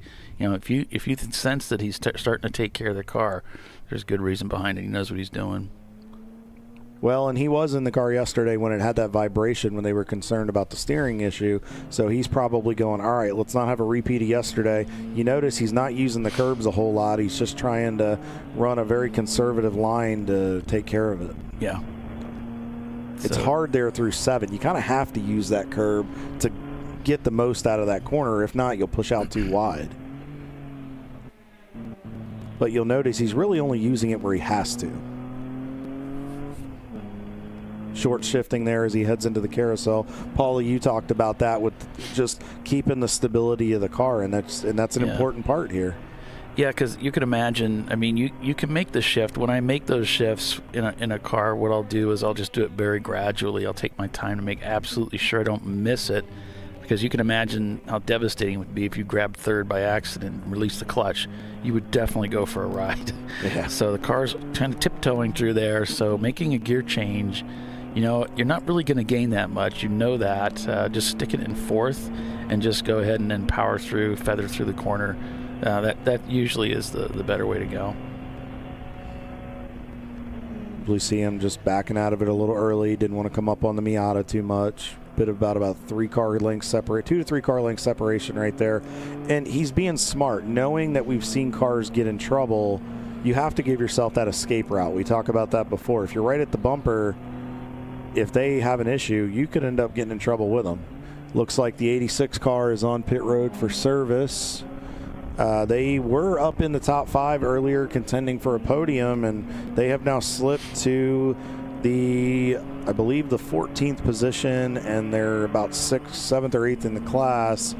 So it looks like more problems for Brew Crew Racing. Those guys just continue to have that black cloud over top of them as we watch Igor go to work. I just love it.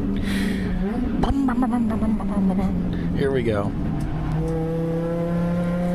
And you'll hear him as he gets to the Corvette bridge. You'll hear right where he's going to brake. This is like a brush of the brakes. Turn in and then work back onto the power. The car drifted out on him a little bit there. He didn't really, it was sort of an early apex. Making the upshift before the corner. He's trying to stay with it. Very nicely done.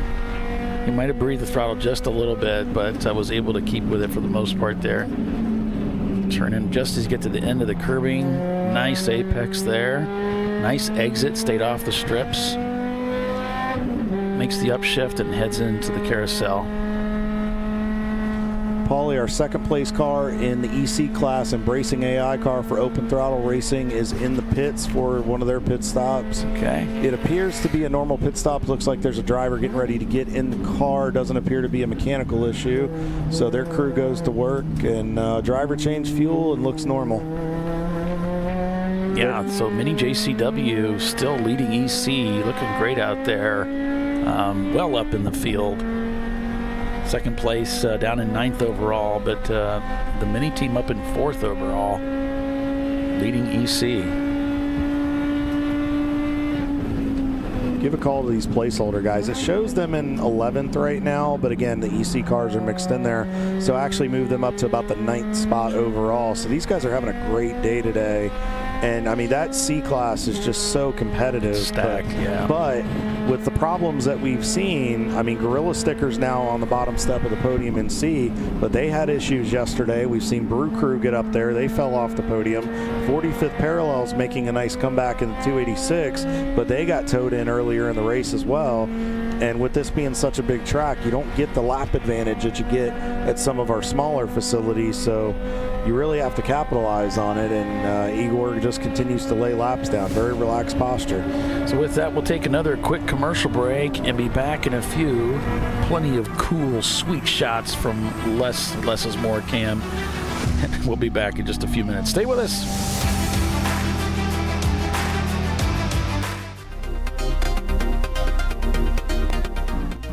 Welcome to TireRack.com, revolutionizing tire buying since 1979. With our unmatched selection of branded products, finding what fits your vehicle and is right for you and how and where you drive has never been easier. Through helpful online shopping tools that include our professional hands-on reviews done at the introduction of a tire and consumer reviews that give real-world feedback over the life of the tire, you can make the right tire choice and find exactly what you need. And if you prefer to talk to someone, our tire testers, our sales team, are available on the phone. And that's how we get you the right tire for you and your vehicle for where and how you drive. Dave's twitch is bad. That's because his wipers need replacing. But he went to AutoZone, where a friendly AutoZoner guides him to the right wipers and makes sure everything is working smoothly. Get in the zone, AutoZone. Since 1994, Flying Wrench has been a family-owned business renowned for exceptional European car repair and maintenance.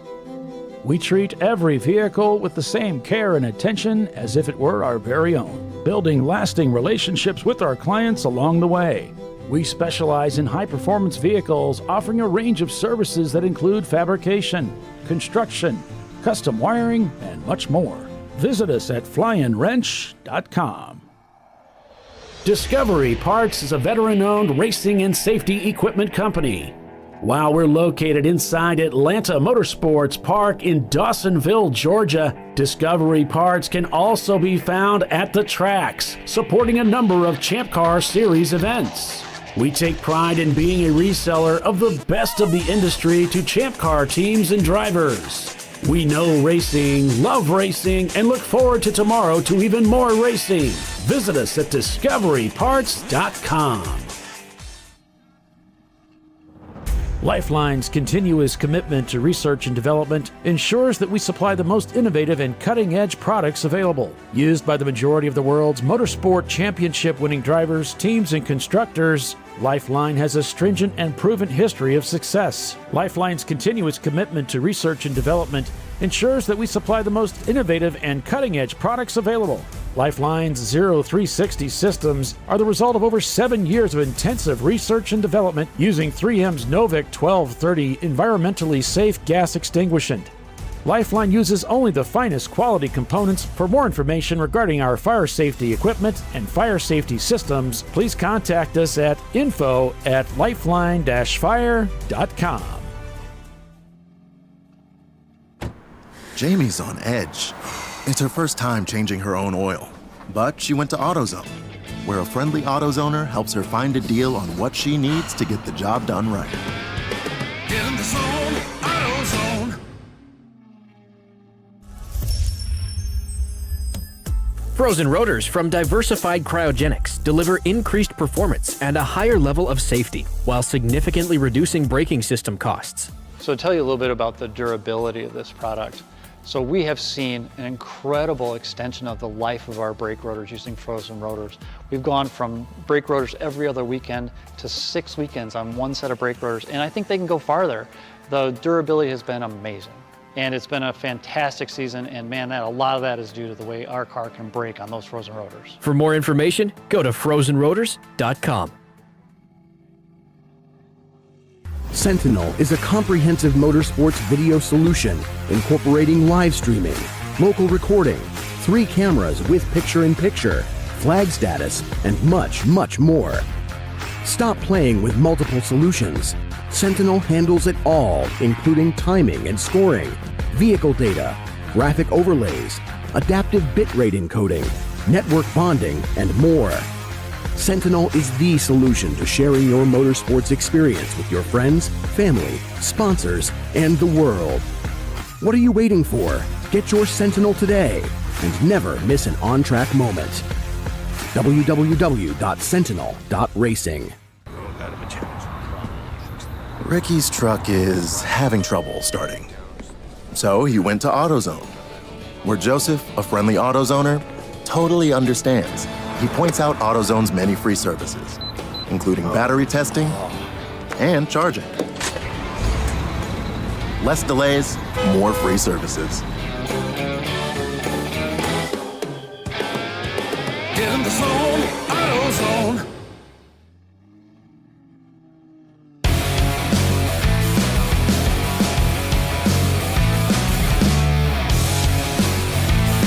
All right, welcome back to Champ Car Live, presented by AutoZone. We heard from Les a moment ago. It's all hands on deck on the Parts Badger car, and he said it looks like it's a wheel bearing issue that they're working on. So they are trying to get that car fixed and get it back out there to rejoin the race today. And yeah, those things happen, even to the best of them, doesn't it? Yeah, it happens, and as aggressively as you have to use the curbs, and we see Parts Badgers known for just hitting those curbs. Who's to say that it didn't weaken that point on the car? Yeah, you know, the thing about wheel bearings that's funny is you can take a hit and think that they're okay, but actually you've put a divot in the bearing in the race or something like that, so as you drive on it, then it erodes away, and it may not happen within 5 or 6 or 8 laps. It might even happen that day. But that's why anytime, if I have a car that's been hit, that does like a side-to-side hit with another car, or where that wheel gets hit hard, I suspect the bearing's probably damaged. You can lift it up, you can spin the wheel, and not find anything, not hear anything, but you may have something that's been compromised that may cost you a race at the next event. So it's always good to replace the wheel bearings, put them on a schedule. A lot of guys do. I had a list. I had a list of consumables. Wheel bearings got changed every year. So that's the 221 car right there. We talked about them just a little bit ago. Yep. That is the, of course, as I go to talk about them, I lose my place. Well, Les down there in the pits, bringing us all the pit road action.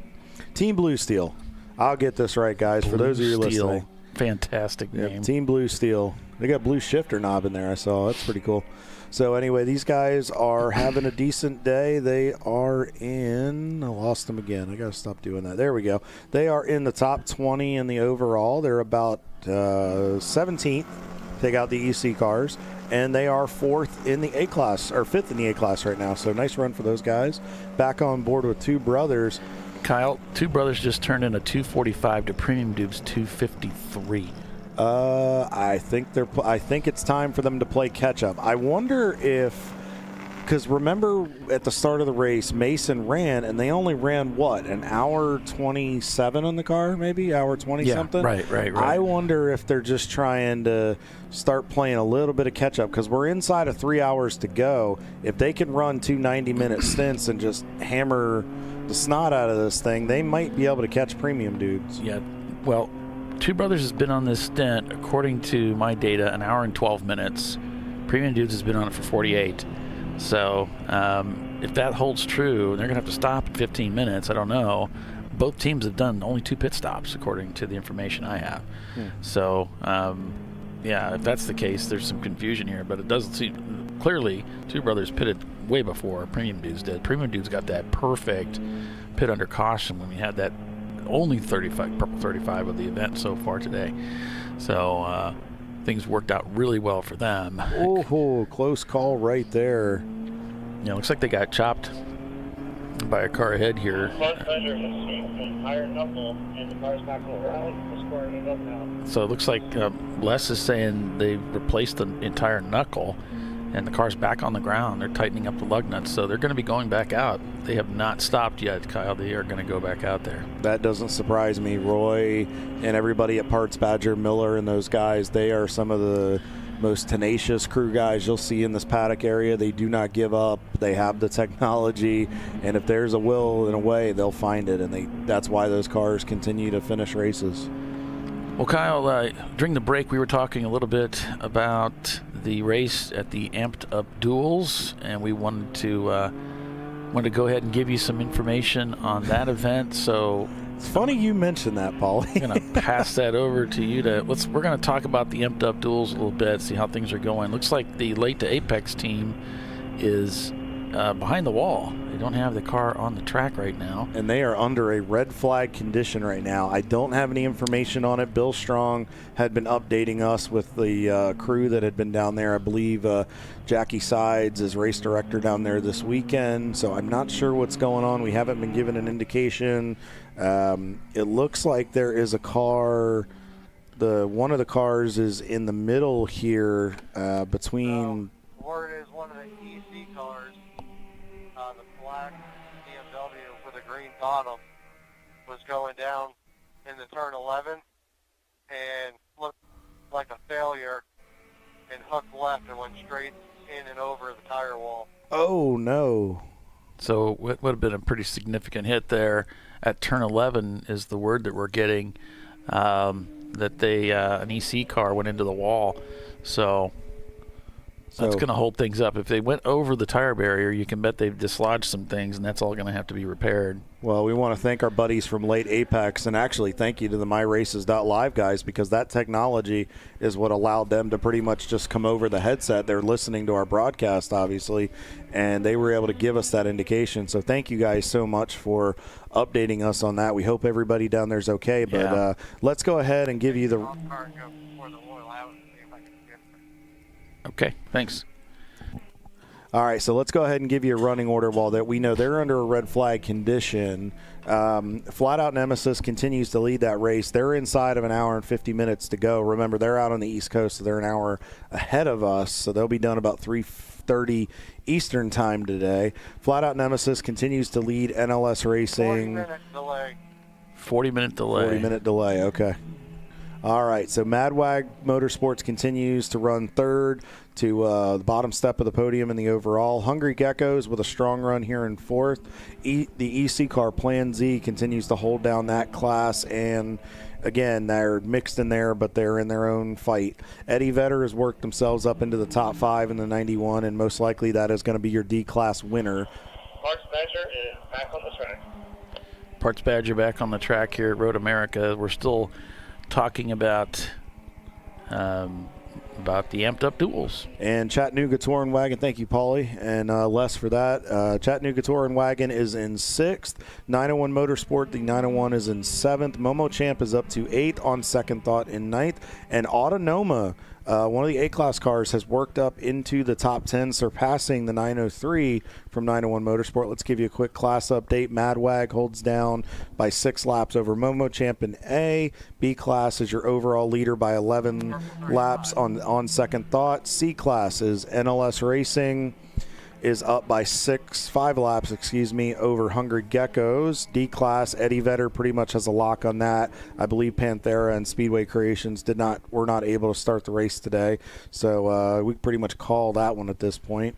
EC Plan Z continues to hold about a 10-lap lead over Out Motorsports. And to round out your F-Class, Edmondson Motorsports pretty soon here is going to pretty much lock down the F-Class victory for today. They are 71 laps up on M2R and then pretty far up on Flat Earth, who seem like they've had issues. So if you make sure you guys go to Red Mist, Race Monitor, Marching Ants. We don't have Marching Ants here. It's down at Dawsonville for the other race. Make sure you guys tune in there. We hope everybody's okay. Thank you to our buddies at Late Apex. Hopefully we'll look forward to seeing you guys at VIR and or Sebring. Yep, thanks for that, Kyle. Bringing the updates.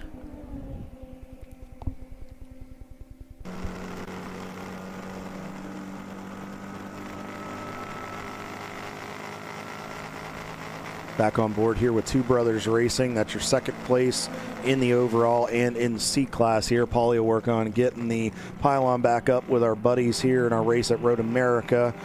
We just want to make sure we informed you guys of everything we could, and we knew down there in the amped up duels, because we know there's some viewership that were paying attention to that.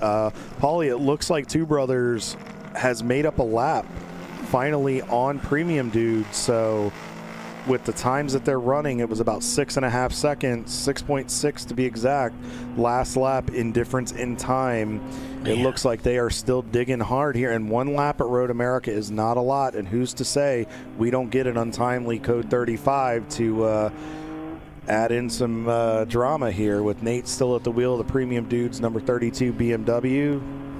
That I was going to say Supra. That Nissan Z is so fast. They just cut another 6 seconds just off the last lap alone. They are really moving that car around the racetrack. So, 40 for 2 hours and 45 minutes. That's not great. 48 spots on the day, 12 in class. Mind you, they had to start with the MOW in the back, MOV in the back. But the recovery that Mason made, the 16-year-old kid, even Kerry Steed of Premium Dude said the kid is a wheel man. The fact that he did what he did in that opening stint really got Premium Dude's attention. And Milan Plus, great run for those guys. Unfortunately, Storm Surge has not had the day that they've wanted. Maybe we should go ahead and give these guys an update on the classes here as well. Okay. You want to do that, Paul, or you want me to handle that? Well, I'll let you. I'll do the flips. All right, so you let me know when you're ready. So let's get our top 10 real quick here in the overall. So Premium Dudes continues to lead over Two Brothers. Again, remember, these are your two defending winners, and Two Brothers is now going for 3 in a row. They won Sunday and last year. Premium Dudes won the Saturday race, and then Two Brothers won yesterday, and they're going for 3 in a row here at Road America. So they lead the top 2, and that's your C-Class top 2. Milan Plus 2 has locked down the B-Class pretty good by about 4 laps over Storm Surge Racing.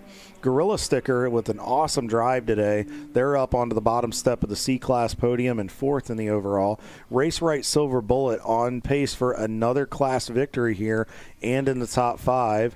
Mini JCW team has worked up and has about a 2-lap lead over Open Throttle and My Races, and a 3-lap lead over My Races Live in the EC class. And then in 6th position is Race RX, the Kruger Tuned Racing, and the Boxster.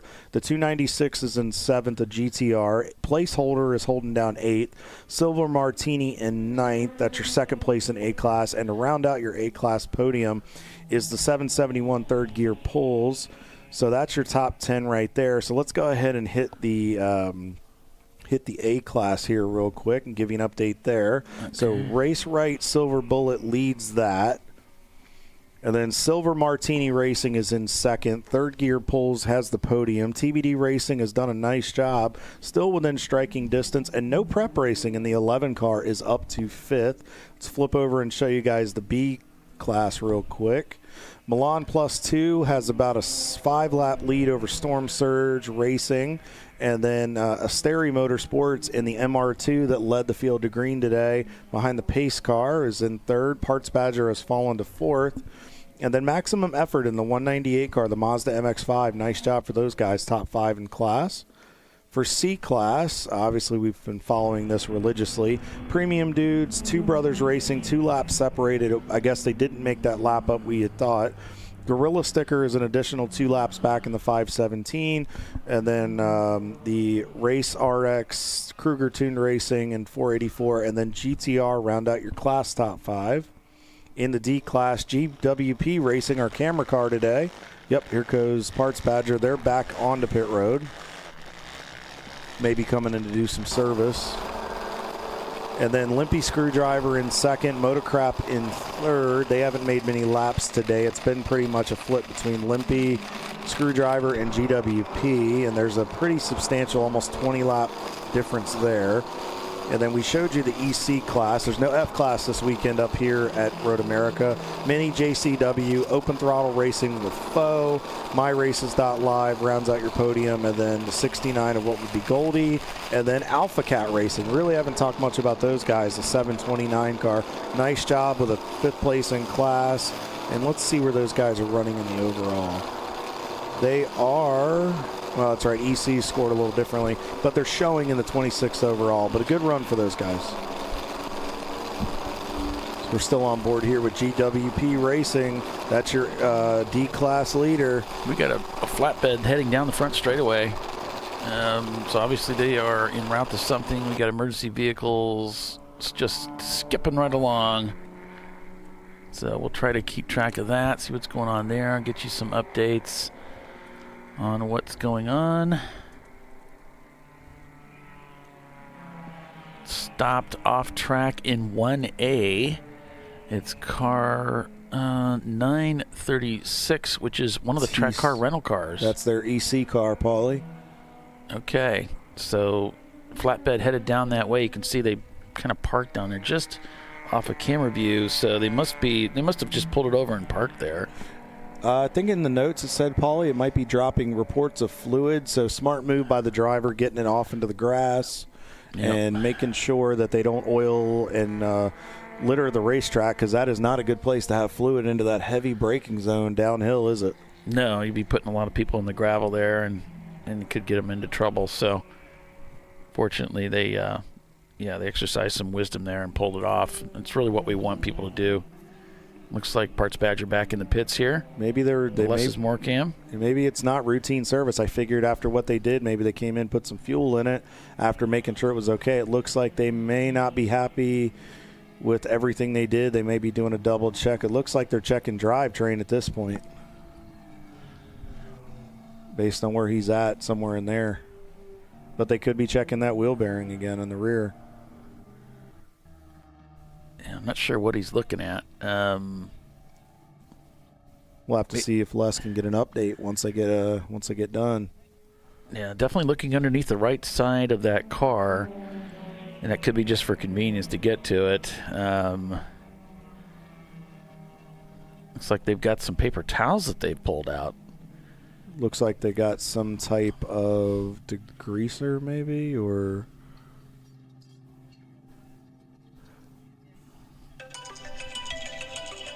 I wonder if something is, you've got mail. So Paulie's going to take care of some business here as Les gets us a shot. So, and Les is upside down. He's trying to get us a view here. So, the Less is More gyro cam, it looks like they're working on something. I wonder, folks, if the car's okay, I'm going to take a shot at this. I may be totally wrong. I wonder if the car is hung in gear.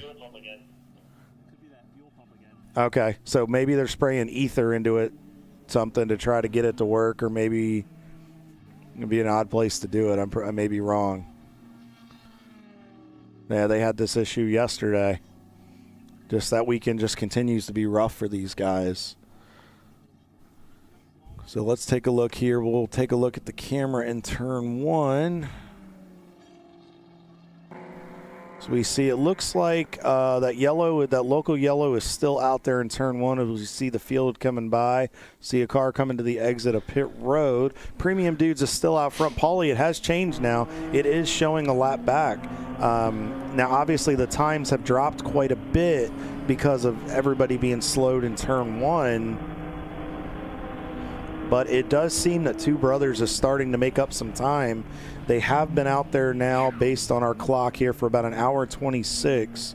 Looks like there's about 24 minutes separation in pit stops between our two leaders there, so we'll have to keep an eye on that and see.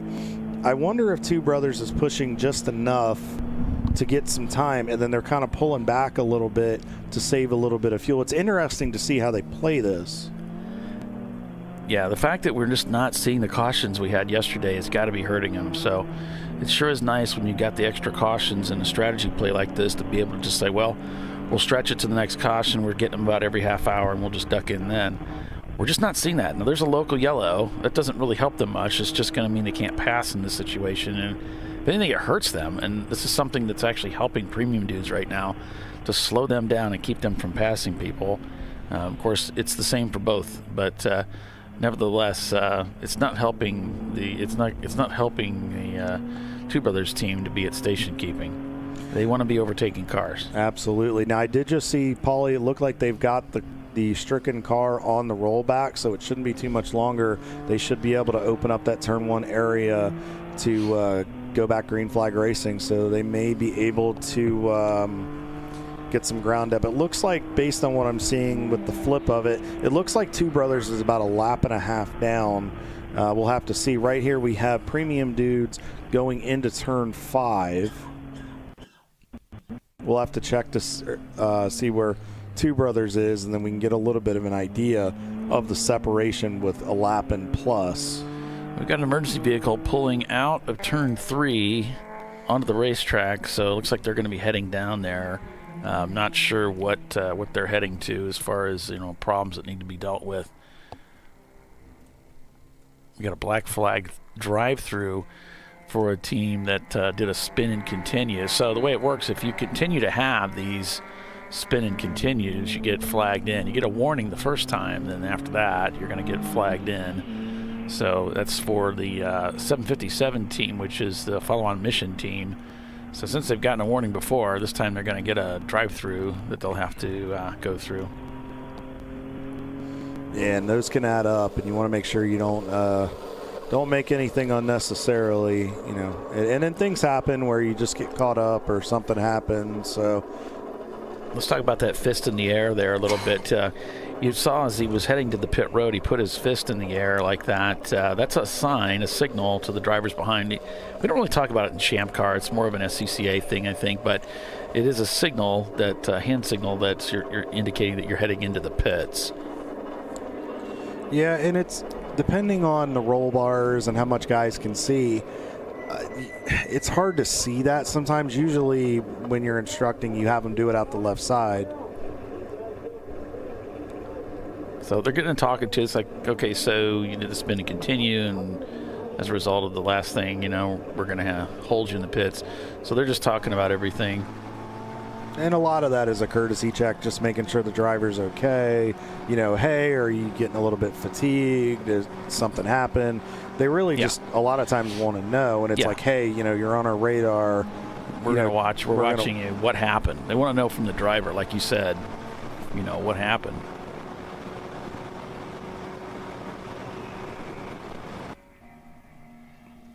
See one of the Section 8 Mustangs. They're still raising money for breast cancer, October Breast Cancer Awareness Month. They're trying to raise money for the Susan G. Komen Foundation.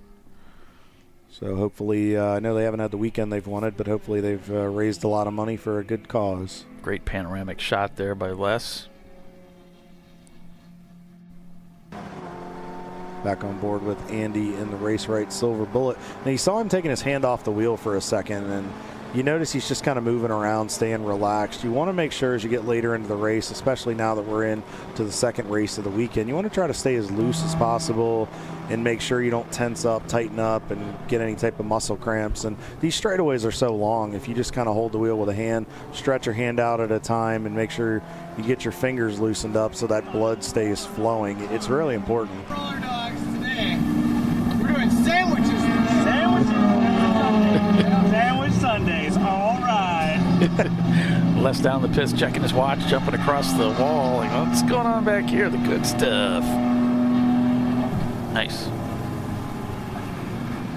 Les is like it's lunchtime for me. He's very much well so earned his lunch.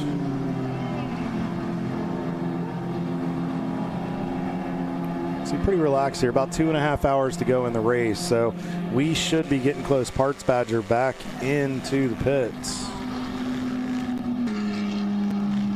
I wonder if they don't like what they're feeling.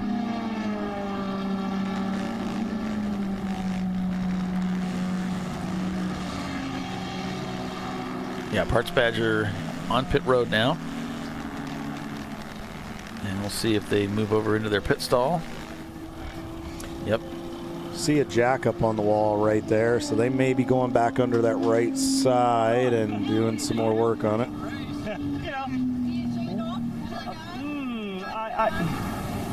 Hold on, guys. Gotta do a thing. Hold on, guys. Gotta take a quick break here.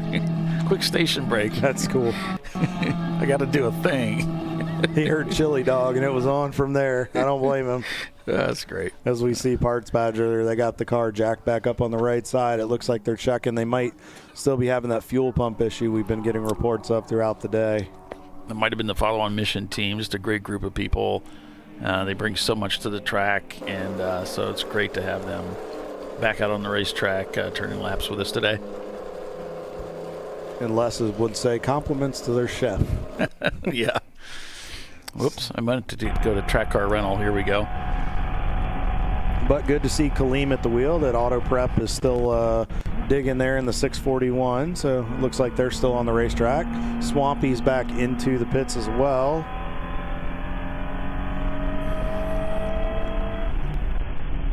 So just to give you guys a heads up, they are still under a red flag down at AMP, calculating about an hour and a half to go in that race. They're set to end at 3:30 Eastern time. Remember, we're out here at Road America. We're an hour behind on Central time at this point. So we'll keep you posted on that. Flat Out Nemesis still out front of NLS and Racing and Madwag Motorsports. And we'll update you more after we pay more bills. All right, now we're supposed to be a commercial. Thank you, Doc. You're watching ChampCar.Live presented by AutoZone. We will be right back with the TireRack.com Champ Car Endurance Series, folks. Hang with us.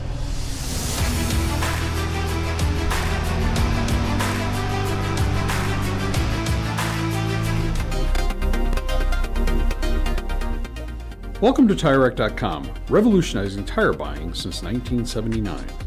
With our unmatched selection of branded products, finding what fits your vehicle and is right for you and how and where you drive has never been easier. Through helpful online shopping tools that include our professional hands-on reviews done at the introduction of a tire and consumer reviews that give real-world feedback over the life of the tire, you can make the right tire choice and find exactly what you need. And if you prefer to talk to someone, our tire testers, our sales team, are available on the phone. And that's how we get you the right tire for you and your vehicle for where and how you drive. Dave's twitch is back. That's because his wipers need replacing. But he went to AutoZone, where a friendly AutoZoner guides him to the right wipers and makes sure everything is working smoothly. Get in the zone, AutoZone. Since 1994, Flying Wrench has been a family-owned business renowned for exceptional European car repair and maintenance. We treat every vehicle with the same care and attention as if it were our very own, building lasting relationships with our clients along the way.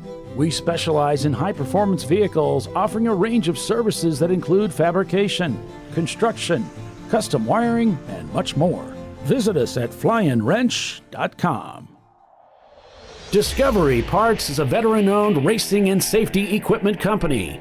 While we're located inside Atlanta Motorsports Park in Dawsonville, Georgia, Discovery Parts can also be found at the tracks, supporting a number of Champ Car Series events. We take pride in being a reseller of the best of the industry to Champ Car teams and drivers. We know racing, love racing, and look forward to tomorrow to even more racing. Visit us at discoveryparts.com.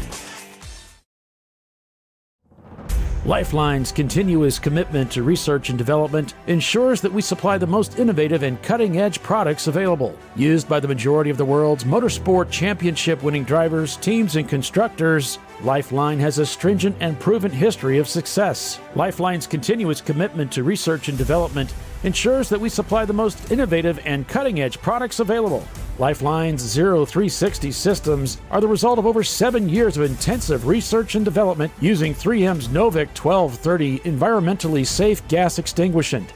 Lifeline uses only the finest quality components. For more information regarding our fire safety equipment and fire safety systems, please contact us at info@lifeline-fire.com. Jamie's on edge. It's her first time changing her own oil, but she went to AutoZone, where a friendly AutoZoner helps her find a deal on what she needs to get the job done right. Get in the zone, AutoZone. Frozen rotors from Diversified Cryogenics deliver increased performance and a higher level of safety, while significantly reducing braking system costs. So to tell you a little bit about the durability of this product. So we have seen an incredible extension of the life of our brake rotors using frozen rotors. We've gone from brake rotors every other weekend to 6 weekends on one set of brake rotors, and I think they can go farther. The durability has been amazing, and it's been a fantastic season, and man, a lot of that is due to the way our car can brake on those frozen rotors. For more information, go to frozenrotors.com. Sentinel is a comprehensive motorsports video solution incorporating live streaming, local recording, 3 cameras with picture-in-picture, flag status, and much, much more. Stop playing with multiple solutions. Sentinel handles it all, including timing and scoring, vehicle data, graphic overlays, adaptive bitrate encoding, network bonding, and more. Sentinel is the solution to sharing your motorsports experience with your friends, family, sponsors, and the world. What are you waiting for? Get your Sentinel today and never miss an on-track moment. www.sentinel.racing. Ricky's truck is having trouble starting. So he went to AutoZone, where Joseph, a friendly AutoZoner, totally understands. He points out AutoZone's many free services, including battery testing and charging. Less delays, more free services. Get in the zone, AutoZone.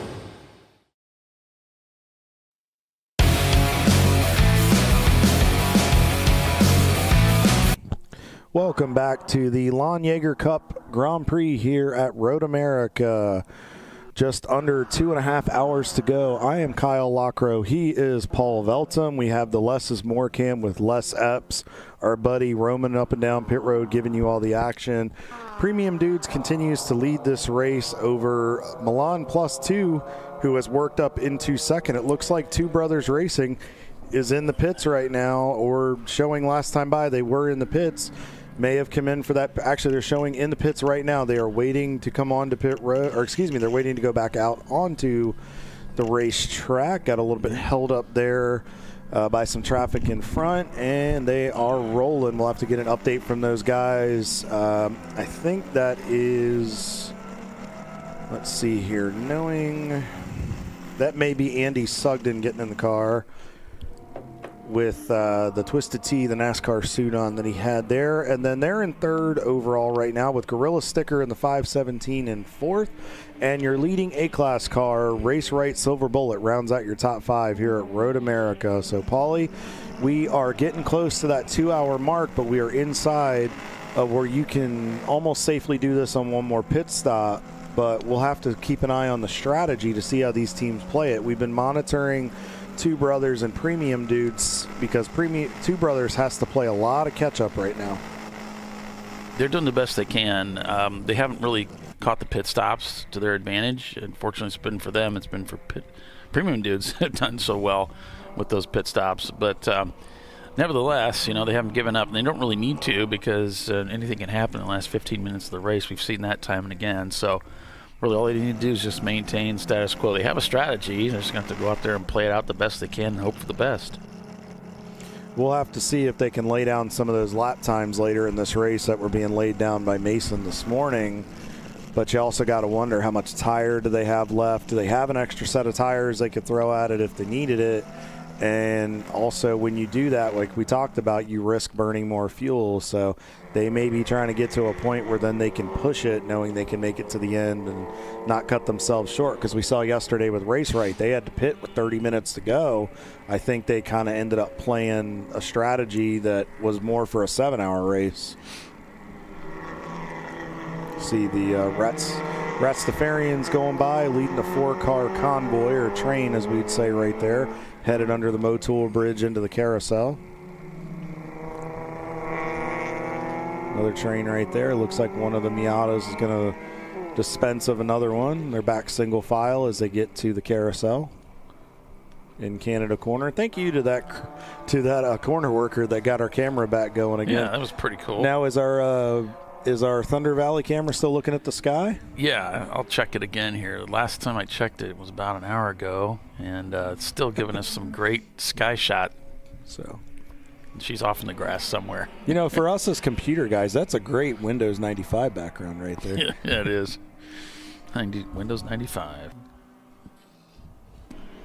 So we see the cars headed into Mitchell Bend toward turn 14. You just saw one of the open throttle cars that was Goldie Green that just went by. Check in with Track Car Rental. Whoa. Getting a little sideways there. Hung on to it. Trying to work past the race right Miata. Going to do it the long way around here. Yeah, looks like the 21 is going to hold the inside lines, but I don't think Track Car has quite the guts to take it around the outside. So just line them up here.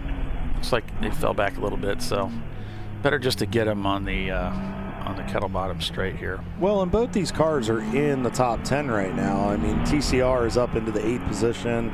Race Right realistically is in the top 5. I mean, yes, you want to get by, like right here.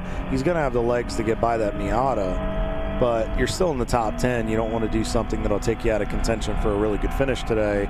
Plus, TCR is only a couple spots out of podium position, and Race Right doesn't need to do anything because they're leading right now over third gear pulls by about a lap. Through Thunder Valley there, headed up the hill. Turn 13 up to 14 here. Using up some curb right there. Touch of the curb there coming out. Headed to Mitchell Bend to turn 14. Eyes that curb, and I like how they back to the gas before he even gets to the apex. And really string, get as much out of that straightaway run as you can as he heads up the hill. Interesting, Nate's car is at 100 miles an hour when he gets to the bridge, and they're just getting to 100 miles an hour now.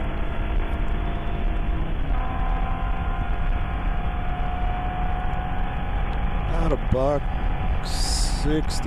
17 before they really get on the brakes for turn 1. And you don't scrub off much speed there, Paulie. Down to about 76 miles an hour, rolls the center of the corner, and before you know it, he's already back on the power. Yeah, it's great to see those mile an hours just as a guide, give you an idea of how fast they're going. I'm not sure how accurate that is to the wheel speed, but I don't know how they have that set up in there. But it's kind of cool to see that feature. Paulie, want to give a call to 45th Parallel Racing. They started out really, really strong today. Not the day they had wanted. They were running up in the top 3, but a nice recovery right now. They're in 6th in C class right now. They've worked them. Big little bit of a slip there.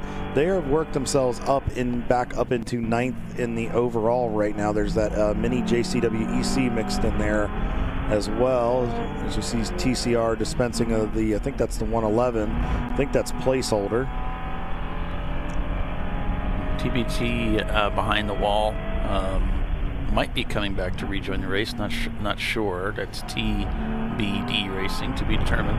Yeah, they've kind of had a little bit of an up and down weekend. And then the 99 cars on pit road, they've been on and off pit road throughout the weekend. That's the Steam Chicken Racing guys, the 1995 Acura Integra.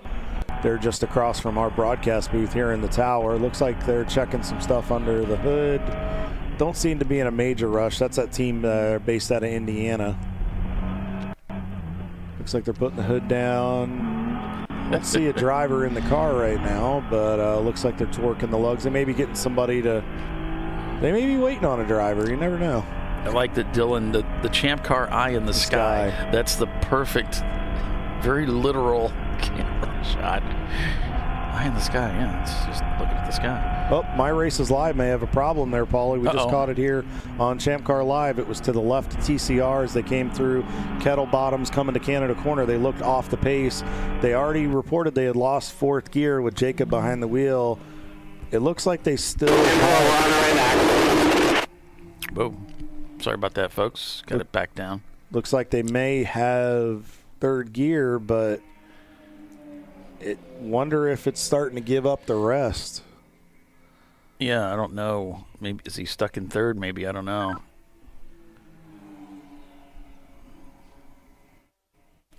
It's like I would imagine hearing them key in the mic quite a bit. Probably be bringing it in this time. As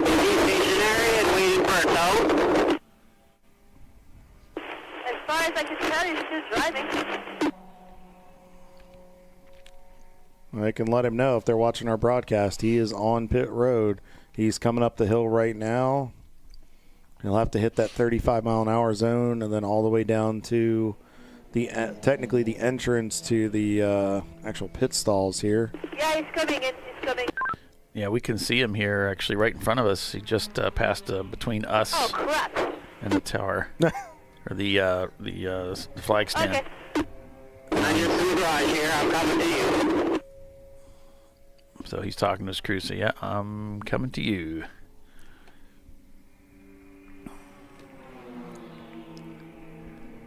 So we'll take another look at Parts Badger, see what's going on. They're back in the pits, it looks like. The Parts Badger Miata, it's just not working. They're up on jack stands right now, Paulie. They've got the whole car up on jack stands. So I think they're trying to. They may be having to go get some parts. This is local for them. I don't know how far away they are. They might just be scrounging some stuff out of the trailers and whatnot. Yeah, but, driver's still in the car. So with the driver still in the car and a car on the other side of the wall here, it would look as though they're planning on getting this fixed quickly and getting him out there. But if it's going to take any more than 30 minutes, you got to take it behind the wall, and then the driver could hop out, of course, too, if it's going to take a while. Yeah, there's the message coming from. My race is live. Says they think they lost their gear also. My Race has lost another gear, and Parts Badger announcing here that damaged axle seals from the hub failure. So it looks like they may be replacing those. Yeah, it's just one thing's led to another here as they're peeling back the onion. And that's the trouble they've run into. Car way 284 off. car right there was way off. I think that's engineering department 13B that just went for a wild ride there into 5. Yeah, got themselves a little bit of agricultural work as we go also into the pits with the Less is More cam from Les Epps, bringing us all the pit road happenings. He's at the MyRaces.Live Honda. Now, I will tell you, if they have lost, we thought we heard them say 5th gear. You're not going to ride around here in 3rd gear as fast as this place is, so they're going to have to probably go to work in that gearbox and see if they can get 5th gear back, because that's, 4th gear, again, they figured out a way to make it work, but if you lost 5th gear, then you pretty much would have to ride around slow, and that could put you in a very dangerous position. Yeah, that's not going to do anybody any good. And it wouldn't be any fun either. Not at all. Paulie, want to give a quick update while we're checking out the guys going through Kettle Bottoms. They are back under caution in AMP. About an hour and 12 minutes to go on everything based on what I'm seeing. I think they're behind the pace car getting everybody racked up, and then they should be going back green here very shortly. Flat Out Nemesis still leads over NLS by about 4 laps, and we'll give another update here in a little bit. But meanwhile, we're back on board with Follow On Mission. Oh, that's right. I forgot that car is a 6-speed Honda Civic. So now they're looking at shifting from 3rd to 6th. That's going to be a tall order because you got to pull back and go over. And then you got to go, when you're downshifting, you got to go up and then remember to hit the center. Looks like My Race Live is going to go from 3rd. My Race Live is going to go from 3rd. This is what I'm saying. Okay. I think my battery on my walkie's starting to die.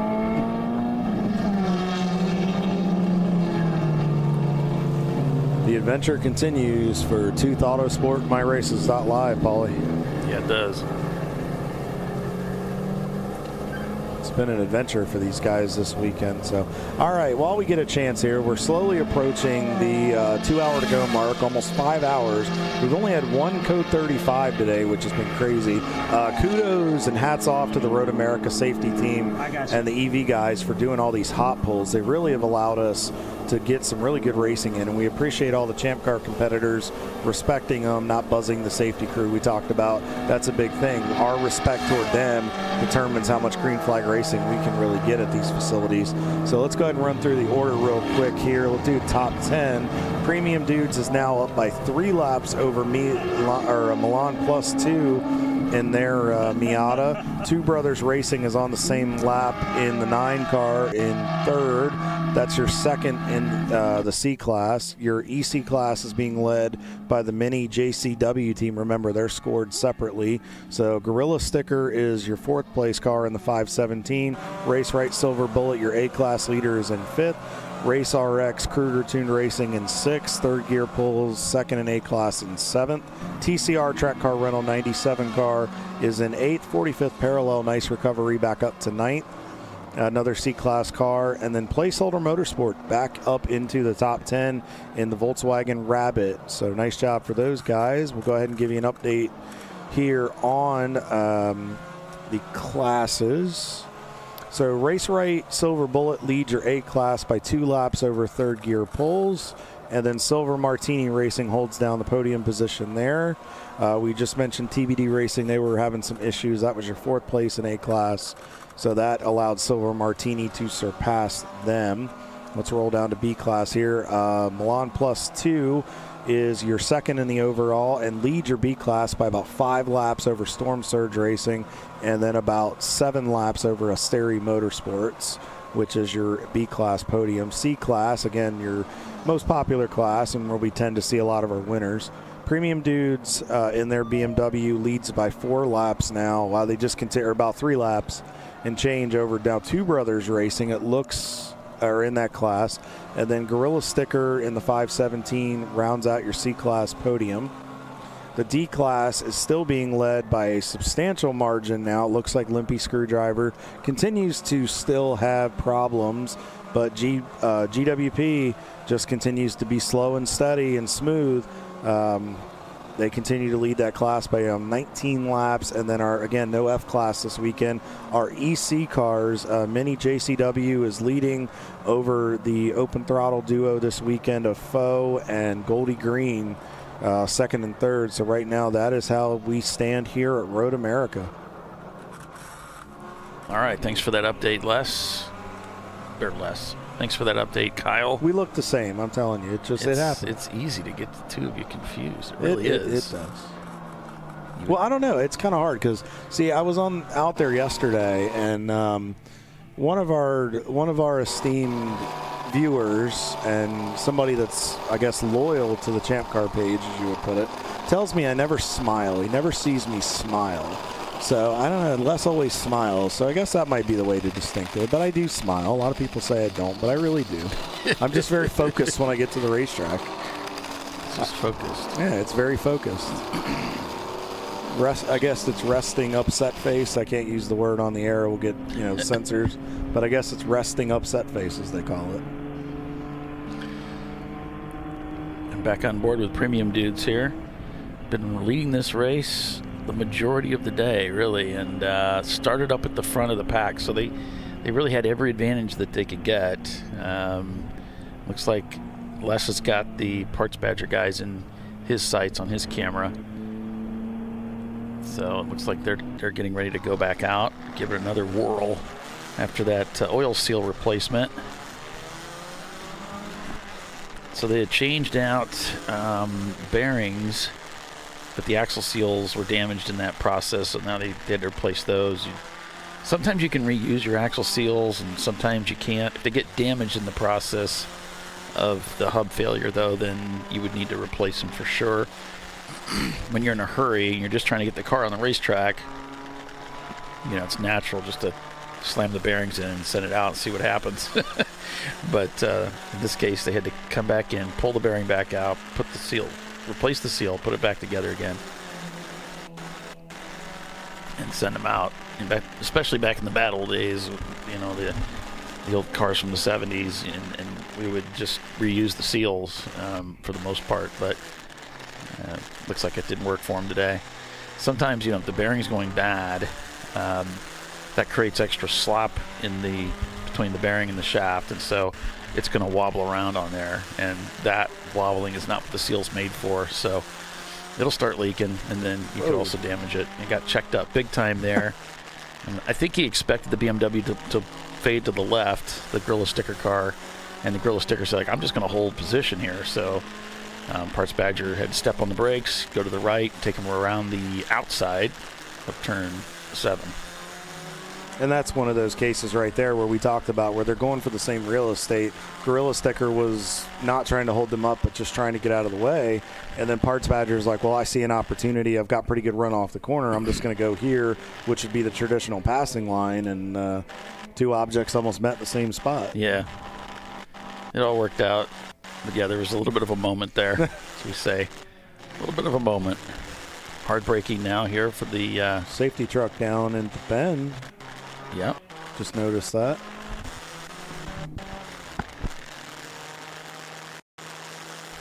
So as we ride on board with Parts Badger here, as we come through Kettle Bottoms and head toward Canada Corner. Looks like we got an attention being issued on the race control logs for oil down.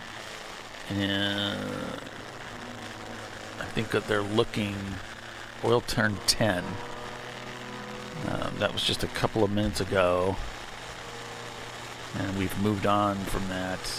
I guess car 121 has suffered engine failure. Paulie, I don't think Parts Badger's got it cured.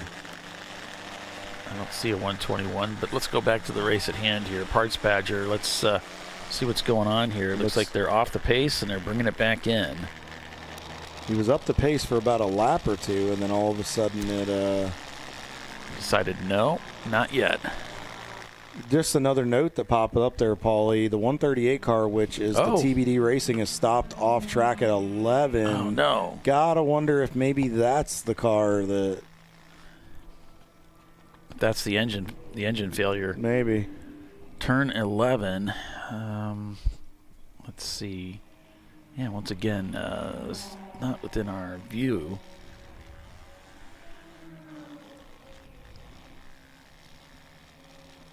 I don't see anything here or there, but as you mentioned, we certainly had a moment there. We could see there was some emergency vehicle heading down this way, this part of the track, the lower end of the track, called Kettle Bottoms, which takes you to Canada Corner, and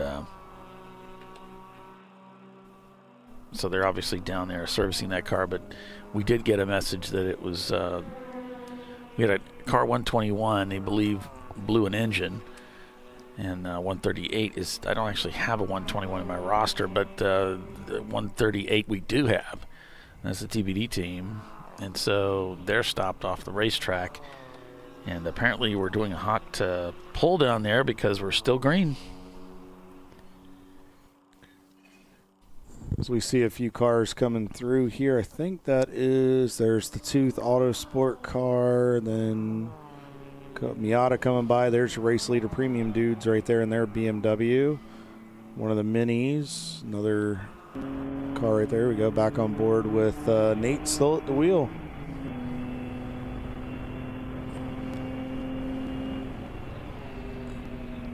They have put a bit of a gap on Two Brothers, so it's now up to 3 laps. So, and with the lack, like you said, Paulie, with the lack of code 35s and yellows we've had today, we're getting down to it being a pretty tall order for these guys to get up there and give premium dudes a fight.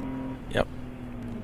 So with that, we'll take another quick break and be back in just a few minutes. So stay with us. You're watching Champ Car Live. Plenty of racing action left in another 2 hours of competition here at Road America. We'll be right back.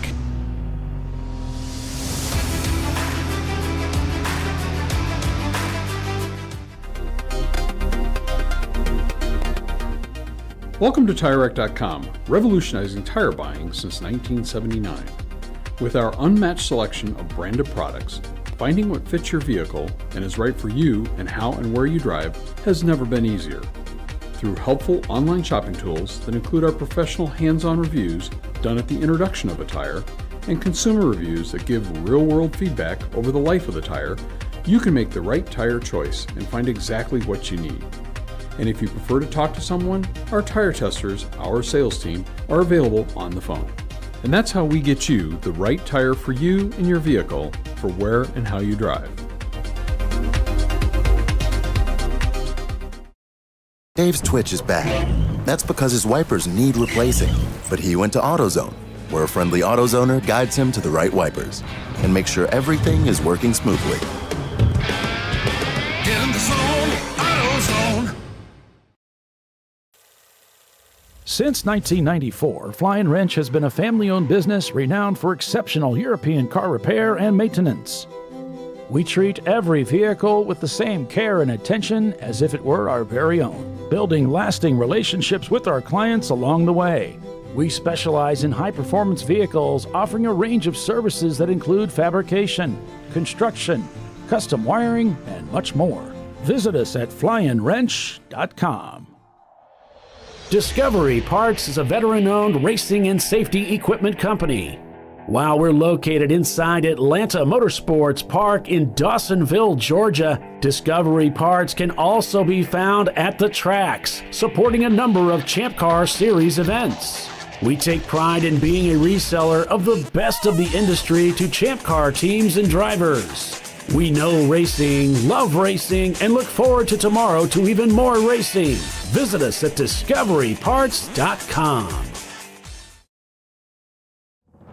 Lifeline's continuous commitment to research and development ensures that we supply the most innovative and cutting-edge products available. Used by the majority of the world's motorsport championship-winning drivers, teams, and constructors, Lifeline has a stringent and proven history of success. Lifeline's continuous commitment to research and development ensures that we supply the most innovative and cutting-edge products available. Lifeline's 0360 systems are the result of over 7 years of intensive research and development using 3M's Novik 1230 environmentally safe gas extinguishant. Lifeline uses only the finest quality components. For more information regarding our fire safety equipment and fire safety systems, please contact us at info@lifeline-fire.com. Jamie's on edge.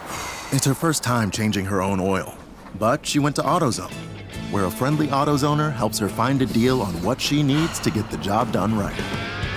Get in the zone, AutoZone. Frozen rotors from Diversified Cryogenics deliver increased performance and a higher level of safety, while significantly reducing braking system costs. So to tell you a little bit about the durability of this product.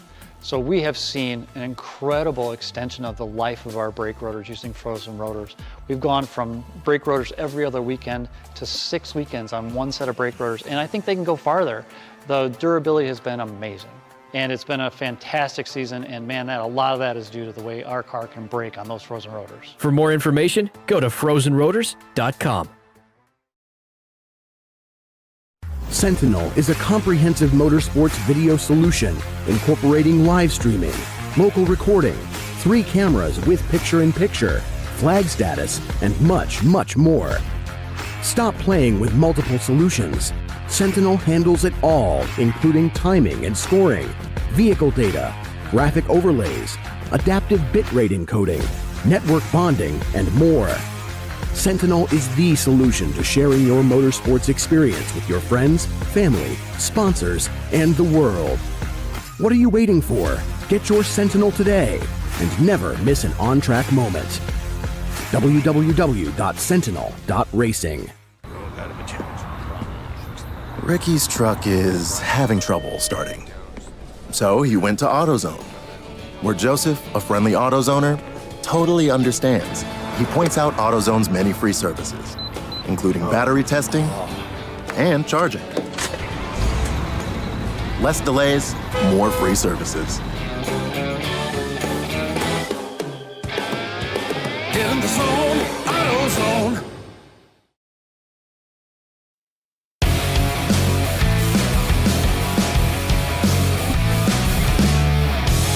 Okay, welcome back everybody. ChampCar.Live. Premium Dudes leads this race over Two Brothers by 3 laps now. It might be more like 2.5. Then we got Race Right, Gorilla Sticker, right there in the hunt in 4th place. And we got Milan Plus 2, Race RX, and Third Gear Pulls, Track Car Rental, and 45th Parallel, top 10. So Parts Badger back into the pits. Now they got the left side of the car jacked up, Kyle, and they're working on it now from the left side. Yeah, from what I can see from our broadcast booth here, Paulie, they're up underneath the left side of the car, and I see a gentleman with a fire bottle, and this might be this a little different car. Yeah. Oh, that's GWP Racing. That is our D. I think that should be our D class leader. They are 18th in the overall. They're on pit road right now. Their best lap of the day is a 2:55.3. These guys have put on a heck of a show today.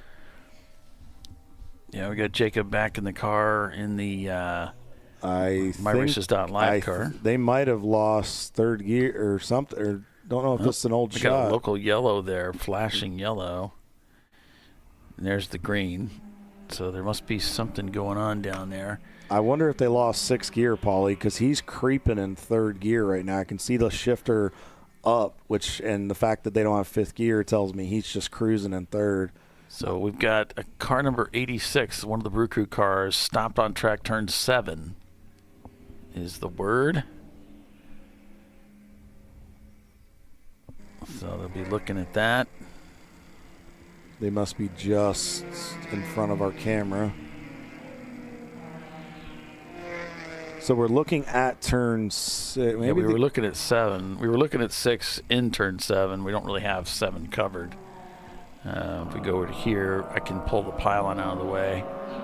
We can take a look and see if we see anything. I'm not seeing anything. I wonder if they got the car going again, or maybe with that cutout there, they might have backed into the cutout. If they had reverse in the car, it might have been something that they did. And you can really see the guys when they come up out of 7, you really just kind of let the car cross the track and head back to the right side for that left-hander into 8. Actually, they have Brew Crew on the hook already. Great job by they need to keep tension. Whoever the driver is in that 86 needs to keep tension in that tow rope. He keeps releasing his foot off the brake. So we're on pit road with the Brew Crew car out of the way now. And again, with Jacob, where is he? Is he on the... he is coming into the pits there. He's in that 35-mile-an-hour zone because that's a standard here at Road America. Once you hit pit road, it's just so long, it's 35. And then when you get up here to do the check-in, because that's Jimmy. I was going to the garage last time, but I'm definitely going to the garage now. Thank you. Before I said I'm going to the garage, forget that. This time, I'm definitely going. I promise. So they're going to have to go back to the garage with that Honda, see if they can get it fixed to get back out there. Mechanical woes for the Tooth Autosport team, MyRaces.Live. It's a bummer. Hope they get it back out there. Have some fun with us. Back on board with Race Right here. Andy still at the wheel. They are in 3rd in the overall right now, so bottom step of the overall podium, and they are continuing to lead the A-Class by a lap over 3rd gear pulls. So these guys still have some work ahead of them with an hour 53 to go, because that is not a very comfortable margin to just sit back and relax. You still have to push it, but at the same time, just be smooth, keep all 4 wheels on the pavement, keep the car out of trouble, which these guys know how to do, and I think they may be on pace for a good finish today. So just to let you folks know about Amped Up Duels, they are back to green. They've been racing for a little while now under green, so that red was taken care of, and they're back out there having some fun today. Should be getting near the end of their race, though. They are about 51 minutes to go, Paulie, and that's, again, on the timing and scoring. It's not official timing. Flat Out Nemesis continues to lead over NLS by about, they've increased it to now 8 laps. Eddie Vedder is up into 3rd in the overall, and that's pretty much going to be, we can go ahead and call that. That's your D-Class winner on the day. NLS is in 2nd overall. That's your C-Class leader. Madwag is in the pits, maybe for their final stop of the day. They're in 4th over Chattanooga Touring Wagon, and now Mad Wag's back out on the racetrack, so probably just their last stop of the day. Chattanooga Touring Wagon in 5th, On Second Thought in 6th, 901 Motorsport the 901 in 7th, Hungry Geckos 8th, Momo Champ 9th, and 901 with the 903 sister entry in 10th. Plan Z still leads your EC class at that point. We'll quickly roll over this. Flat Out Nemesis is your B class leader and overall. A class Mad Wag Motorsports is your leader. C class being led by NLS. And the D class, again, Eddie Vedder's pretty much got it locked up. EC's Plan Z, and your F class is Edmondson Motorsports. We could pretty much call that one, Paulie. They pretty much will have a lock on that one. So, and we'll start getting down to a point where you can pretty much start calling a couple of these as we get closer. But make sure you guys pull up Red Mist, .racing, Race Monitor, and then you can pull up Marching Ants and follow the AMP action alongside what we got going on here, as we were just on board with Late Apex, and you can see what they got going on as well. Yep, back to Road America here with Cab C at the wheel in the TPWF's racing machine. And looks like they've had 4 pit stops today. Last stop was at 66 laps ago. And they're in position 4 in class, 16th overall. I did get a confirmation that Andy Sugden is in the car for Two Brothers. So that is who has the Twisted Tea suit there. So, Paulie, you're getting ready to say something? Nope. Let's. We got a guest, another very important guest in the studio. Mr. Ray Frank, welcome back to the broadcast, sir. Howdy, folks. Howdy, folks. How are we doing today? One of our board members as well. We are doing great. We're at the racetrack this weekend. We're having fun, putting down laps, having a good time, living the dream over here. And what a racetrack this is. This is a very big late 8 facility. It is, well, I don't want to be saying a big boy track, what I say, big boy, big girl track. Yeah. Because it's not for the faint of heart. No. Yeah. This thing is something. We've had a whale of a race, though. I mean, it's been... I know our leader is up a little bit, but it was a strategy thing, and those guys, they pull off some strategy sometime. They hit that yellow pit stop. Yeah, that's code 35. Yeah, we've only had one so far the whole race, and they nailed it. Yep, that's a thing. That's how you and get I see it done. the race right car coming in. Yep, coming in for some service. So it looks like Andy will relinquish it, and Dale's probably going to take it to the finish with an hour 49 and change to go. This may be their last stop of the day, so they're going to want to make sure they get this thing full. I know they did have some fueling issues yesterday. That would probably explain why they had to come in with 30 minutes to go. We were baffled when we saw that, and they were doing a pit stop, but I wonder if they were having a pickup issue. Yeah, they were actually not pickup. It wouldn't fill all the way. They had something blocking the, I guess the discriminator or something. Something was off. I know they went to the fuel cell last night to try to fix it, but I don't think they got it full, was what happened. And anyway, a good team from Texas coming up here. Yeah, and they're fast drivers, but very consistent. We talked about that quite a bit. You've had the chance to race against them as well. They always take care of the equipment. They don't do anything foolish on track.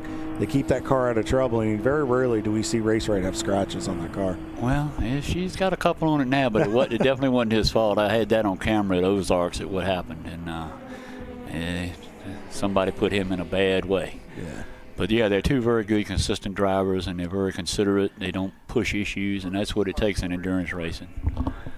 So what do you think about this, the fact with this place, and we were talking about the schedule a little bit. What are you looking most forward to going into 2026, Ray?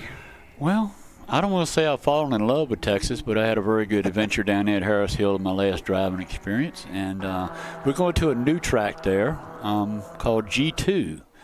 And it's owned by Lou Gigalotti. I think I'm pronouncing that right. He's an old Trans Am racer, very successful back in the day. And he's 70-some years old. He can still wheel one because, he had a very bad accident here at a practice incident. He drives Corvettes. They're very fast, and he was coming down through the kink, and a guy in a Porsche decided he was going to warm his tires up during practice, and he turned left right into him as he's coming by about 100 and whatever those things run, and It put him driver's side into the wall, and he's very lucky he survived. He was hurt pretty good, but I'll tell you, it's incredible how well he's gotten, in a short amount of time. He's a tough one. And I'm going to enjoy going to that track. It's going to be difficult. It's not an easy button. And you very seldom see road courses with a bank corner, and this thing's got a bank corner in it. It's got a couple of very long straightaways and some sharp coming off of them, so you're going to have some skills in slowing down. Brand new facility. He did not spare any money. It's a beautiful place.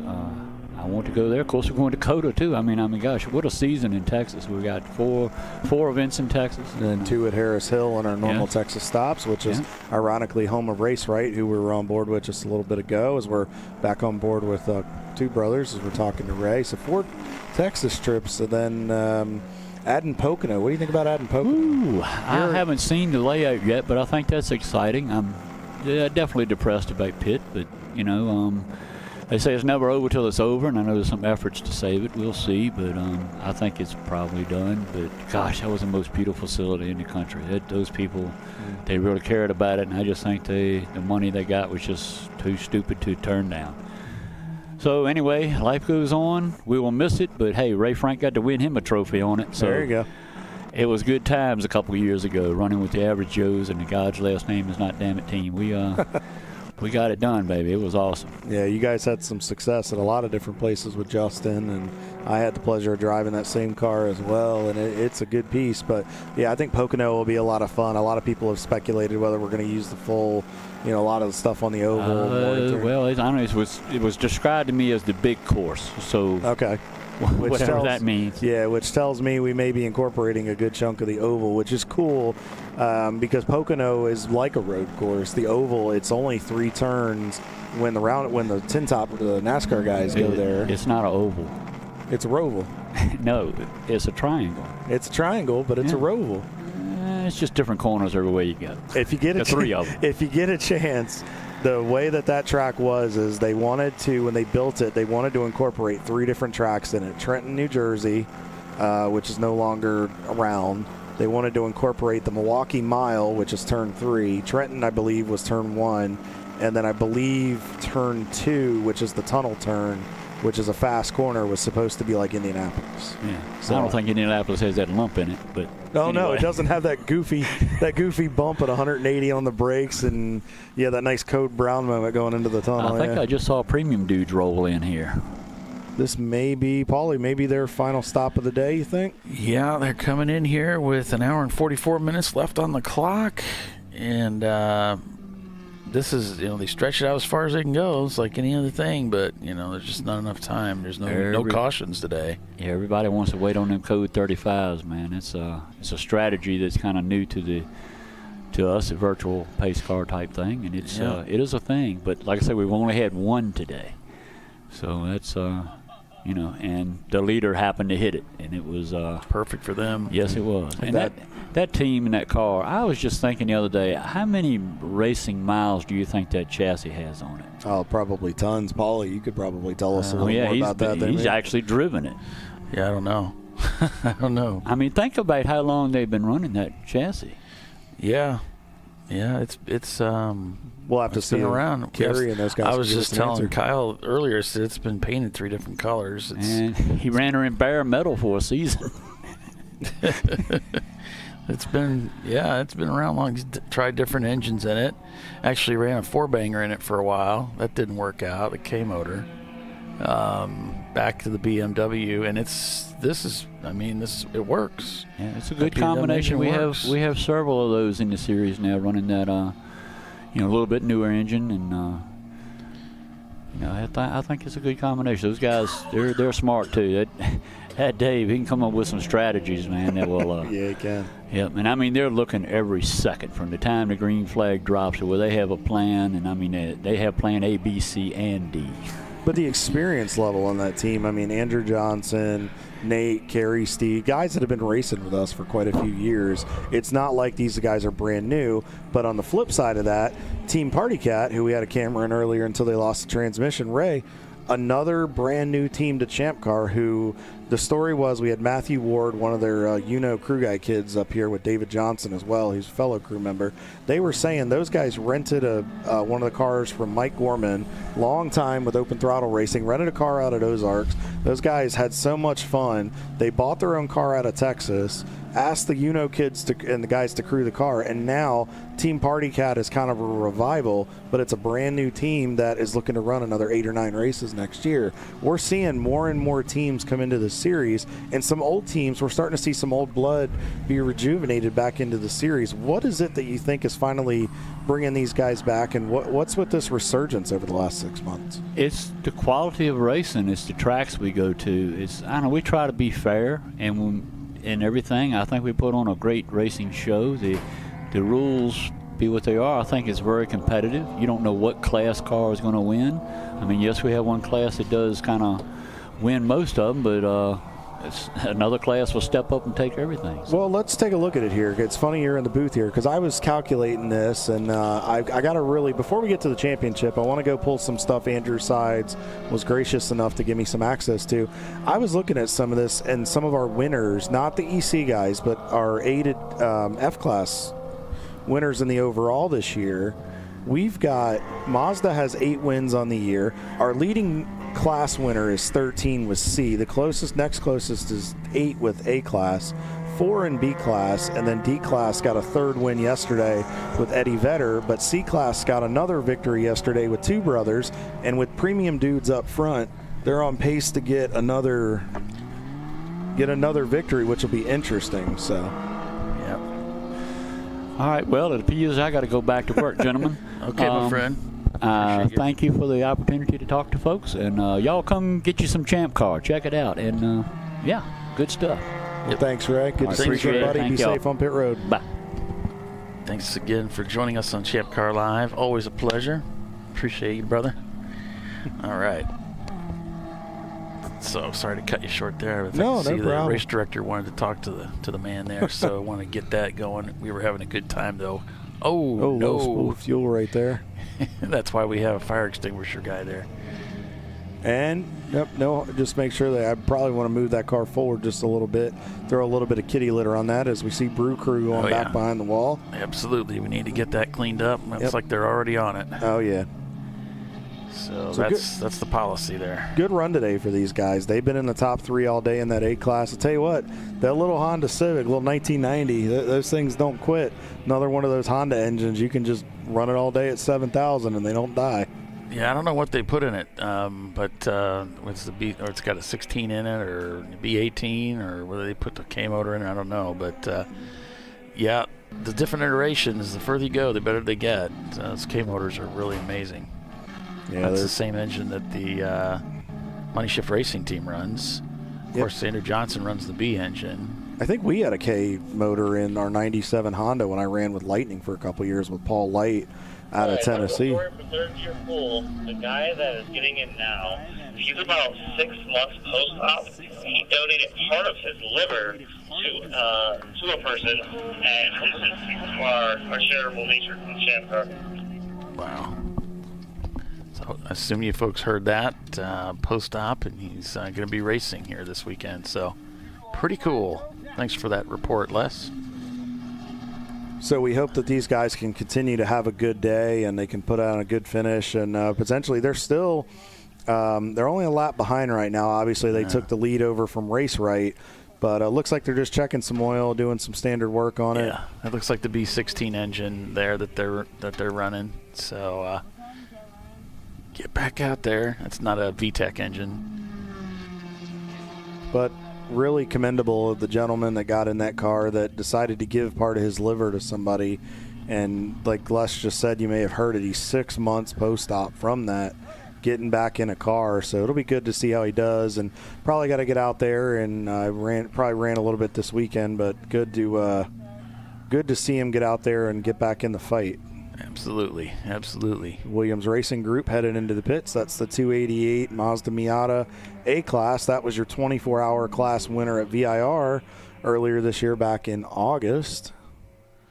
These guys have had a pretty good season so far. Back on board with 2 brothers. Andy Sugden still at the wheel. And I believe Greg Kuhn is going to be getting in that car at some point. I'm not sure. I would assume Greg's going to drive some today. Whoa. But this is a good opportunity for them to try to make up some ground here, and maybe they could catch a 35 and get back into the fight. Right now they're only showing about a lap off of the lead. Mind you, I think Premium Dudes is already headed back out onto the racetrack, so we'll have to see what it looks like. Now, Paulie, do we think we're seeing that light? That might just be where the sunlight is. Do we think as the days continue to get shorter as we approach the winter solstice here, do we think that sunlight's going to be, it looks like it might be a little bit of a problem for these guys down the front straightaway. Yeah, we saw some of the sun issue early this morning coming into the cockpit there. So now that it's setting in the west, is that going to be an issue as we can see the shadows starting to get a little bit long now here at 2 o'clock? We'll see. We got a little bit of smoke, looks like, coming from one of the BMWs. Might have been Brew Crew as they head up the hill. Might have just locked up a tire a little bit. It's on their way in. There was the 771 third gear pulls that got back out on the racetrack, so we'll have to monitor the progress of that driver. He's right now 7th in the overall and 2nd in A-Class still, so a great day for those guys this far. And TPWS Racing, Paulie, has snuck up into 4th place in the A-Class. They got by Team Blue Steel a bit ago, and they're doing really, really well. Brew Crew with a very aggressive move getting into the bus stop there. Speaking of those guys, they are in the pits and doing a driver change. Yeah, fortunately we were able to get their their stream link today. Somebody sent it to me. I don't remember if it was you, Kyle, or who did, but we were able to get them in there, and so we get a chance to check in with them once in a while, see how their race is going. Speaking of which, Race Right Silver Bullet with Dale at the wheel, and we're now behind the wheel with him.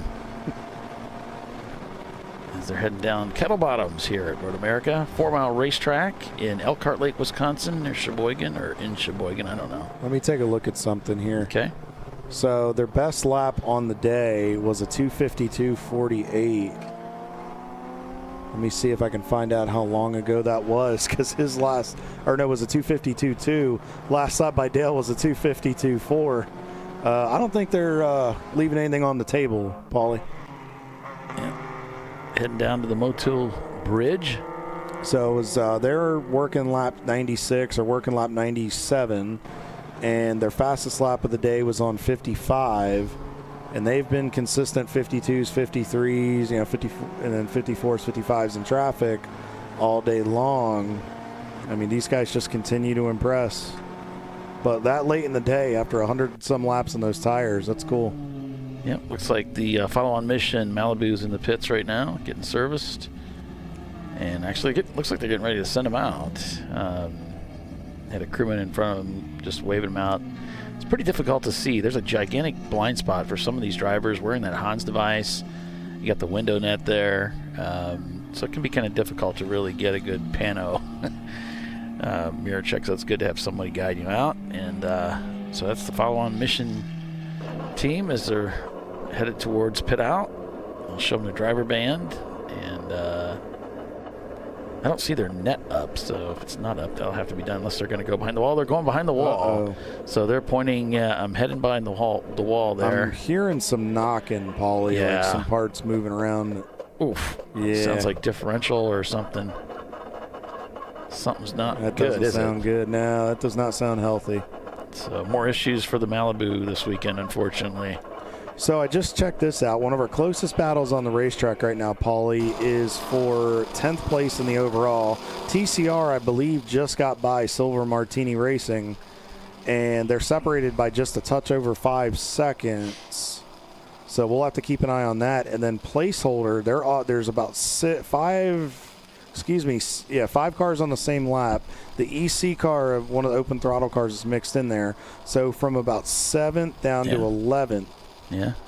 Or no, 7th to, I cannot count today. Yeah, down to 11th is they're all separated. They're all in the same lap, so we'll have to keep an eye there. Apparently, I couldn't count. No, Race RX, you're right, shown in the pits there. So it's Premium Dudes leading the race right now, with Two Brothers Racing in second, Milan Plus in third, Race Right, Silver Bullet in fourth, Gorilla Sticker in the 517 is in fifth. So plenty of racing action on the docket here today. Another hour and 32 minutes remain. Stay with us. We'll be right back.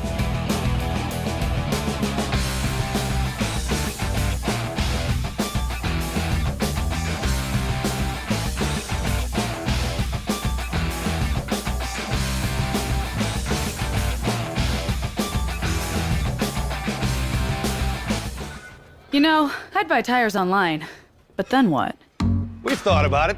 We're TireRack.com. They should let you ship directly to a mechanic. Actually, we call them independent recommended installers. They should have like 1,000 mechanics. Try over 7,000 installers. Then you just make an appointment. At a time that's convenient for you. This could change tire buying forever. TireRack.com, the way tire buying should be.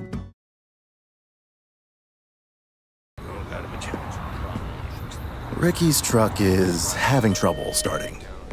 So he went to AutoZone, where Joseph, a friendly AutoZoner, totally understands.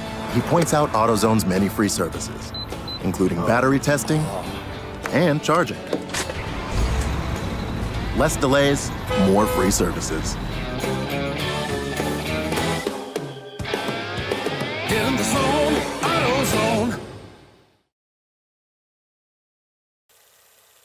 Since 1994, Flying Wrench has been a family-owned business renowned for exceptional European car repair and maintenance. We treat every vehicle with the same care and attention as if it were our very own, building lasting relationships with our clients along the way. We specialize in high-performance vehicles, offering a range of services that include fabrication, construction, custom wiring, and much more. Visit us at flyandwrench.com. Frozen rotors from Diversified Cryogenics deliver increased performance and a higher level of safety, while significantly reducing braking system costs. So to tell you a little bit about the durability of this product. So we have seen an incredible extension of the life of our brake rotors using frozen rotors. We've gone from brake rotors every other weekend to 6 weekends on one set of brake rotors, and I think they can go farther. The durability has been amazing. And it's been a fantastic season, and man, a lot of that is due to the way our car can brake on those frozen rotors. For more information, go to frozenrotors.com. Welcome to Parts Badger, where we want to be your online machine shop. Through our online platform, we connect our global manufacturing capacity to your fingertips. You can request a quote, place an order, manage your parts, and even share that information with a colleague right online. If you prefer, you can work with our experienced team of sales representatives who are supported by our design engineers and project managers as well. Whether your project's big or small, simple or complex, Parts Badger can get it done. See if we can help your company at partsbadger.com. Discovery Parts is a veteran-owned racing and safety equipment company. While we're located inside Atlanta Motorsports Park in Dawsonville, Georgia, Discovery Parts can also be found at the tracks, supporting a number of Champ Car Series events. We take pride in being a reseller of the best of the industry to Champ Car teams and drivers. We know racing, love racing, and look forward to tomorrow to even more racing. Visit us at discoveryparts.com.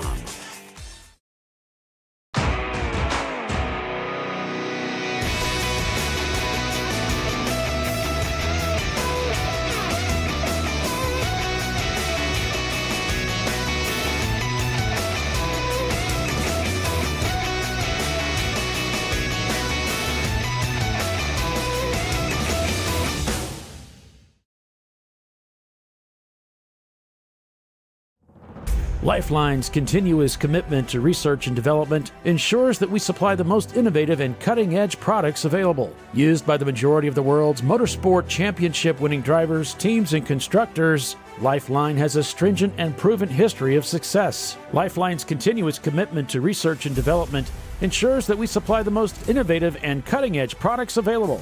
Lifeline's 0360 systems are the result of over 7 years of intensive research and development using 3M's Novik 1230 environmentally safe gas extinguishant. Lifeline uses only the finest quality components. For more information regarding our fire safety equipment and fire safety systems, please contact us at info@lifeline-fire.com. Sentinel is a comprehensive motorsports video solution incorporating live streaming, local recording, 3 cameras with picture-in-picture, flag status, and much, much more. Stop playing with multiple solutions. Sentinel handles it all, including timing and scoring, vehicle data, graphic overlays, adaptive bitrate encoding, network bonding, and more. Sentinel is the solution to sharing your motorsports experience with your friends, family, sponsors, and the world. What are you waiting for? Get your Sentinel today and never miss an on-track moment. www.sentinel.racing. The Jimenez family are having battery issues. But a friendly AutoZoner tests their battery and helps them find the right Duralast battery to get back on the road. Get in the zone, AutoZone.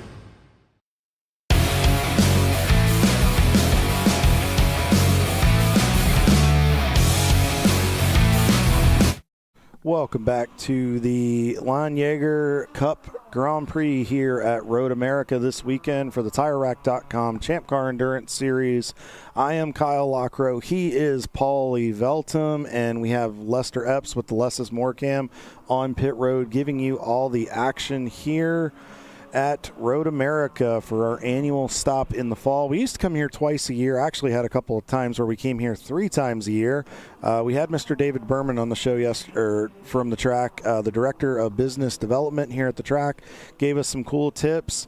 The old racing facility that they ran on the streets for about 5 years till they came to the permanent facility, which is in its 70th anniversary in 1955, and we are still on that same layout. It was really, really cool, and we are glad to be back, and we'll be back here again next year about the same race weekend. So Premium Dudes continues to lead this race by just over a lap on Two Brothers Racing, yesterday's winner, who are attempting to go for a three-peat here, but so far no luck in that department where they're at.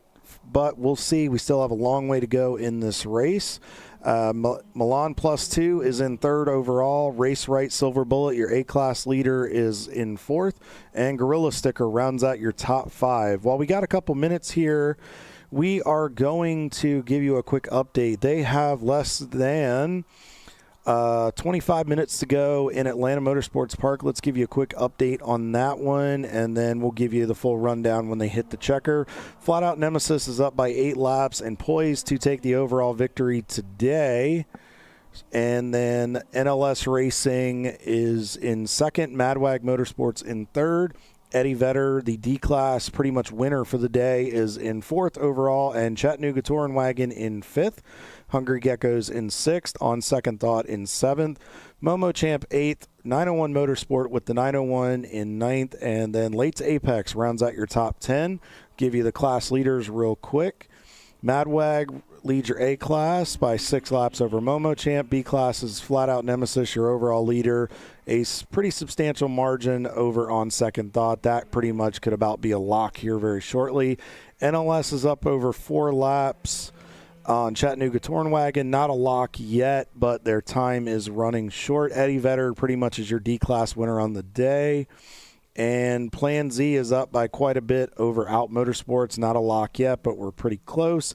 And Edmondson Motorsports is pretty much a lock for your F-Class winner there today down in Atlanta Motorsports Park in Dawsonville, Georgia, home of our A-Class sponsor, Discovery Parts. Thank you to their team for continuing to support Champ Car. So if you want to tune in addition to our stuff here at Road America, make sure you go to the Marching Ants on the Champ Car Endurance Series YouTube channel, smash that subscribe button and like.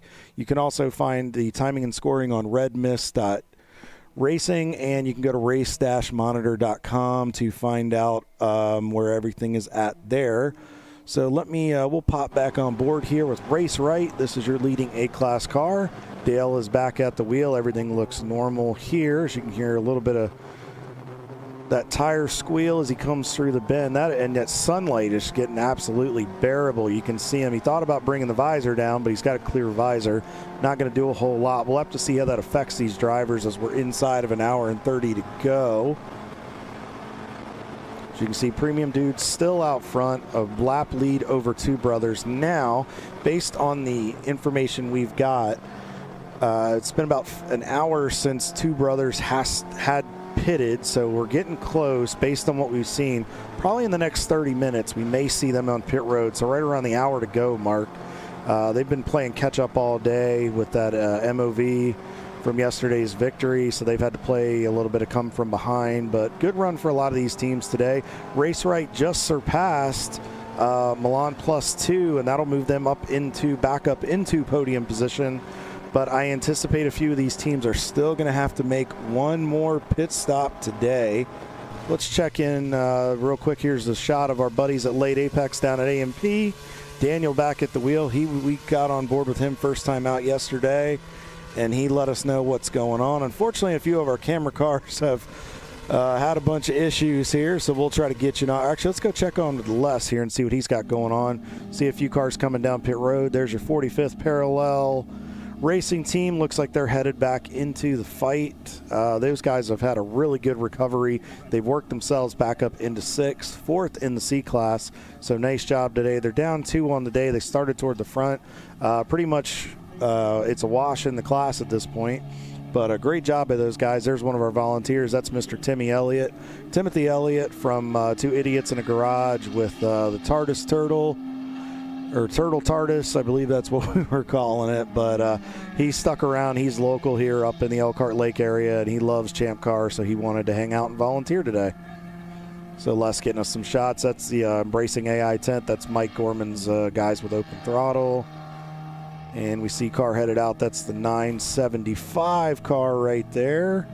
That is our friends from the, scrolling down here, the 8-bit. It's one of our EC cars here. So there's Brandon Corfel. I skip a lot, though.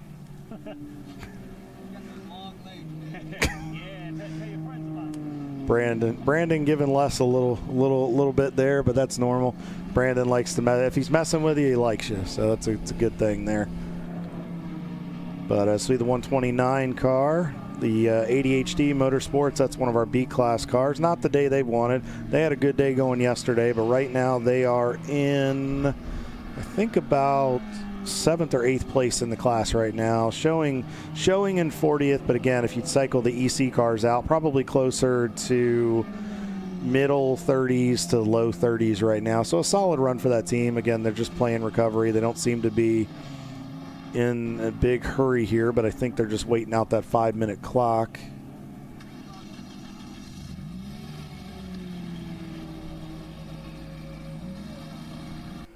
Yeah, it looks like we lost the camera feed from the coming from the Premium Dude's car. So it's kind of like every other pit stop for them. When they shut the car off, I think they're losing the feed. So we don't have a feed for them right here as we finish up with about an hour and 19 minutes remaining. So we'll go back on board with the Two Brothers Racing team.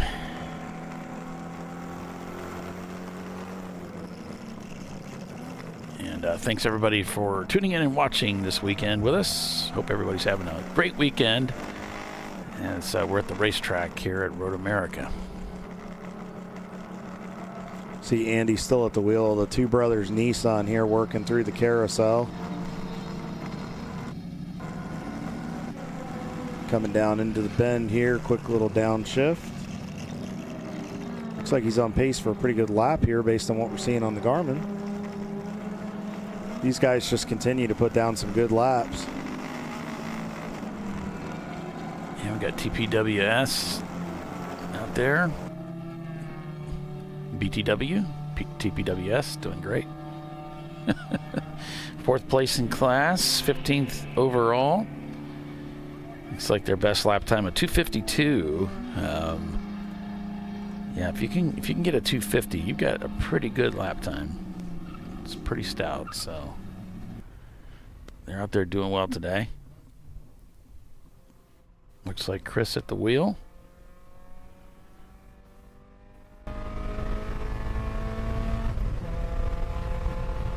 Have 5 pit stops. Looks like 99 laps ago. It's a lot of pit stops. Must be having some trouble with the car today. Running Class A. This is the class that runs our smaller engine displacement. So this is where a lot of the Miatas fit in with those 191 liter and under. Then the B class is 192 up to 2.4. And then from 2.41 up to, from 192 to 2.4 is Class B. And then from 2.41 liter up to 3.91 is the C class cars. And then on the D class, you've got 392 and up, which is a lot of what I call American Iron. And so the V8s typically end up in D class. And then we've got F class cars, which is cars that have a total raced VPI of 300 points or less. So those are cars that are, for the most part, just under development. There's just some teams, they just don't want to spend a bunch of money on their race car. They just want to get in and go race and have fun. And there's a class really specified just for them. That's the F class. And then the EC, the exception class, are for cars that don't actually fit into the rule set. And those cars run in what's called that exception class. They are not eligible for a podium position, but they are eligible for a trophy. So they can come out and race with us and still pick up a trophy for their class. And there's quite a few people that run in the exception class. As we're on board with Daniel B going by one of the Gorilla sticker machines. And the number 111. Looks like they're 6th in class, 11 overall. In their looks like race time 5 hours and 43 minutes.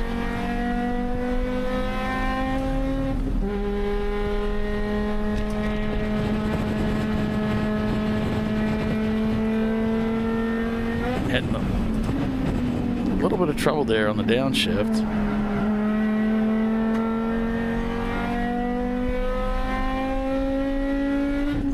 Going to 4th gear as he climbed the hill. Might need 5th gear before we make it to the end of the straightaway. We'll see. Looks like his steering wheel's tilted a little bit to the right. Might be pulling a little bit to the left there. Makes 5th gear. Downshift to 4th, down to 3rd. Picks his turn in spot, going back to power here.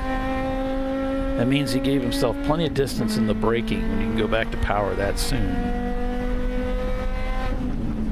Got his visor cracked a little bit for just to get some air in it. It's a little wide from the apex, probably not really where he wanted to go. And some guys have trouble with turn 3, getting to that apex. It's easy to overshoot it just a touch. Under the cheese bridge. Lots of great cheese products here in the Wisconsin area, especially up here in the Sheboygan area. Here comes the downshifts. He's going to stick it down in 3rd, and he's zinging it a little bit. Big zing right there. Oh, he got a little wide. Again, a little aggressive going into the corner. Yeah, shaking his head. It's not really what he wanted. He wanted to be shallower, just carrying a little too much speed down in there. We talked about using the engine to brake the car. It's really best just to let the brakes do all the work and not use the engine to slow the car. Use those brakes. Downshifting.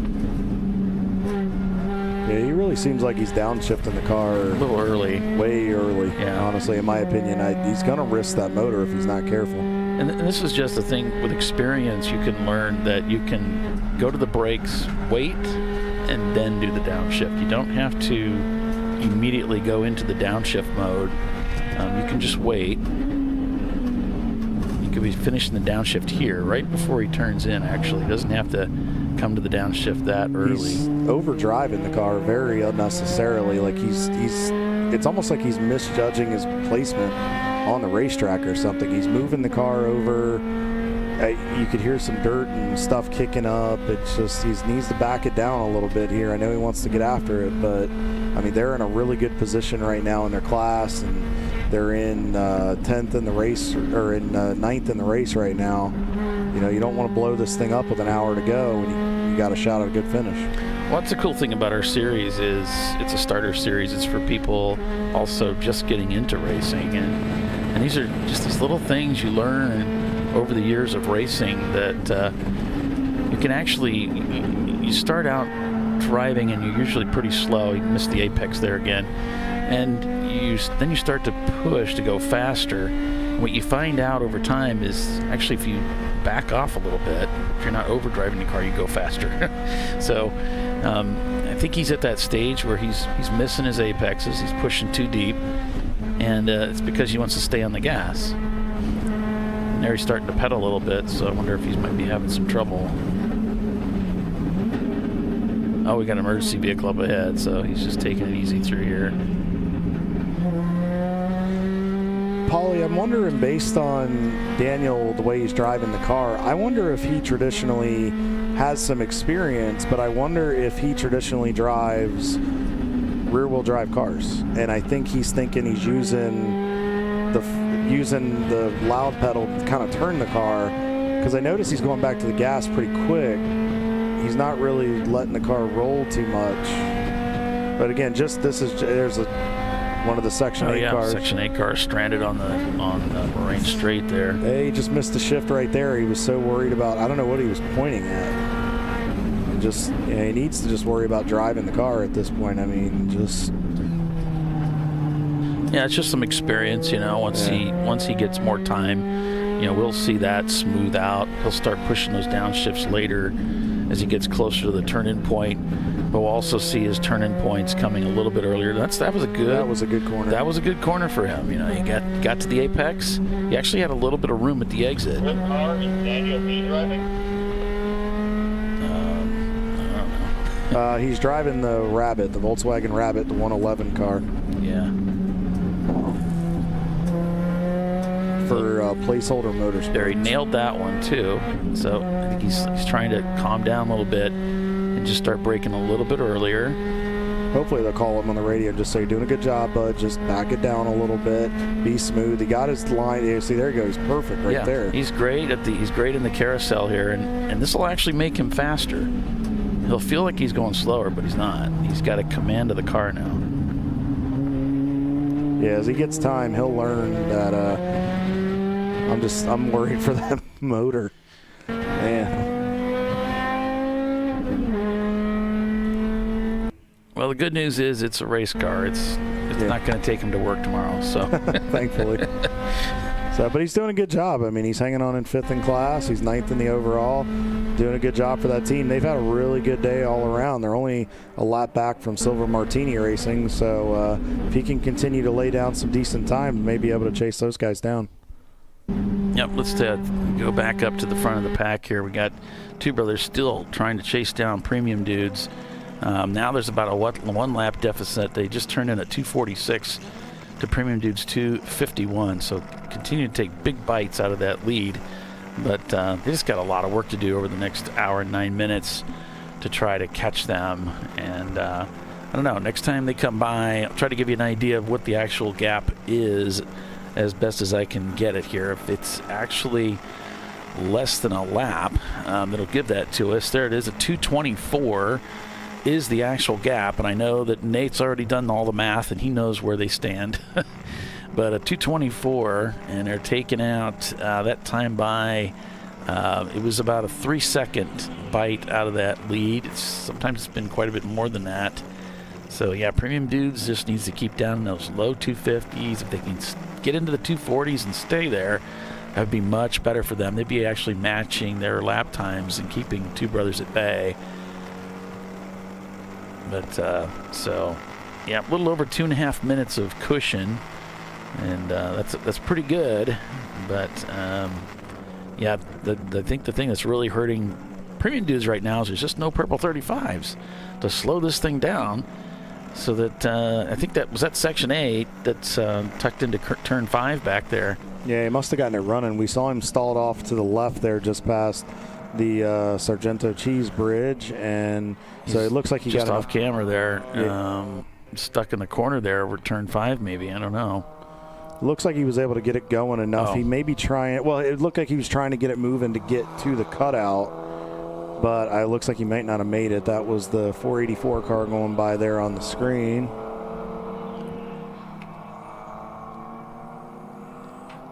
Yeah, it looks like car 92 is going to be brought in for passing under caution, and that's the swappy guys. Unfortunately, got nailed for passing under yellow.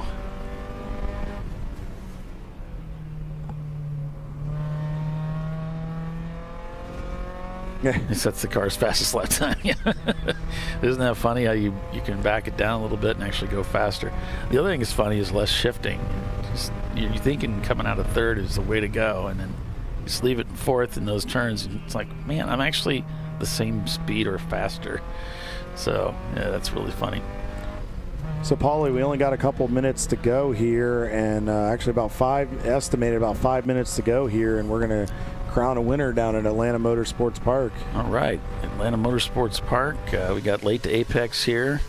Maybe you can give the folks a bit of a rundown on how things are looking out there in Georgia. Well, let's go ahead and make some calls here based on what we're seeing. Flat Out Nemesis right now with about 5 minutes to go. If they can just continue to cruise, they're going to be your winner in the overall, and they're going to take the B-Class victory over NLS Racing by about 5 laps, who is going to probably knock down your C-Class without a problem. They have a healthy 4-lap margin over Chattanooga Touring Wagon. Madwag Motorsports is in 3rd overall and is set to take the A-Class victory on the day.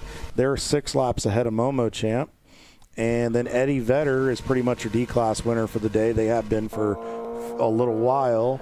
And they're 4th in the overall. And then Chattanooga Touring Wagon is in the top 5. We'll give you a quick class rundown to let you know the rest. Again, Eddie Vedder is going to pretty much already has D-Class locked down. Plan Z is going to be your EC winner. They're up by 8 laps over Out Motorsports. And then in F-Class, Edmondson Motorsports is going to be your winner in the F-Class. But again, Flat Out Nemesis in the Mazda Miata, a B-Class car, is going to go ahead and get today's victory. We'll call it here officially shortly, but is that... That's Noble Gas that's stranded up at the top of the hill there, turn 6. So EV on the way to help them out. And then just a local yellow, though. And again, that's not something that Premium Dudes wants to see. They want to see those full course cautions get thrown, but nevertheless, this is the race that they're having to race. This is what they got to deal with. And we'll go back on board with the. Maybe we won't.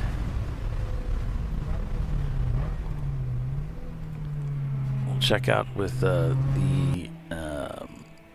race prep.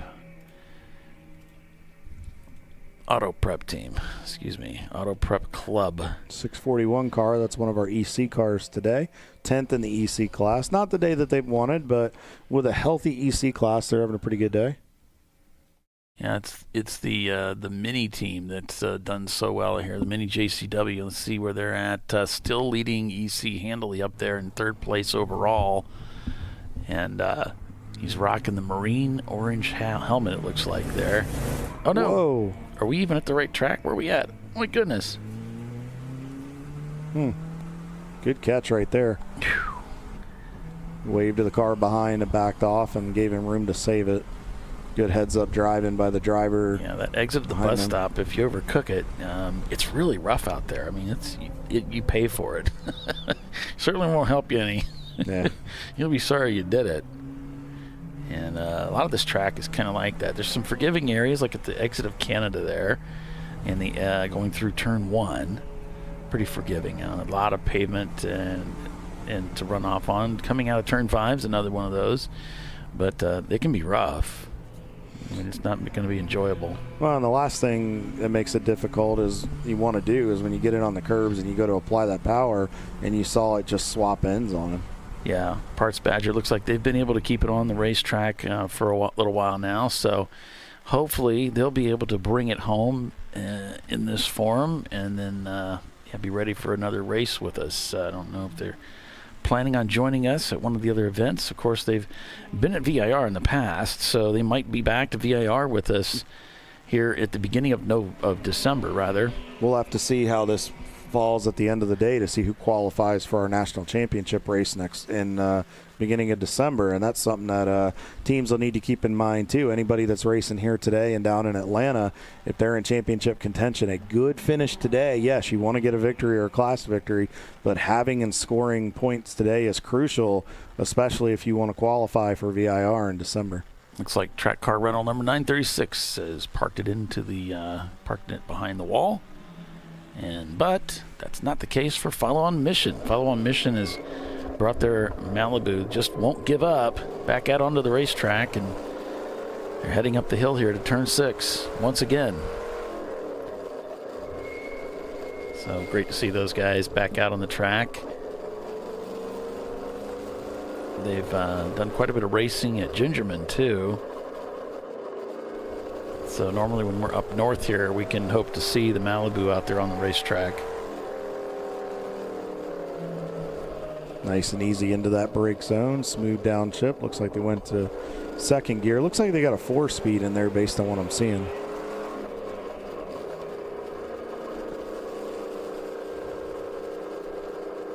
Makes the upshift and just kind of gliding through the carousel here.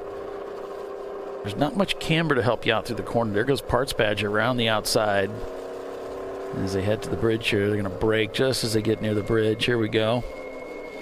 You hear that brake squeal. A little dab of the power. More brake, turn in, now back to the power. Yep. Now it's flat out. As fast as that car will go. Very gentle with the shifting. Then we got a checkered flag over there, Kyle, for the amped up duels. We do. The 352 Flat Out Nemesis has just taken the checkered flag and is your overall winner in today's race. NLS Racing is going to come home in second position. And then for the third position, that'll round out your podium, will be Madwag Motorsport. So congratulations to those guys. NLS will take the C-Class victory today in their Nissan, so great job for those guys. Madwag, in addition to the bottom step of the overall podium, will be your A-Class winner. And then fourth in the overall is your D-Class winner with Eddie Vedder and their Chevy Corvette. Chattanooga Touring Wagon will round out your overall top 5, and Hungry Geckos will be in 6th, On Second Thought in 7th, 901 Motorsport in 8th, Momo Champ 9th, and Late to Apex in your top 10. Your EC winner on the day down there is Plan Z, so that's a sweep of the weekend for them. Sweep of the weekend on the classes for Eddie Vedder. And Edmondson Motorsports will win your F-Class down at Atlanta Motorsports Park. And with that, Paulie, with that B-Class win by Flat Out Nemesis, that gives Nissan 3 victories this year. That gives B-Class 5 overall victories on the season. And I believe that is Flat Out Nemesis' first victory this year. So congratulations to those guys. And right now that puts B-Class, that gives them a little bit of a bump over D in that overall victory. So congratulations to everybody down there. And we'll have to find out post-race. Everything's unofficial at the moment. They still have to go through post-race technical inspection. And then we'll get a better clarification to find out who will qualify for that national championship at VIR the first weekend of December. Yeah, congratulations, everybody. I know for Flat Out, they've been dealing with some mechanical issues the last year and a half or so. But that's a good win for them. So congratulations, guys. As we're back here at Road America now, covering this event for the final hour of racing. We'll take another commercial break and be back in a few. So stay with us. You're watching Champ Car Live, presented by AutoZone. It's the Landjäger Cup at Road America. We'll be right back.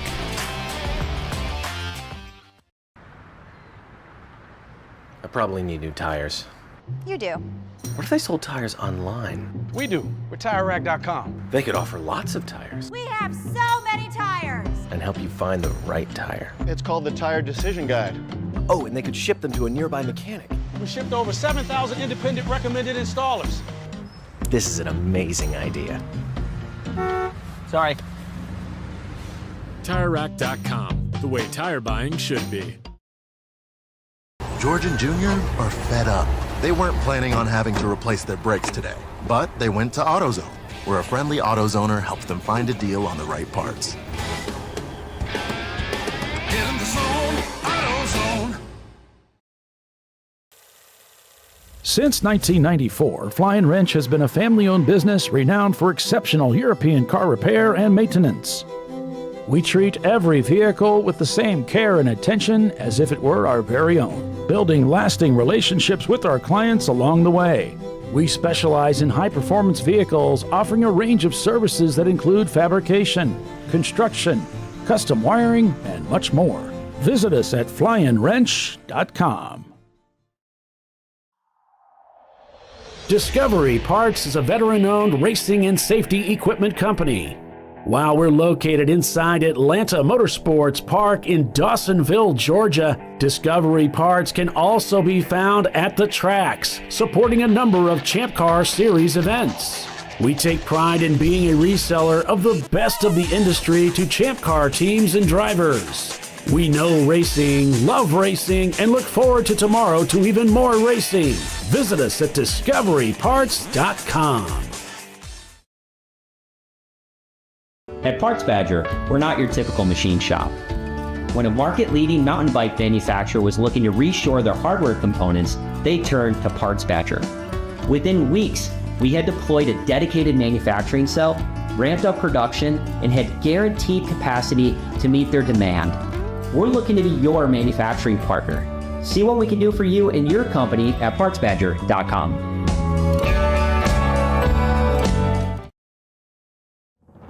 Lifeline's continuous commitment to research and development ensures that we supply the most innovative and cutting-edge products available, used by the majority of the world's motorsport championship-winning drivers, teams, and constructors. Lifeline has a stringent and proven history of success. Lifeline's continuous commitment to research and development ensures that we supply the most innovative and cutting-edge products available.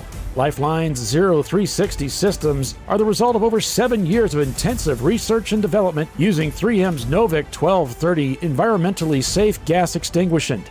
Lifeline uses only the finest quality components. For more information regarding our fire safety equipment and fire safety systems, please contact us at info@lifeline-fire.com. Sentinel is a comprehensive motorsports video solution incorporating live streaming, local recording, 3 cameras with picture-in-picture, flag status, and much, much more. Stop playing with multiple solutions. Sentinel handles it all, including timing and scoring, vehicle data, graphic overlays, adaptive bitrate encoding, network bonding, and more. Sentinel is the solution to sharing your motorsports experience with your friends, family, sponsors, and the world. What are you waiting for? Get your Sentinel today and never miss an on-track moment. www.sentinel.racing. Dave's twitch is bad. That's because his wipers need replacing. But he went to AutoZone, where a friendly AutoZoner guides him to the right wipers and makes sure everything is working smoothly. Get in the zone, AutoZone.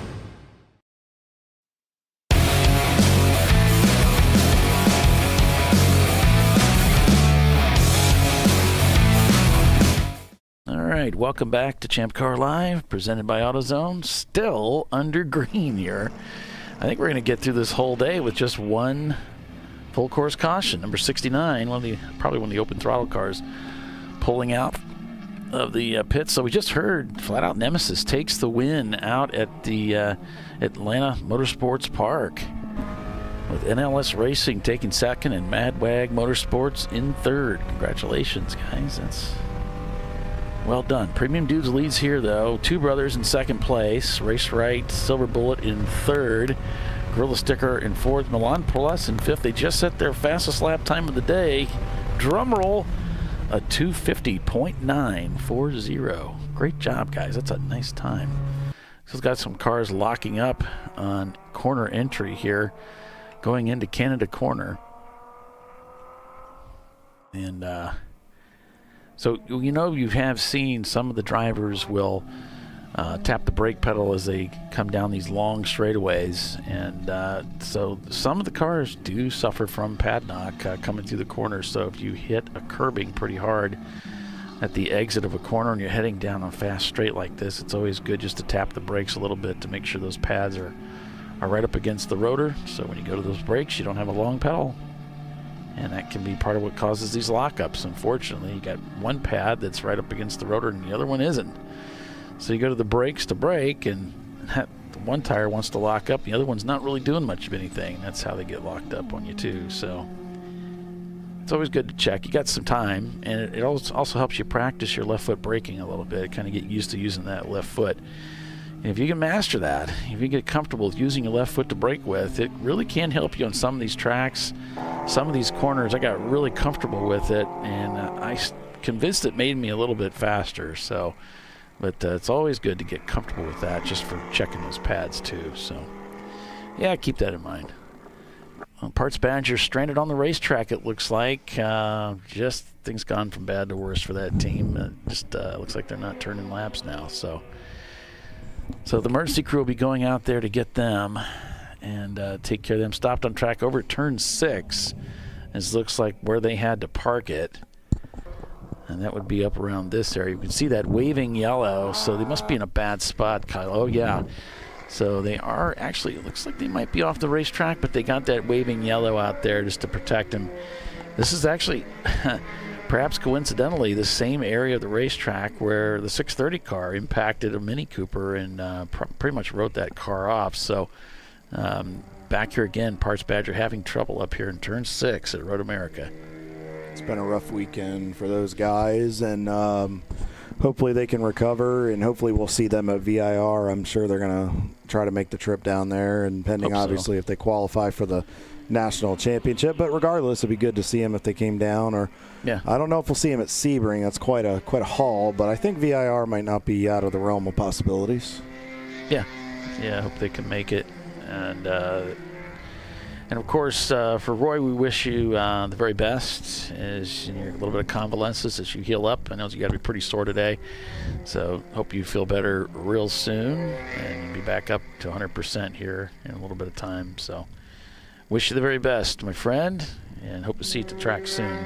Nice job of the guys right there staying really wide. They really backed the speed down, gave each other a heads up. They really have done a great job of not buzzing that safety team today.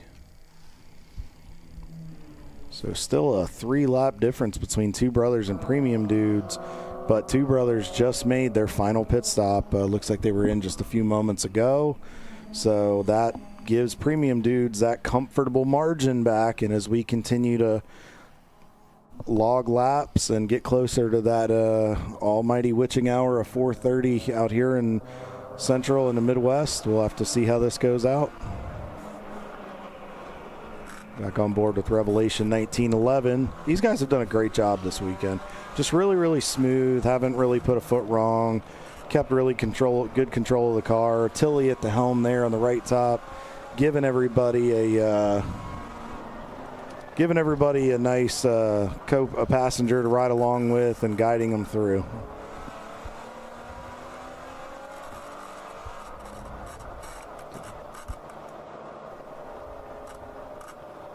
See, working through here, still under that local yellow. I think that's the part they're towing Parts Badger, trying to get them back to the pits there. So they're just kind of cruising nice and easy. It's kind of a tough spot. Don't really want to, there you go, wait till you get on that straightaway to get by the safety team. And then they should get the green, there you go, and then they should be able to go back racing. So about 48 and a half minutes to go here at Road America. Paulie, we're getting close. Do you think Two Brothers has anything left in the tank? Oh, looks like one of the 771 car went off there. Yeah, he kind of actually spun. Oh. went across the screen there, and I brought him back in. I knew he'd probably be coming back in awkwardly back onto the racetrack. So leave it to me to show you all the awkward moments that you might have on the track. But I'm sorry, what was your question? You were going to talk about something. Well, that was actually a little bit. I was just going to say, do you think Two Brothers? I know we're 2 laps is a lot to overcome in the short time span. Do you think they can push that car? Or do you think at this point they're just trying to keep the car in second?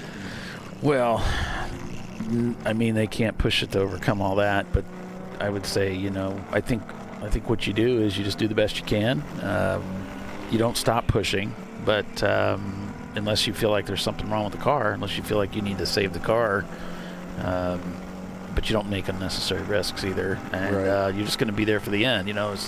Sometimes that's how teams win. They just stick with it. If you talk to Team Salins, they'll tell you the same thing. It's not that we don't have a club that can beat us. It's just that sometimes we just stay out there and somebody else, the guys ahead, break, and then we're there. Yeah. So, and that's the way it is for 901 Motorsport and so many other teams.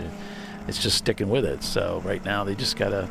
It's an endurance race, so it's those two things. You're racing, but it's endurance too, and it's an important component of it is the endurance side. So will they be able to stay with it for another 46 minutes? So any moment, anything could happen. So that's what's part of the suspense and the fun of watching the race, because you just never quite know for sure what's going to happen until you get to the end. So while we get a little bit of time here, let's take a look as we watch Two Brothers navigate some traffic. No, you're fine. I was just going to say as we watch them in the background, let's take a look at some of our movers and snoozers, as we call them here. Let's go back. Placeholder Motorsports in the 111, that Rabbit, 31 spots on the day and 5 spots in the C-Class. Nice job for those guys. Go a little bit farther back here. Revelation 1911, Paulie, 50 spots on the day. 50 Nicely in the done, overall, guys. From 71st to 21st. Now, mind you, that's with the ECs mixed in there, a little bit farther up there, but 8 spots in the class. They just continue to plug away, and they're probably going to get a couple more spots here. I think there's a few cars, looks like Storm Surge is in the pits, which is right on the same lap as they are. Not sure if it's a scheduled pit stop or an issue, so we'll have to see, but a good recovery for them. Skidmark Racing, we haven't talked too much about those guys today, but they're up 38 spots on the day, 4 spots in the C class. Noble Gas, even with all their issues, 26 up on the day and 7 in their B class. Triple Caution, we haven't talked a ton about the 303 car, 40 spots from 72nd up to 32nd. Great job. 8 spots in A class. Williams Racing, respectable 18 up in the overall and 2, and some of the ones unfortunately that haven't had the day they've wanted. Limpy Screwdriver down 20 spots on the day, 1 in the class. Obviously they're still going to get a podium position right now. They're still hanging on, but not the day they've wanted. I'll go a little bit farther back here. Steam Chicken, even with all the issues those guys have had, they've continued to push on. 30 spots up on the day. Kuro Nico, those guys had a horrible day yesterday. They really didn't get any laps. The 29 car, those guys are up 31 spots on the day and 6 in the B class. Those 2 cars are separated by 3 laps. Unfortunately, it's been a rough day for some of our heavy hitters. JSK, I got a note from their team earlier in the day, the 177 car, that they had the car broke. Let me see if I can find what happened there and give everybody an update. I meant to do it earlier. We got Les in the pits still catching all the racing action for you, folks. Here we go. So they had their left rear wheel bearing let go a while back. It looks like they're running again, but not the day they wanted. That kind of broke their momentum. So unfortunately, it's been a tough day for a lot of competitors. And Parts Badger back in the pits there, Kyle, with the hood up. And they're revving the engine. So they may not be happy with the way that engine's running. There could be any number of things that they're concerned about. GWP Racing, looks like they fixed the camera for us. Thanks, guys. Appreciate that. We we got people in the corners working for us. We got people that race the cars working for us, trying to help us out. Hey, we need all the help we can get, so thank you for that. And we appreciate that, just the respect that the teams show us and the access that they give Les. I mean, the mission guys were showing us kind of some tricks on how they calculate fuel mileage. I mean, where else do you get that kind of access but in ChampCar.Live? Yeah, so thanks for that. And I get special treatment from all these tracks have security, and they don't, they're careful about who they let on the racetrack early in the morning and after the track goes cold. And I'm one of those guys that they consistently have to interact with because I'm out there beforehand and afterhand working on cameras. And they've always been great. Sometimes they don't know. Like this weekend, there were a couple of cases where the people approached me and they didn't know who I was or what I was doing out there. And once I explained it, they're just say, I'm just doing my job. And I said, no, we appreciate you keeping us safe. Thank you. So it's nothing like that. So yeah, Road America, all these racetracks really treat us super well.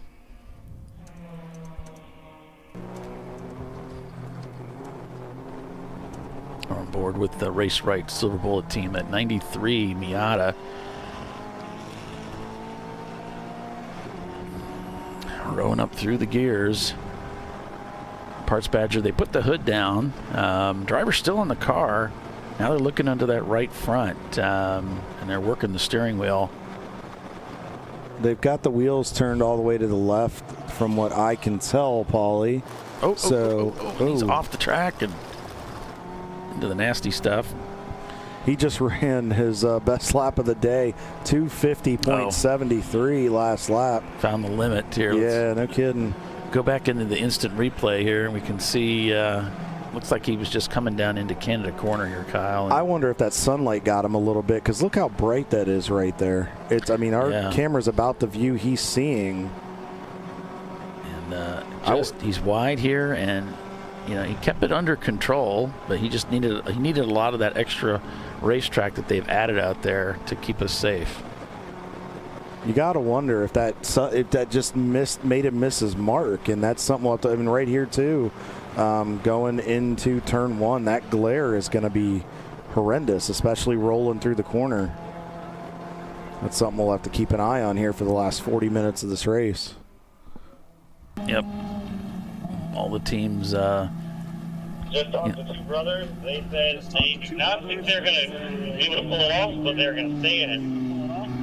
So they don't think the two brothers is saying, we don't think we're going to win this race, but we're not going to give up either. So we're going to stay with it and see what we can do with what we have. Well, and they have to keep pushing because they're only separated by a couple laps, and we're still at a point where, as we see a local yellow coming up the hill, looks like there's safety. So I'm assuming we may have a stalled car in that 7 to 9 combination. All right. Let's see, we got car 21 and turn 12 was reported here just moments ago. And car 21 is the Race Right Silver Bullet team. And that was just a 4-off and continue pit lane warning. So we were just on board with them for that one. Yeah, so the other one would be the 111 car. Just a couple minutes before that, stopped at turn 6. And that was one of our top 10 cars here. Placeholder. That is our top 10 car, 10th place placeholder. That was that Volkswagen Rabbit. You got to wonder if maybe something didn't finally break on that car with what we saw when we were on board with it. Yeah, right now their camera isn't working, but that's reported over in turn 6. Same problem area where Parts Badger was at. It's been a problem area. That's 6-7 area. You see him right there, just off in the what would be in the kitty litter there. Yeah, and that's why I always put a camera right there, because it seems to be a thing up there. I don't know why. You come up the hill, you tap the brakes, you turn, and then they seem to run into trouble. The corner's deceiving. We talked about that yesterday briefly. The track goes away from you a little bit, so you really have to be careful when you're going through there because you think you have more to lean on. Plus, when you come up the hill, you're trying to carry more speed. It's a very tight radius corner, and I think it catches a lot of drivers off guard. And if you don't know Road America, you're relatively new, and even experienced guys, if the track conditions change, I think it can throw you for a loop. Well, our lead EC car has just come into the pits. That's the Mini JCW. And it looks like they're doing a driver change, so this must be a regular stop for them. So this should be it. You know, once they get the new driver in, probably add some fuel and send out the new driver, and that should be it. But they're in a great spot right now to win EC with Open Throttle Racing behind them. Back several laps. Open Throttle has also brought their car, their BMW, into the pits. Team Blue Steel also shown in the pits, as well as the Revelation team. So Revelation 911. But it looks like they've already left the pits. They just haven't come back around to trip that loop because they are actually already back on the racetrack. So back on board with the Chaser. That is Two Brothers Racing vying for a sweep, but it just doesn't look like they quite have the time to make up the deficit, and it's all in the hands of Premium Dudes now. It's kind of their race to lose. It's a terrible way to put it, but you know, Two Brothers turned to 251 on that last lap. Premium Dudes at 259, so still a gigantic difference in lap times. But I'm gonna keep an eye on Premium Dudes here because that's an unusually slow lap for them. So let's just keep an eye on those guys. I don't have an in-car car camera that's working right now in that car, but we'll keep an eye on those lap times and just make sure they're not starting to degrade for some reason. They might be trying to take care of the fuel a little bit because remember when they pushed it, they were about an hour, probably about an hour 40, about an hour 35, and we have an hour 36 to go. They might just be dialing it back a little bit just to make sure they got a little bit in the tank. Yeah, that is possible. I don't know anymore if adding the cell was enough to give them 2 full hours of, you know, standing on it all the way around. I don't remember, but I know I think we were a little short on fuel when we had the original gas tank in it. What happened to placeholders? The question. Yeah, well, we don't have any details other than that they were stopped on the racetrack and the safety was heading out there to get them. So we don't know really what happened to them other than they stopped on the racetrack. So we can go back to that camera, and it looks like they've already cleared the area. So if we hear any more details, though, we'll be sure and pass it along to you. As we see, a lot of teams are starting to break their stuff down for the weekend. They're still watching our show. We appreciate that very much. You can hear us talking in the background. But yeah, teams are starting to break their stuff down. They're pretty much to the point now where you shouldn't have to make, or if anything, if you come in, you just keep a tire out there and a jack and an air gun. Oh, our D-Class leader is in the pits, the 448. This might be, let me take a look here. They're in the pits. Didn't say anything. They have a bit of a margin, so if they needed to come in to address something, they have a little bit to play with there. So I was just talking about Premium Dudes. They just turned in a 252. Much better lap time that time around, so it looks like they're okay. 259 could have just been going through that area. You think maybe they could have been following the safety car that was pulling placeholder back to the pits. Yeah, I mean, you know, the important thing is shown. No, we still have the pace. We're okay, and so for that team, it's going to be important for them to see those lap times stay pretty consistent, close to that 250. That's really where they want to be. And at this point, things look pretty solid for the Premium Dudes team. We've seen the complexion of these races change dramatically in 15 minutes. That's no exaggeration. You know me, I'm not prone to exaggeration. I'm always completely on the mark with my comments. But no, it's actually true. It's actually true. We've seen races change in the last 15 minutes, so you don't want to just, you can't cash it in just yet. Now, if they were up enough laps, that's another thing. You don't actually have to take the checkered flag in Champ Car to be credited for the laps. So if they had enough laps under their belt, we see another EV on course here, then they technically could just pull into the racetrack, to pull in and park it if they had enough laps for the win, but that's not going to be the case here today. They would have to pull in like a lap before the before the checker. They're not going to do that. Uh-oh, Paulie. Looks like another one of our top 10 cars have been stricken here. What? The 771 car. I'm looking at the race logs here. That is our 7th place car and 2nd on the podium for A-Class. They were, and they're only a couple laps ahead of 1 lap on Silver Martini and 3 on TPWS. So they're stopped on track, and it looks like they may have to get towed in. We'll have to see what happens, but this may cost them an A-Class podium and a top 10 finish here today. I'm not going to say watch it, Mac. No, I just did it. Darn it. Yeah. So just about 32 minutes to go here. Premium Dudes continues to lead over Two Brothers Racing. 2 C-Class cars continue to hold down the top spots here at Road America with Race Right Silver Bullet, your leading A-Class car, in 3rd. Yep.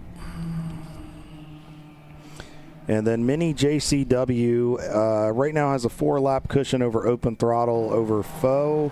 So if they can just continue to hold on, they should lock down an EC victory here today. But still got a bit to go before he can get into that position.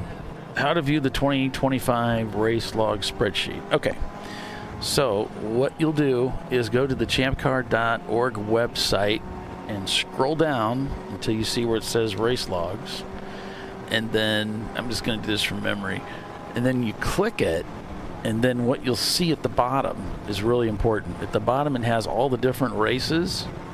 And so you have to scroll and scroll through those tabs at the bottom of the spreadsheet to find the current day's race. And then you can click it, and then you'll see the current race log spreadsheet. I hope that answers your question, Chuck. If you need more direction, like if you're having trouble finding on the website, let me know, and I'll go out and look at it with you. Got a local yellow here. This must be where the 771 is stranded. It looks like they're stranded around turn 10. Yeah, I couldn't find them on the cameras. You bet, Chuck. I thought I saw another car there. I see the flatbed. Oh, the flatbed's out on the front straightaway, heading down that way. So I think there's another car down by turn 4 by the Chief Sargento bridges down there. I saw it. I don't know if it's on the race log yet. It was out of the corner of my eye. Could just be a slow car. Okay. Yeah, there's the flatbed heading through.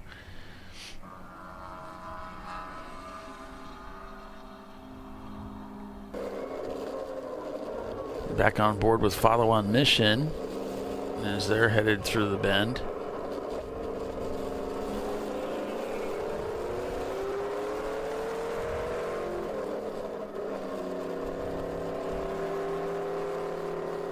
There's that 771 car. It's down at Kettle Bottoms. You just went by it. You just saw it on camera.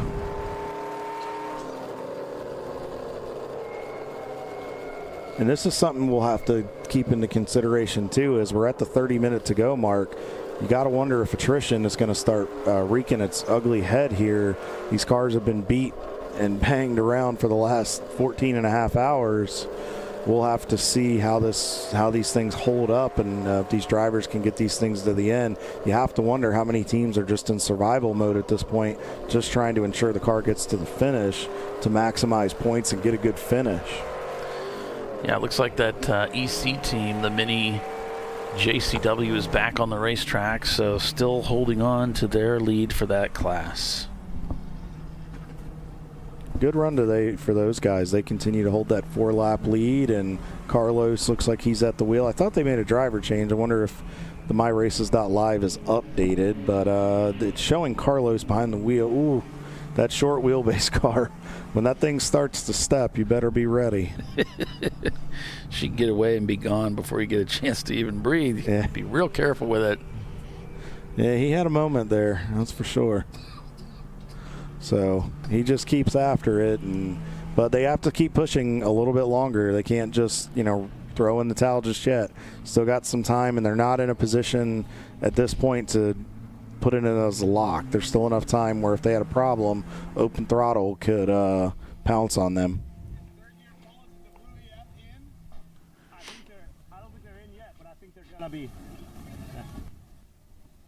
So it looks like Parts Badger's pulled it behind the wall. Just so you know, folks, they have parked the car in their garage or in their paddock spot, sorry to say, for that team.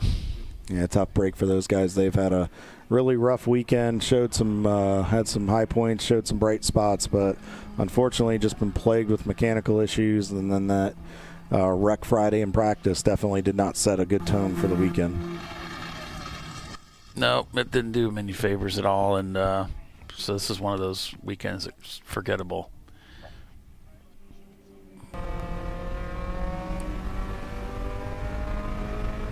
It's too bad. I feel for him. Yeah. Want to give a call to Swampy, too. Those guys, we've seen a little bit of action out of that 92 car today, but they're up 36 spots on the overall, 6 spots in class today, so great run for those guys. Rice Creek Speedworks, unfortunately not the day they've wanted. They are down 26 and down 4 in the B class. They were up front earlier in the top 10. VW broke the tie rod right after Corvette, so he kept it up long. Oh, broke a tie rod at the Corvette Bridge. Okay, we got a car moving slowly, very, very slowly, coming through Canada Corner there, Kyle. So many, but it's true. Very slowly through Canada Corner, so keep an eye. Car 86, white flag, slow moving at turn 11. That is the Brew Crew team's car. That's their pilot car there, the number 86. So they are having some trouble with that machine once again today. Yeah, and they were up into the top. They were up into 13th place, had a little bit of a recovery, even with some of their issues. But it looks like it may end up costing them a solid finish, because they were, I think, 6th, 7th in the C class right now, but not the day they wanted. Back on board with our A-class leader and 3rd overall. Tremendous effort and race for those guys this weekend. What a great result this will be if they can hold on for just a couple of more minutes. With that, we'll take our final commercial break. All right, now we're supposed to be at commercial. You're watching ChampCar.Live, presented by AutoZone. We will be right back with the TireRack.com Champ Car Endurance Series, folks. Hang with us.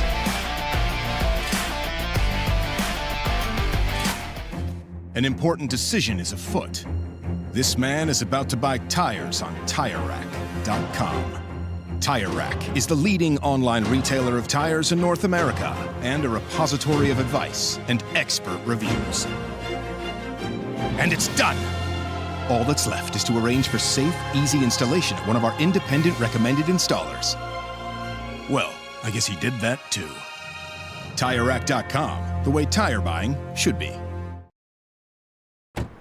Jamie's on edge. It's her first time changing her own oil, but she went to AutoZone, where a friendly AutoZoner helps her find a deal on what she needs to get the job done right. Get in the zone, AutoZone.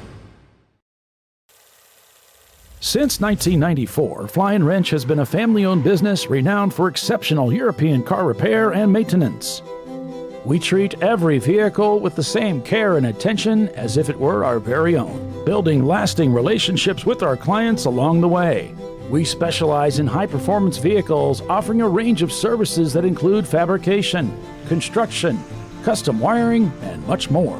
Visit us at flyandwrench.com.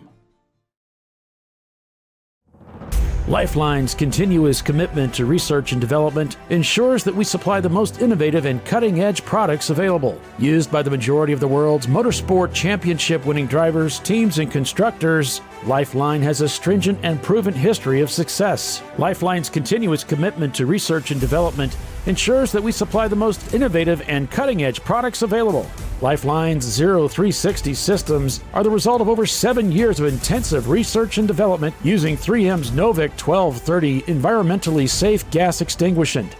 Lifeline uses only the finest quality components. For more information regarding our fire safety equipment and fire safety systems, please contact us at info@lifeline-fire.com.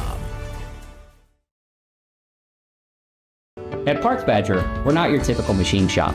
An aircraft manufacturer had to deliver a new interior in just weeks. With hundreds of line items and tens of thousands of parts needed, they turned to Parts Badger. We have the connected manufacturing capacity, the experienced team of design engineers and project managers, and the proprietary software to get it done and deliver. See what Parts Badger can do for you and your company at partsbadger.com.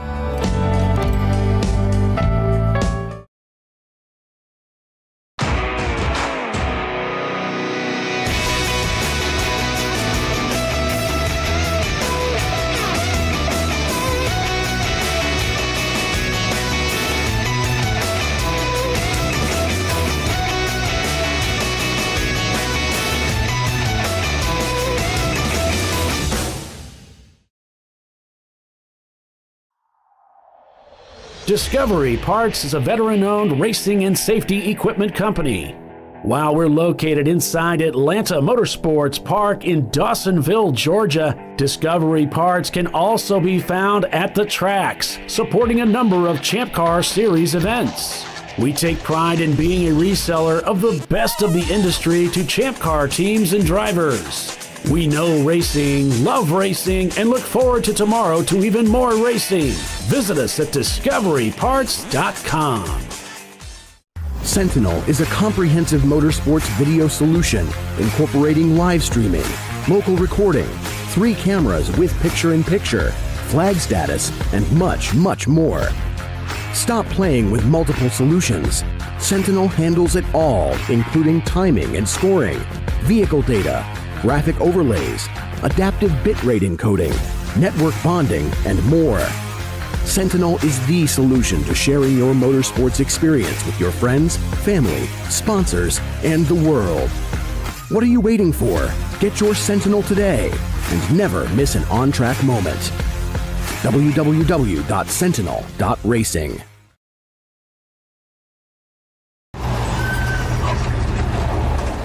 George is fed up. And so is Junior. They weren't planning on having to replace their brakes today. But they went to AutoZone, where a friendly AutoZoner, Renee, helps them find a great deal on Duralast Gold pads and rotors. No headaches, just the right parts, and friendly service. In the zone, AutoZone.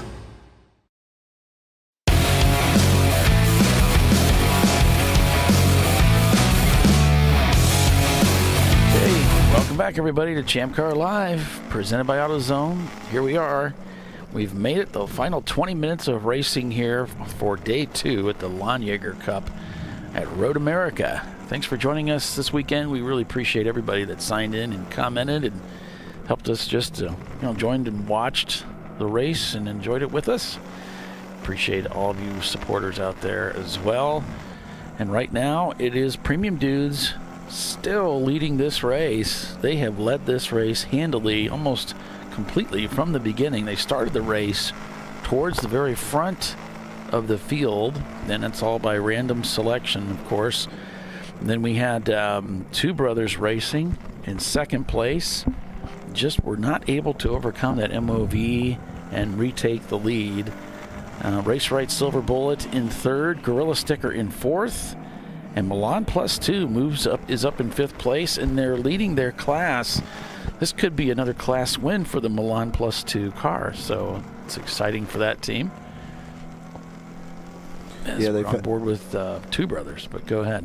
I was to say that's usually always a top contending car in that B class. Those guys always come in and definitely throw down the gauntlet when they're here. More of a Midwest team. I believe they're based out of Iowa. I could be wrong. I thought that's what I had, what they had said. They run a lot of races in this area, frequently at Gingerman Raceway. We've seen them there. I raced against them at Brainerd. We've been to Brainerd quite a few times in the series and raced against them there. I think they traditionally go to Autobahn, and a lot of your Midwest tracks, I think they went to Ozark. So hopefully we can get them to come out and play on the East Coast sometime. Yeah. But then I think they'll go do some of the Texas races. So we might see them a few times more next year. We'll have to see. Well, if they can give us some insight on their 2026 plans, that'd be awesome. Well, we've raced with them. I know we've raced them at I believe at Gingerman and NCM Motorsports Park as well.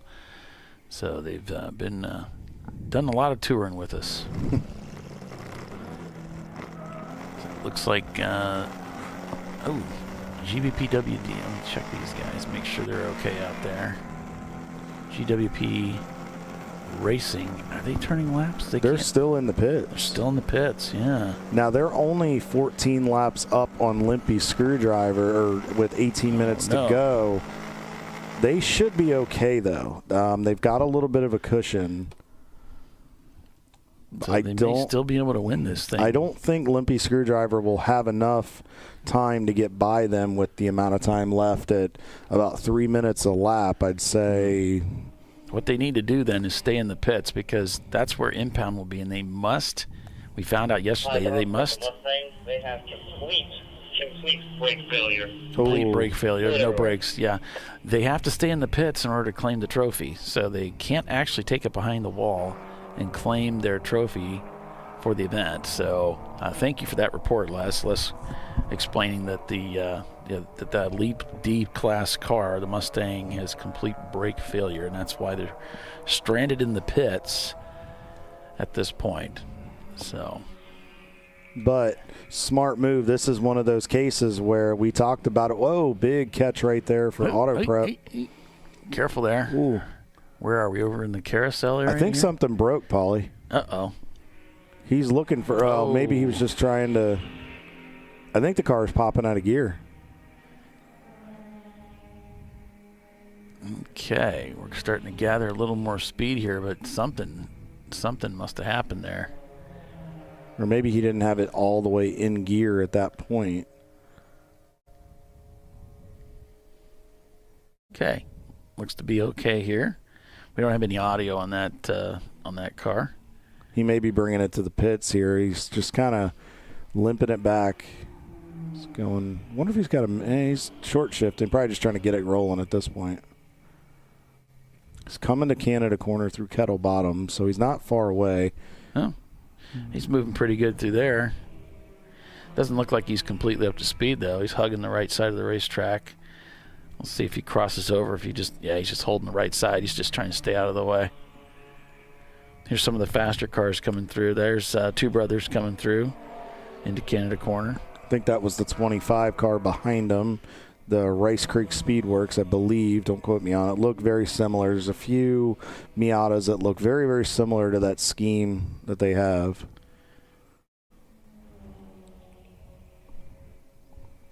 So we appreciate everybody tuning in today. Thank you guys so much as we're back on board with Follow On Mission.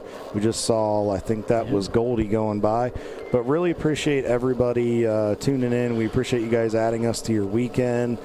Just one more time, want to quickly thank all of our sponsors here in the Champ Car Endurance Series. Our title sponsor, TireRack.com. Want to thank Parts Badger, which is one of our series sponsors, and the rest of them, Lifeline, Fire and Suppression Systems, Frozen Rotors, Hawk Performance, Flying Wrench Motorsports, and Flagtronics.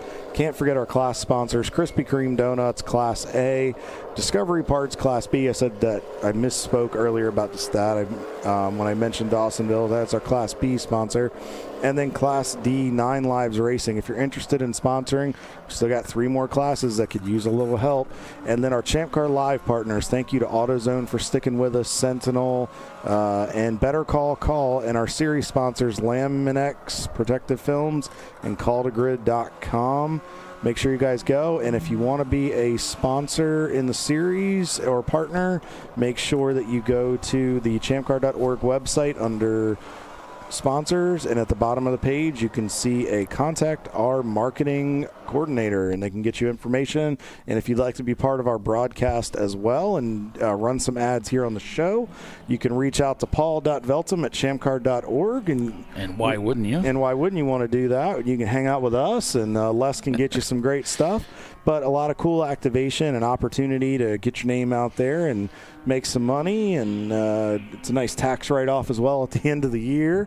Yeah. So, but make sure you we'll get you reach some out. really good exposure on the show. Absolutely. And we'll get you in here and interview you. Kyle will interview you, and we'll get to hear your story. And how many advertisers will do that for you too? So, come talk to us. Come talk to me. We'll get you taken care of, more than taken care of. We'll make sure you get. We'll do you right. We'll do you right. Well said, Paulie. Well said. EC car there. That was the JCW guys. We're trying to work by one of the Section 8 Mustangs. Yep, exactly. Thank you, Dylan. Don't forget to smash that subscribe button, that like button.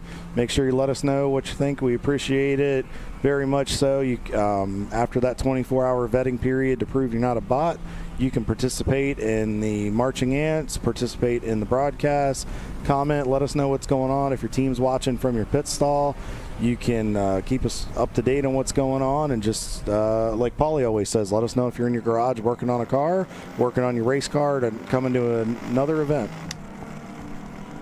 Yep, so no new comments from the race logs since the 86 car was moving slowly on the racetrack. Premium Dudes leads the race by about 2.5 laps to 3 laps over Two Brothers. Looks like it's now 2 laps as they cross the start-finish line. So Race Right Silver Bullet leading A-Class in 3rd, Gorilla Sticker in 4th, 45th Parallel in 5th. Then it's Milan Plus 2, Race RX, Silver Martini, TPWS Racing, and Rats Defarians. So I got it. It took me the whole weekend. I got it. So I want to give a call to Maximum Effort, the 198 car. Hasn't been spectacular for those guys, but right now they are sitting inside of the top 20, or actually in 20th spot right now, and they are on the bottom step of the B-Class podium. So great job for those guys. They surpassed Storm Surge Racing a little bit ago. So I hear squealing. Yeah, he turned around and just swapped ends on him and backed it off of our view here. You'll see him hopefully get going again and reappear from the right-hand side of the screen. But I don't know. Don't know if there was any contact. Didn't hear any banging. Just heard the tire squeal like you did. Got to wonder if late in the day, brake pedal getting a little squishy, a little soft, and maybe thought he could still get down in there and as deep as he could. Paulie, also want to give a call to some of our biggest movers on the day. Two Brothers obviously coming from the back with the MOV, but Rat Stefarians, 32 spots on the day, 42 spots on the day for Skidmark Racing. Right now, the team that has moved the most is going to be Revelation 1911 in their Mustang, 54 spots on the day, 11 in their respective C-Class. So great job, guys. I want to make sure, give a call out there to Swampy, even with some of their issues, up 38 spots. Triple Caution, 35. Kuro Nico, not the day they've wanted, but 33. Steam Chicken, 29. So, and Fat Boy Racing, we haven't talked too much about those guys this weekend. Up 12 spots, or 6 spots in that EC class.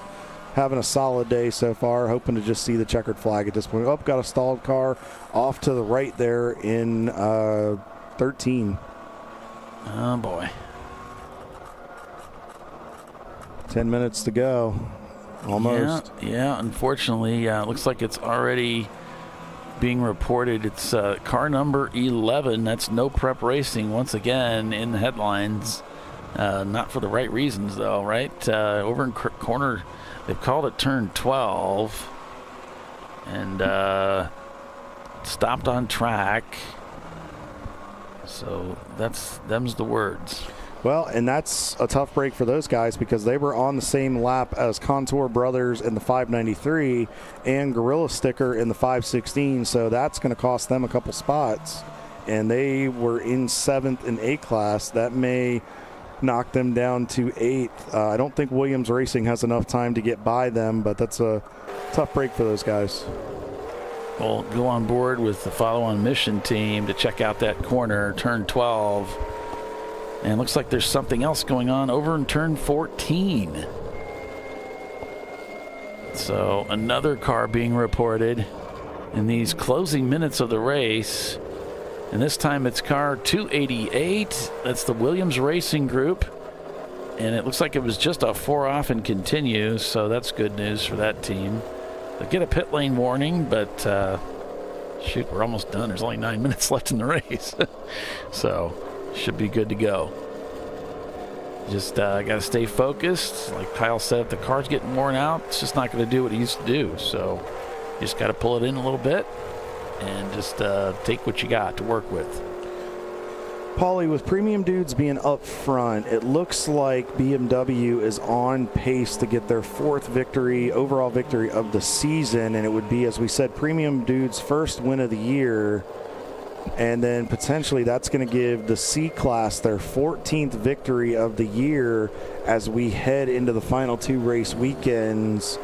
I would say C-Class is pretty much going to lock that down on the year for the most wins, with only essentially 3 races to go. Two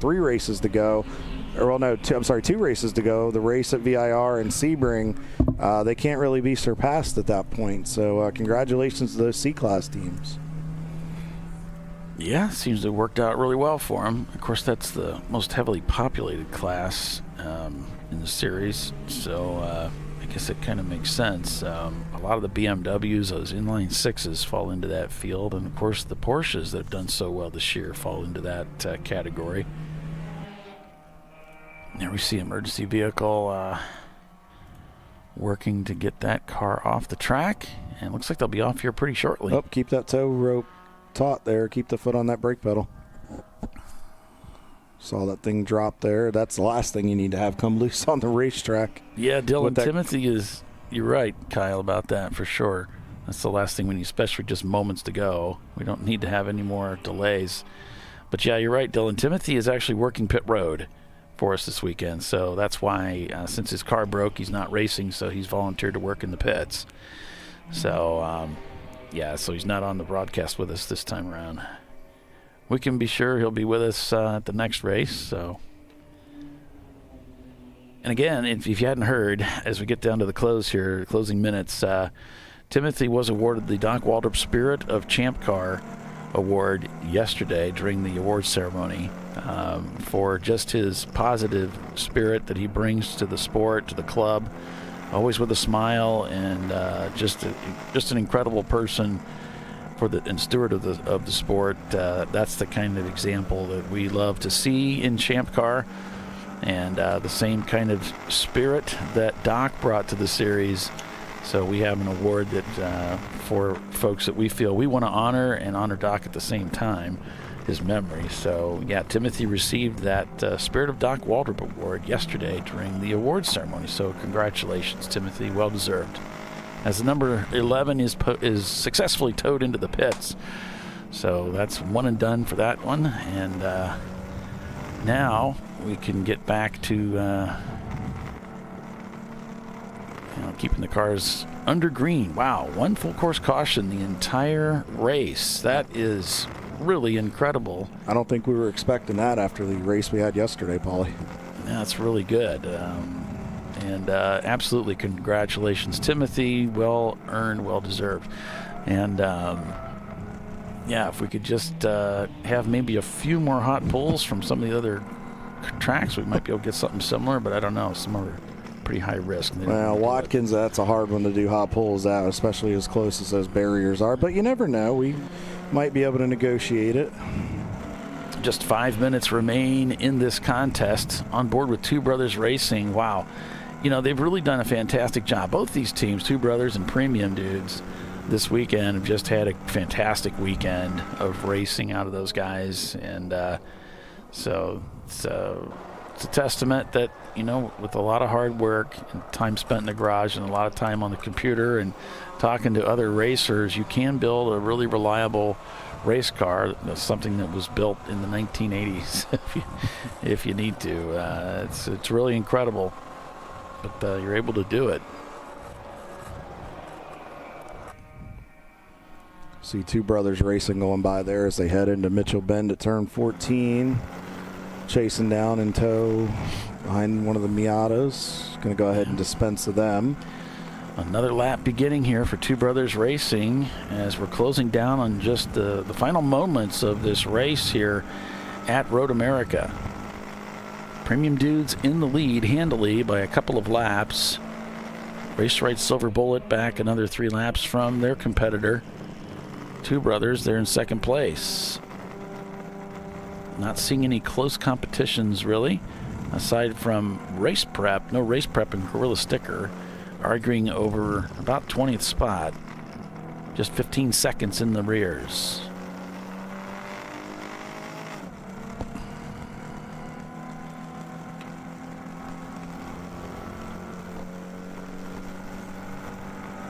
We'll keep an eye on the tower for you. And it looks like he's got the furled white flag in hand, Kyle, as best as I can see. Yeah, I think he's getting ready. I think he's just waiting on Premium Dudes to give the one to go. Based on the amount of lap, the time it takes to make a lap around Road America, we should be getting the one to go this time by. We're just waiting to catch our race leader here.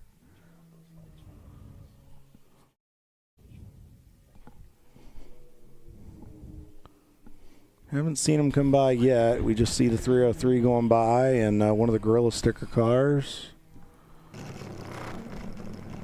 So we see Two Brothers Racing working through turn 8.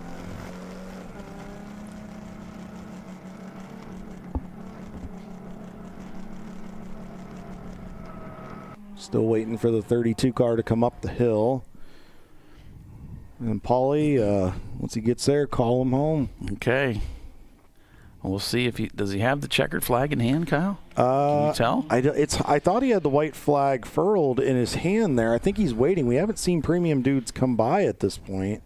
Based on what I had seen, I think, obviously our time is unofficial, but I think he's still going to have to give him the one to go. There's the checkered flag. It's high in the sky, and it's waving for Premium Dudes taking the win this weekend at Road America, the Landjäger Cup. The win goes on day 2 to Premium Dudes. Second place, it's going to go to Two Brothers Racing. Yesterday's winner, they come home a bridesmaid. So it's a 1-2 finish for the Two Brothers team, and they just kind of swapped positions from yesterday, Kyle, with Premium Dudes getting second place yesterday. And then Race Right Silver Bullet takes third place overall. Gorilla Sticker in the 517 finishes 4th. In 5th place is going to be 45th Parallel Racing, followed by Milan Plus 2. And then it's Race RX finishing in 7th because there's an EC car up there. Silver Martini Racing is going to finish 8th. Then we drop down to TPWS for 9th. And Ratstafarians finishing in 10th. And yes, I'm going to look down through here, just check on these class wins. GWP Racing finishes as the lead D-class car, even though they're still broke down in the pits because they turned enough laps to get it done. So class finishes, Race Right Silver Bullet. Looks like they're taking the A-class win. Milan Plus 2 taking the B-class win. Congratulations, guys. Premium Dudes is going to take, additionally, the C-class win. And as I mentioned, GWP Racing wins D-class. And then for EC, we have the Mini JCW team capturing that win. So congratulations to all those guys and girls and teams who took home those wins and second place and third place podium finishes. Great to see that checkered flag here under the sun in where are we again? Elkhart Lake, Wisconsin. We're in Wisconsin. We're in Elkhart Lake, Wisconsin. All right. Nice sunny day to finish the race. So congratulations, everybody. Thanks, everybody, for tuning in and watching. But we're not done yet. We've got more racing coming your way in December. We'll be back for the race at Virginia International Raceway, the national championship race for 2025, still on the docket. So Kyle Lockrow, thank you so much for coming in and calling the race again, sir. Appreciate all your help. Thank you, Paulie. Thank you to our buddy Les Epps with the Less is More Cam on Pit Road. Thank you to all of our sponsors, especially TireRack.com and AutoZone. We appreciate it. Congratulations to all of our overall winner and class winners. Great weekend by everybody, and we hope to see everybody at VIR and Sebring at the end of the year. Yep, so with that, we're going to call a close on this race. Thank you so much again, everybody, for tuning in. And so for Les Epps and Kyle Lockrow, I'm Paul Veltum. We'll see you next time, folks. Take care. Bye.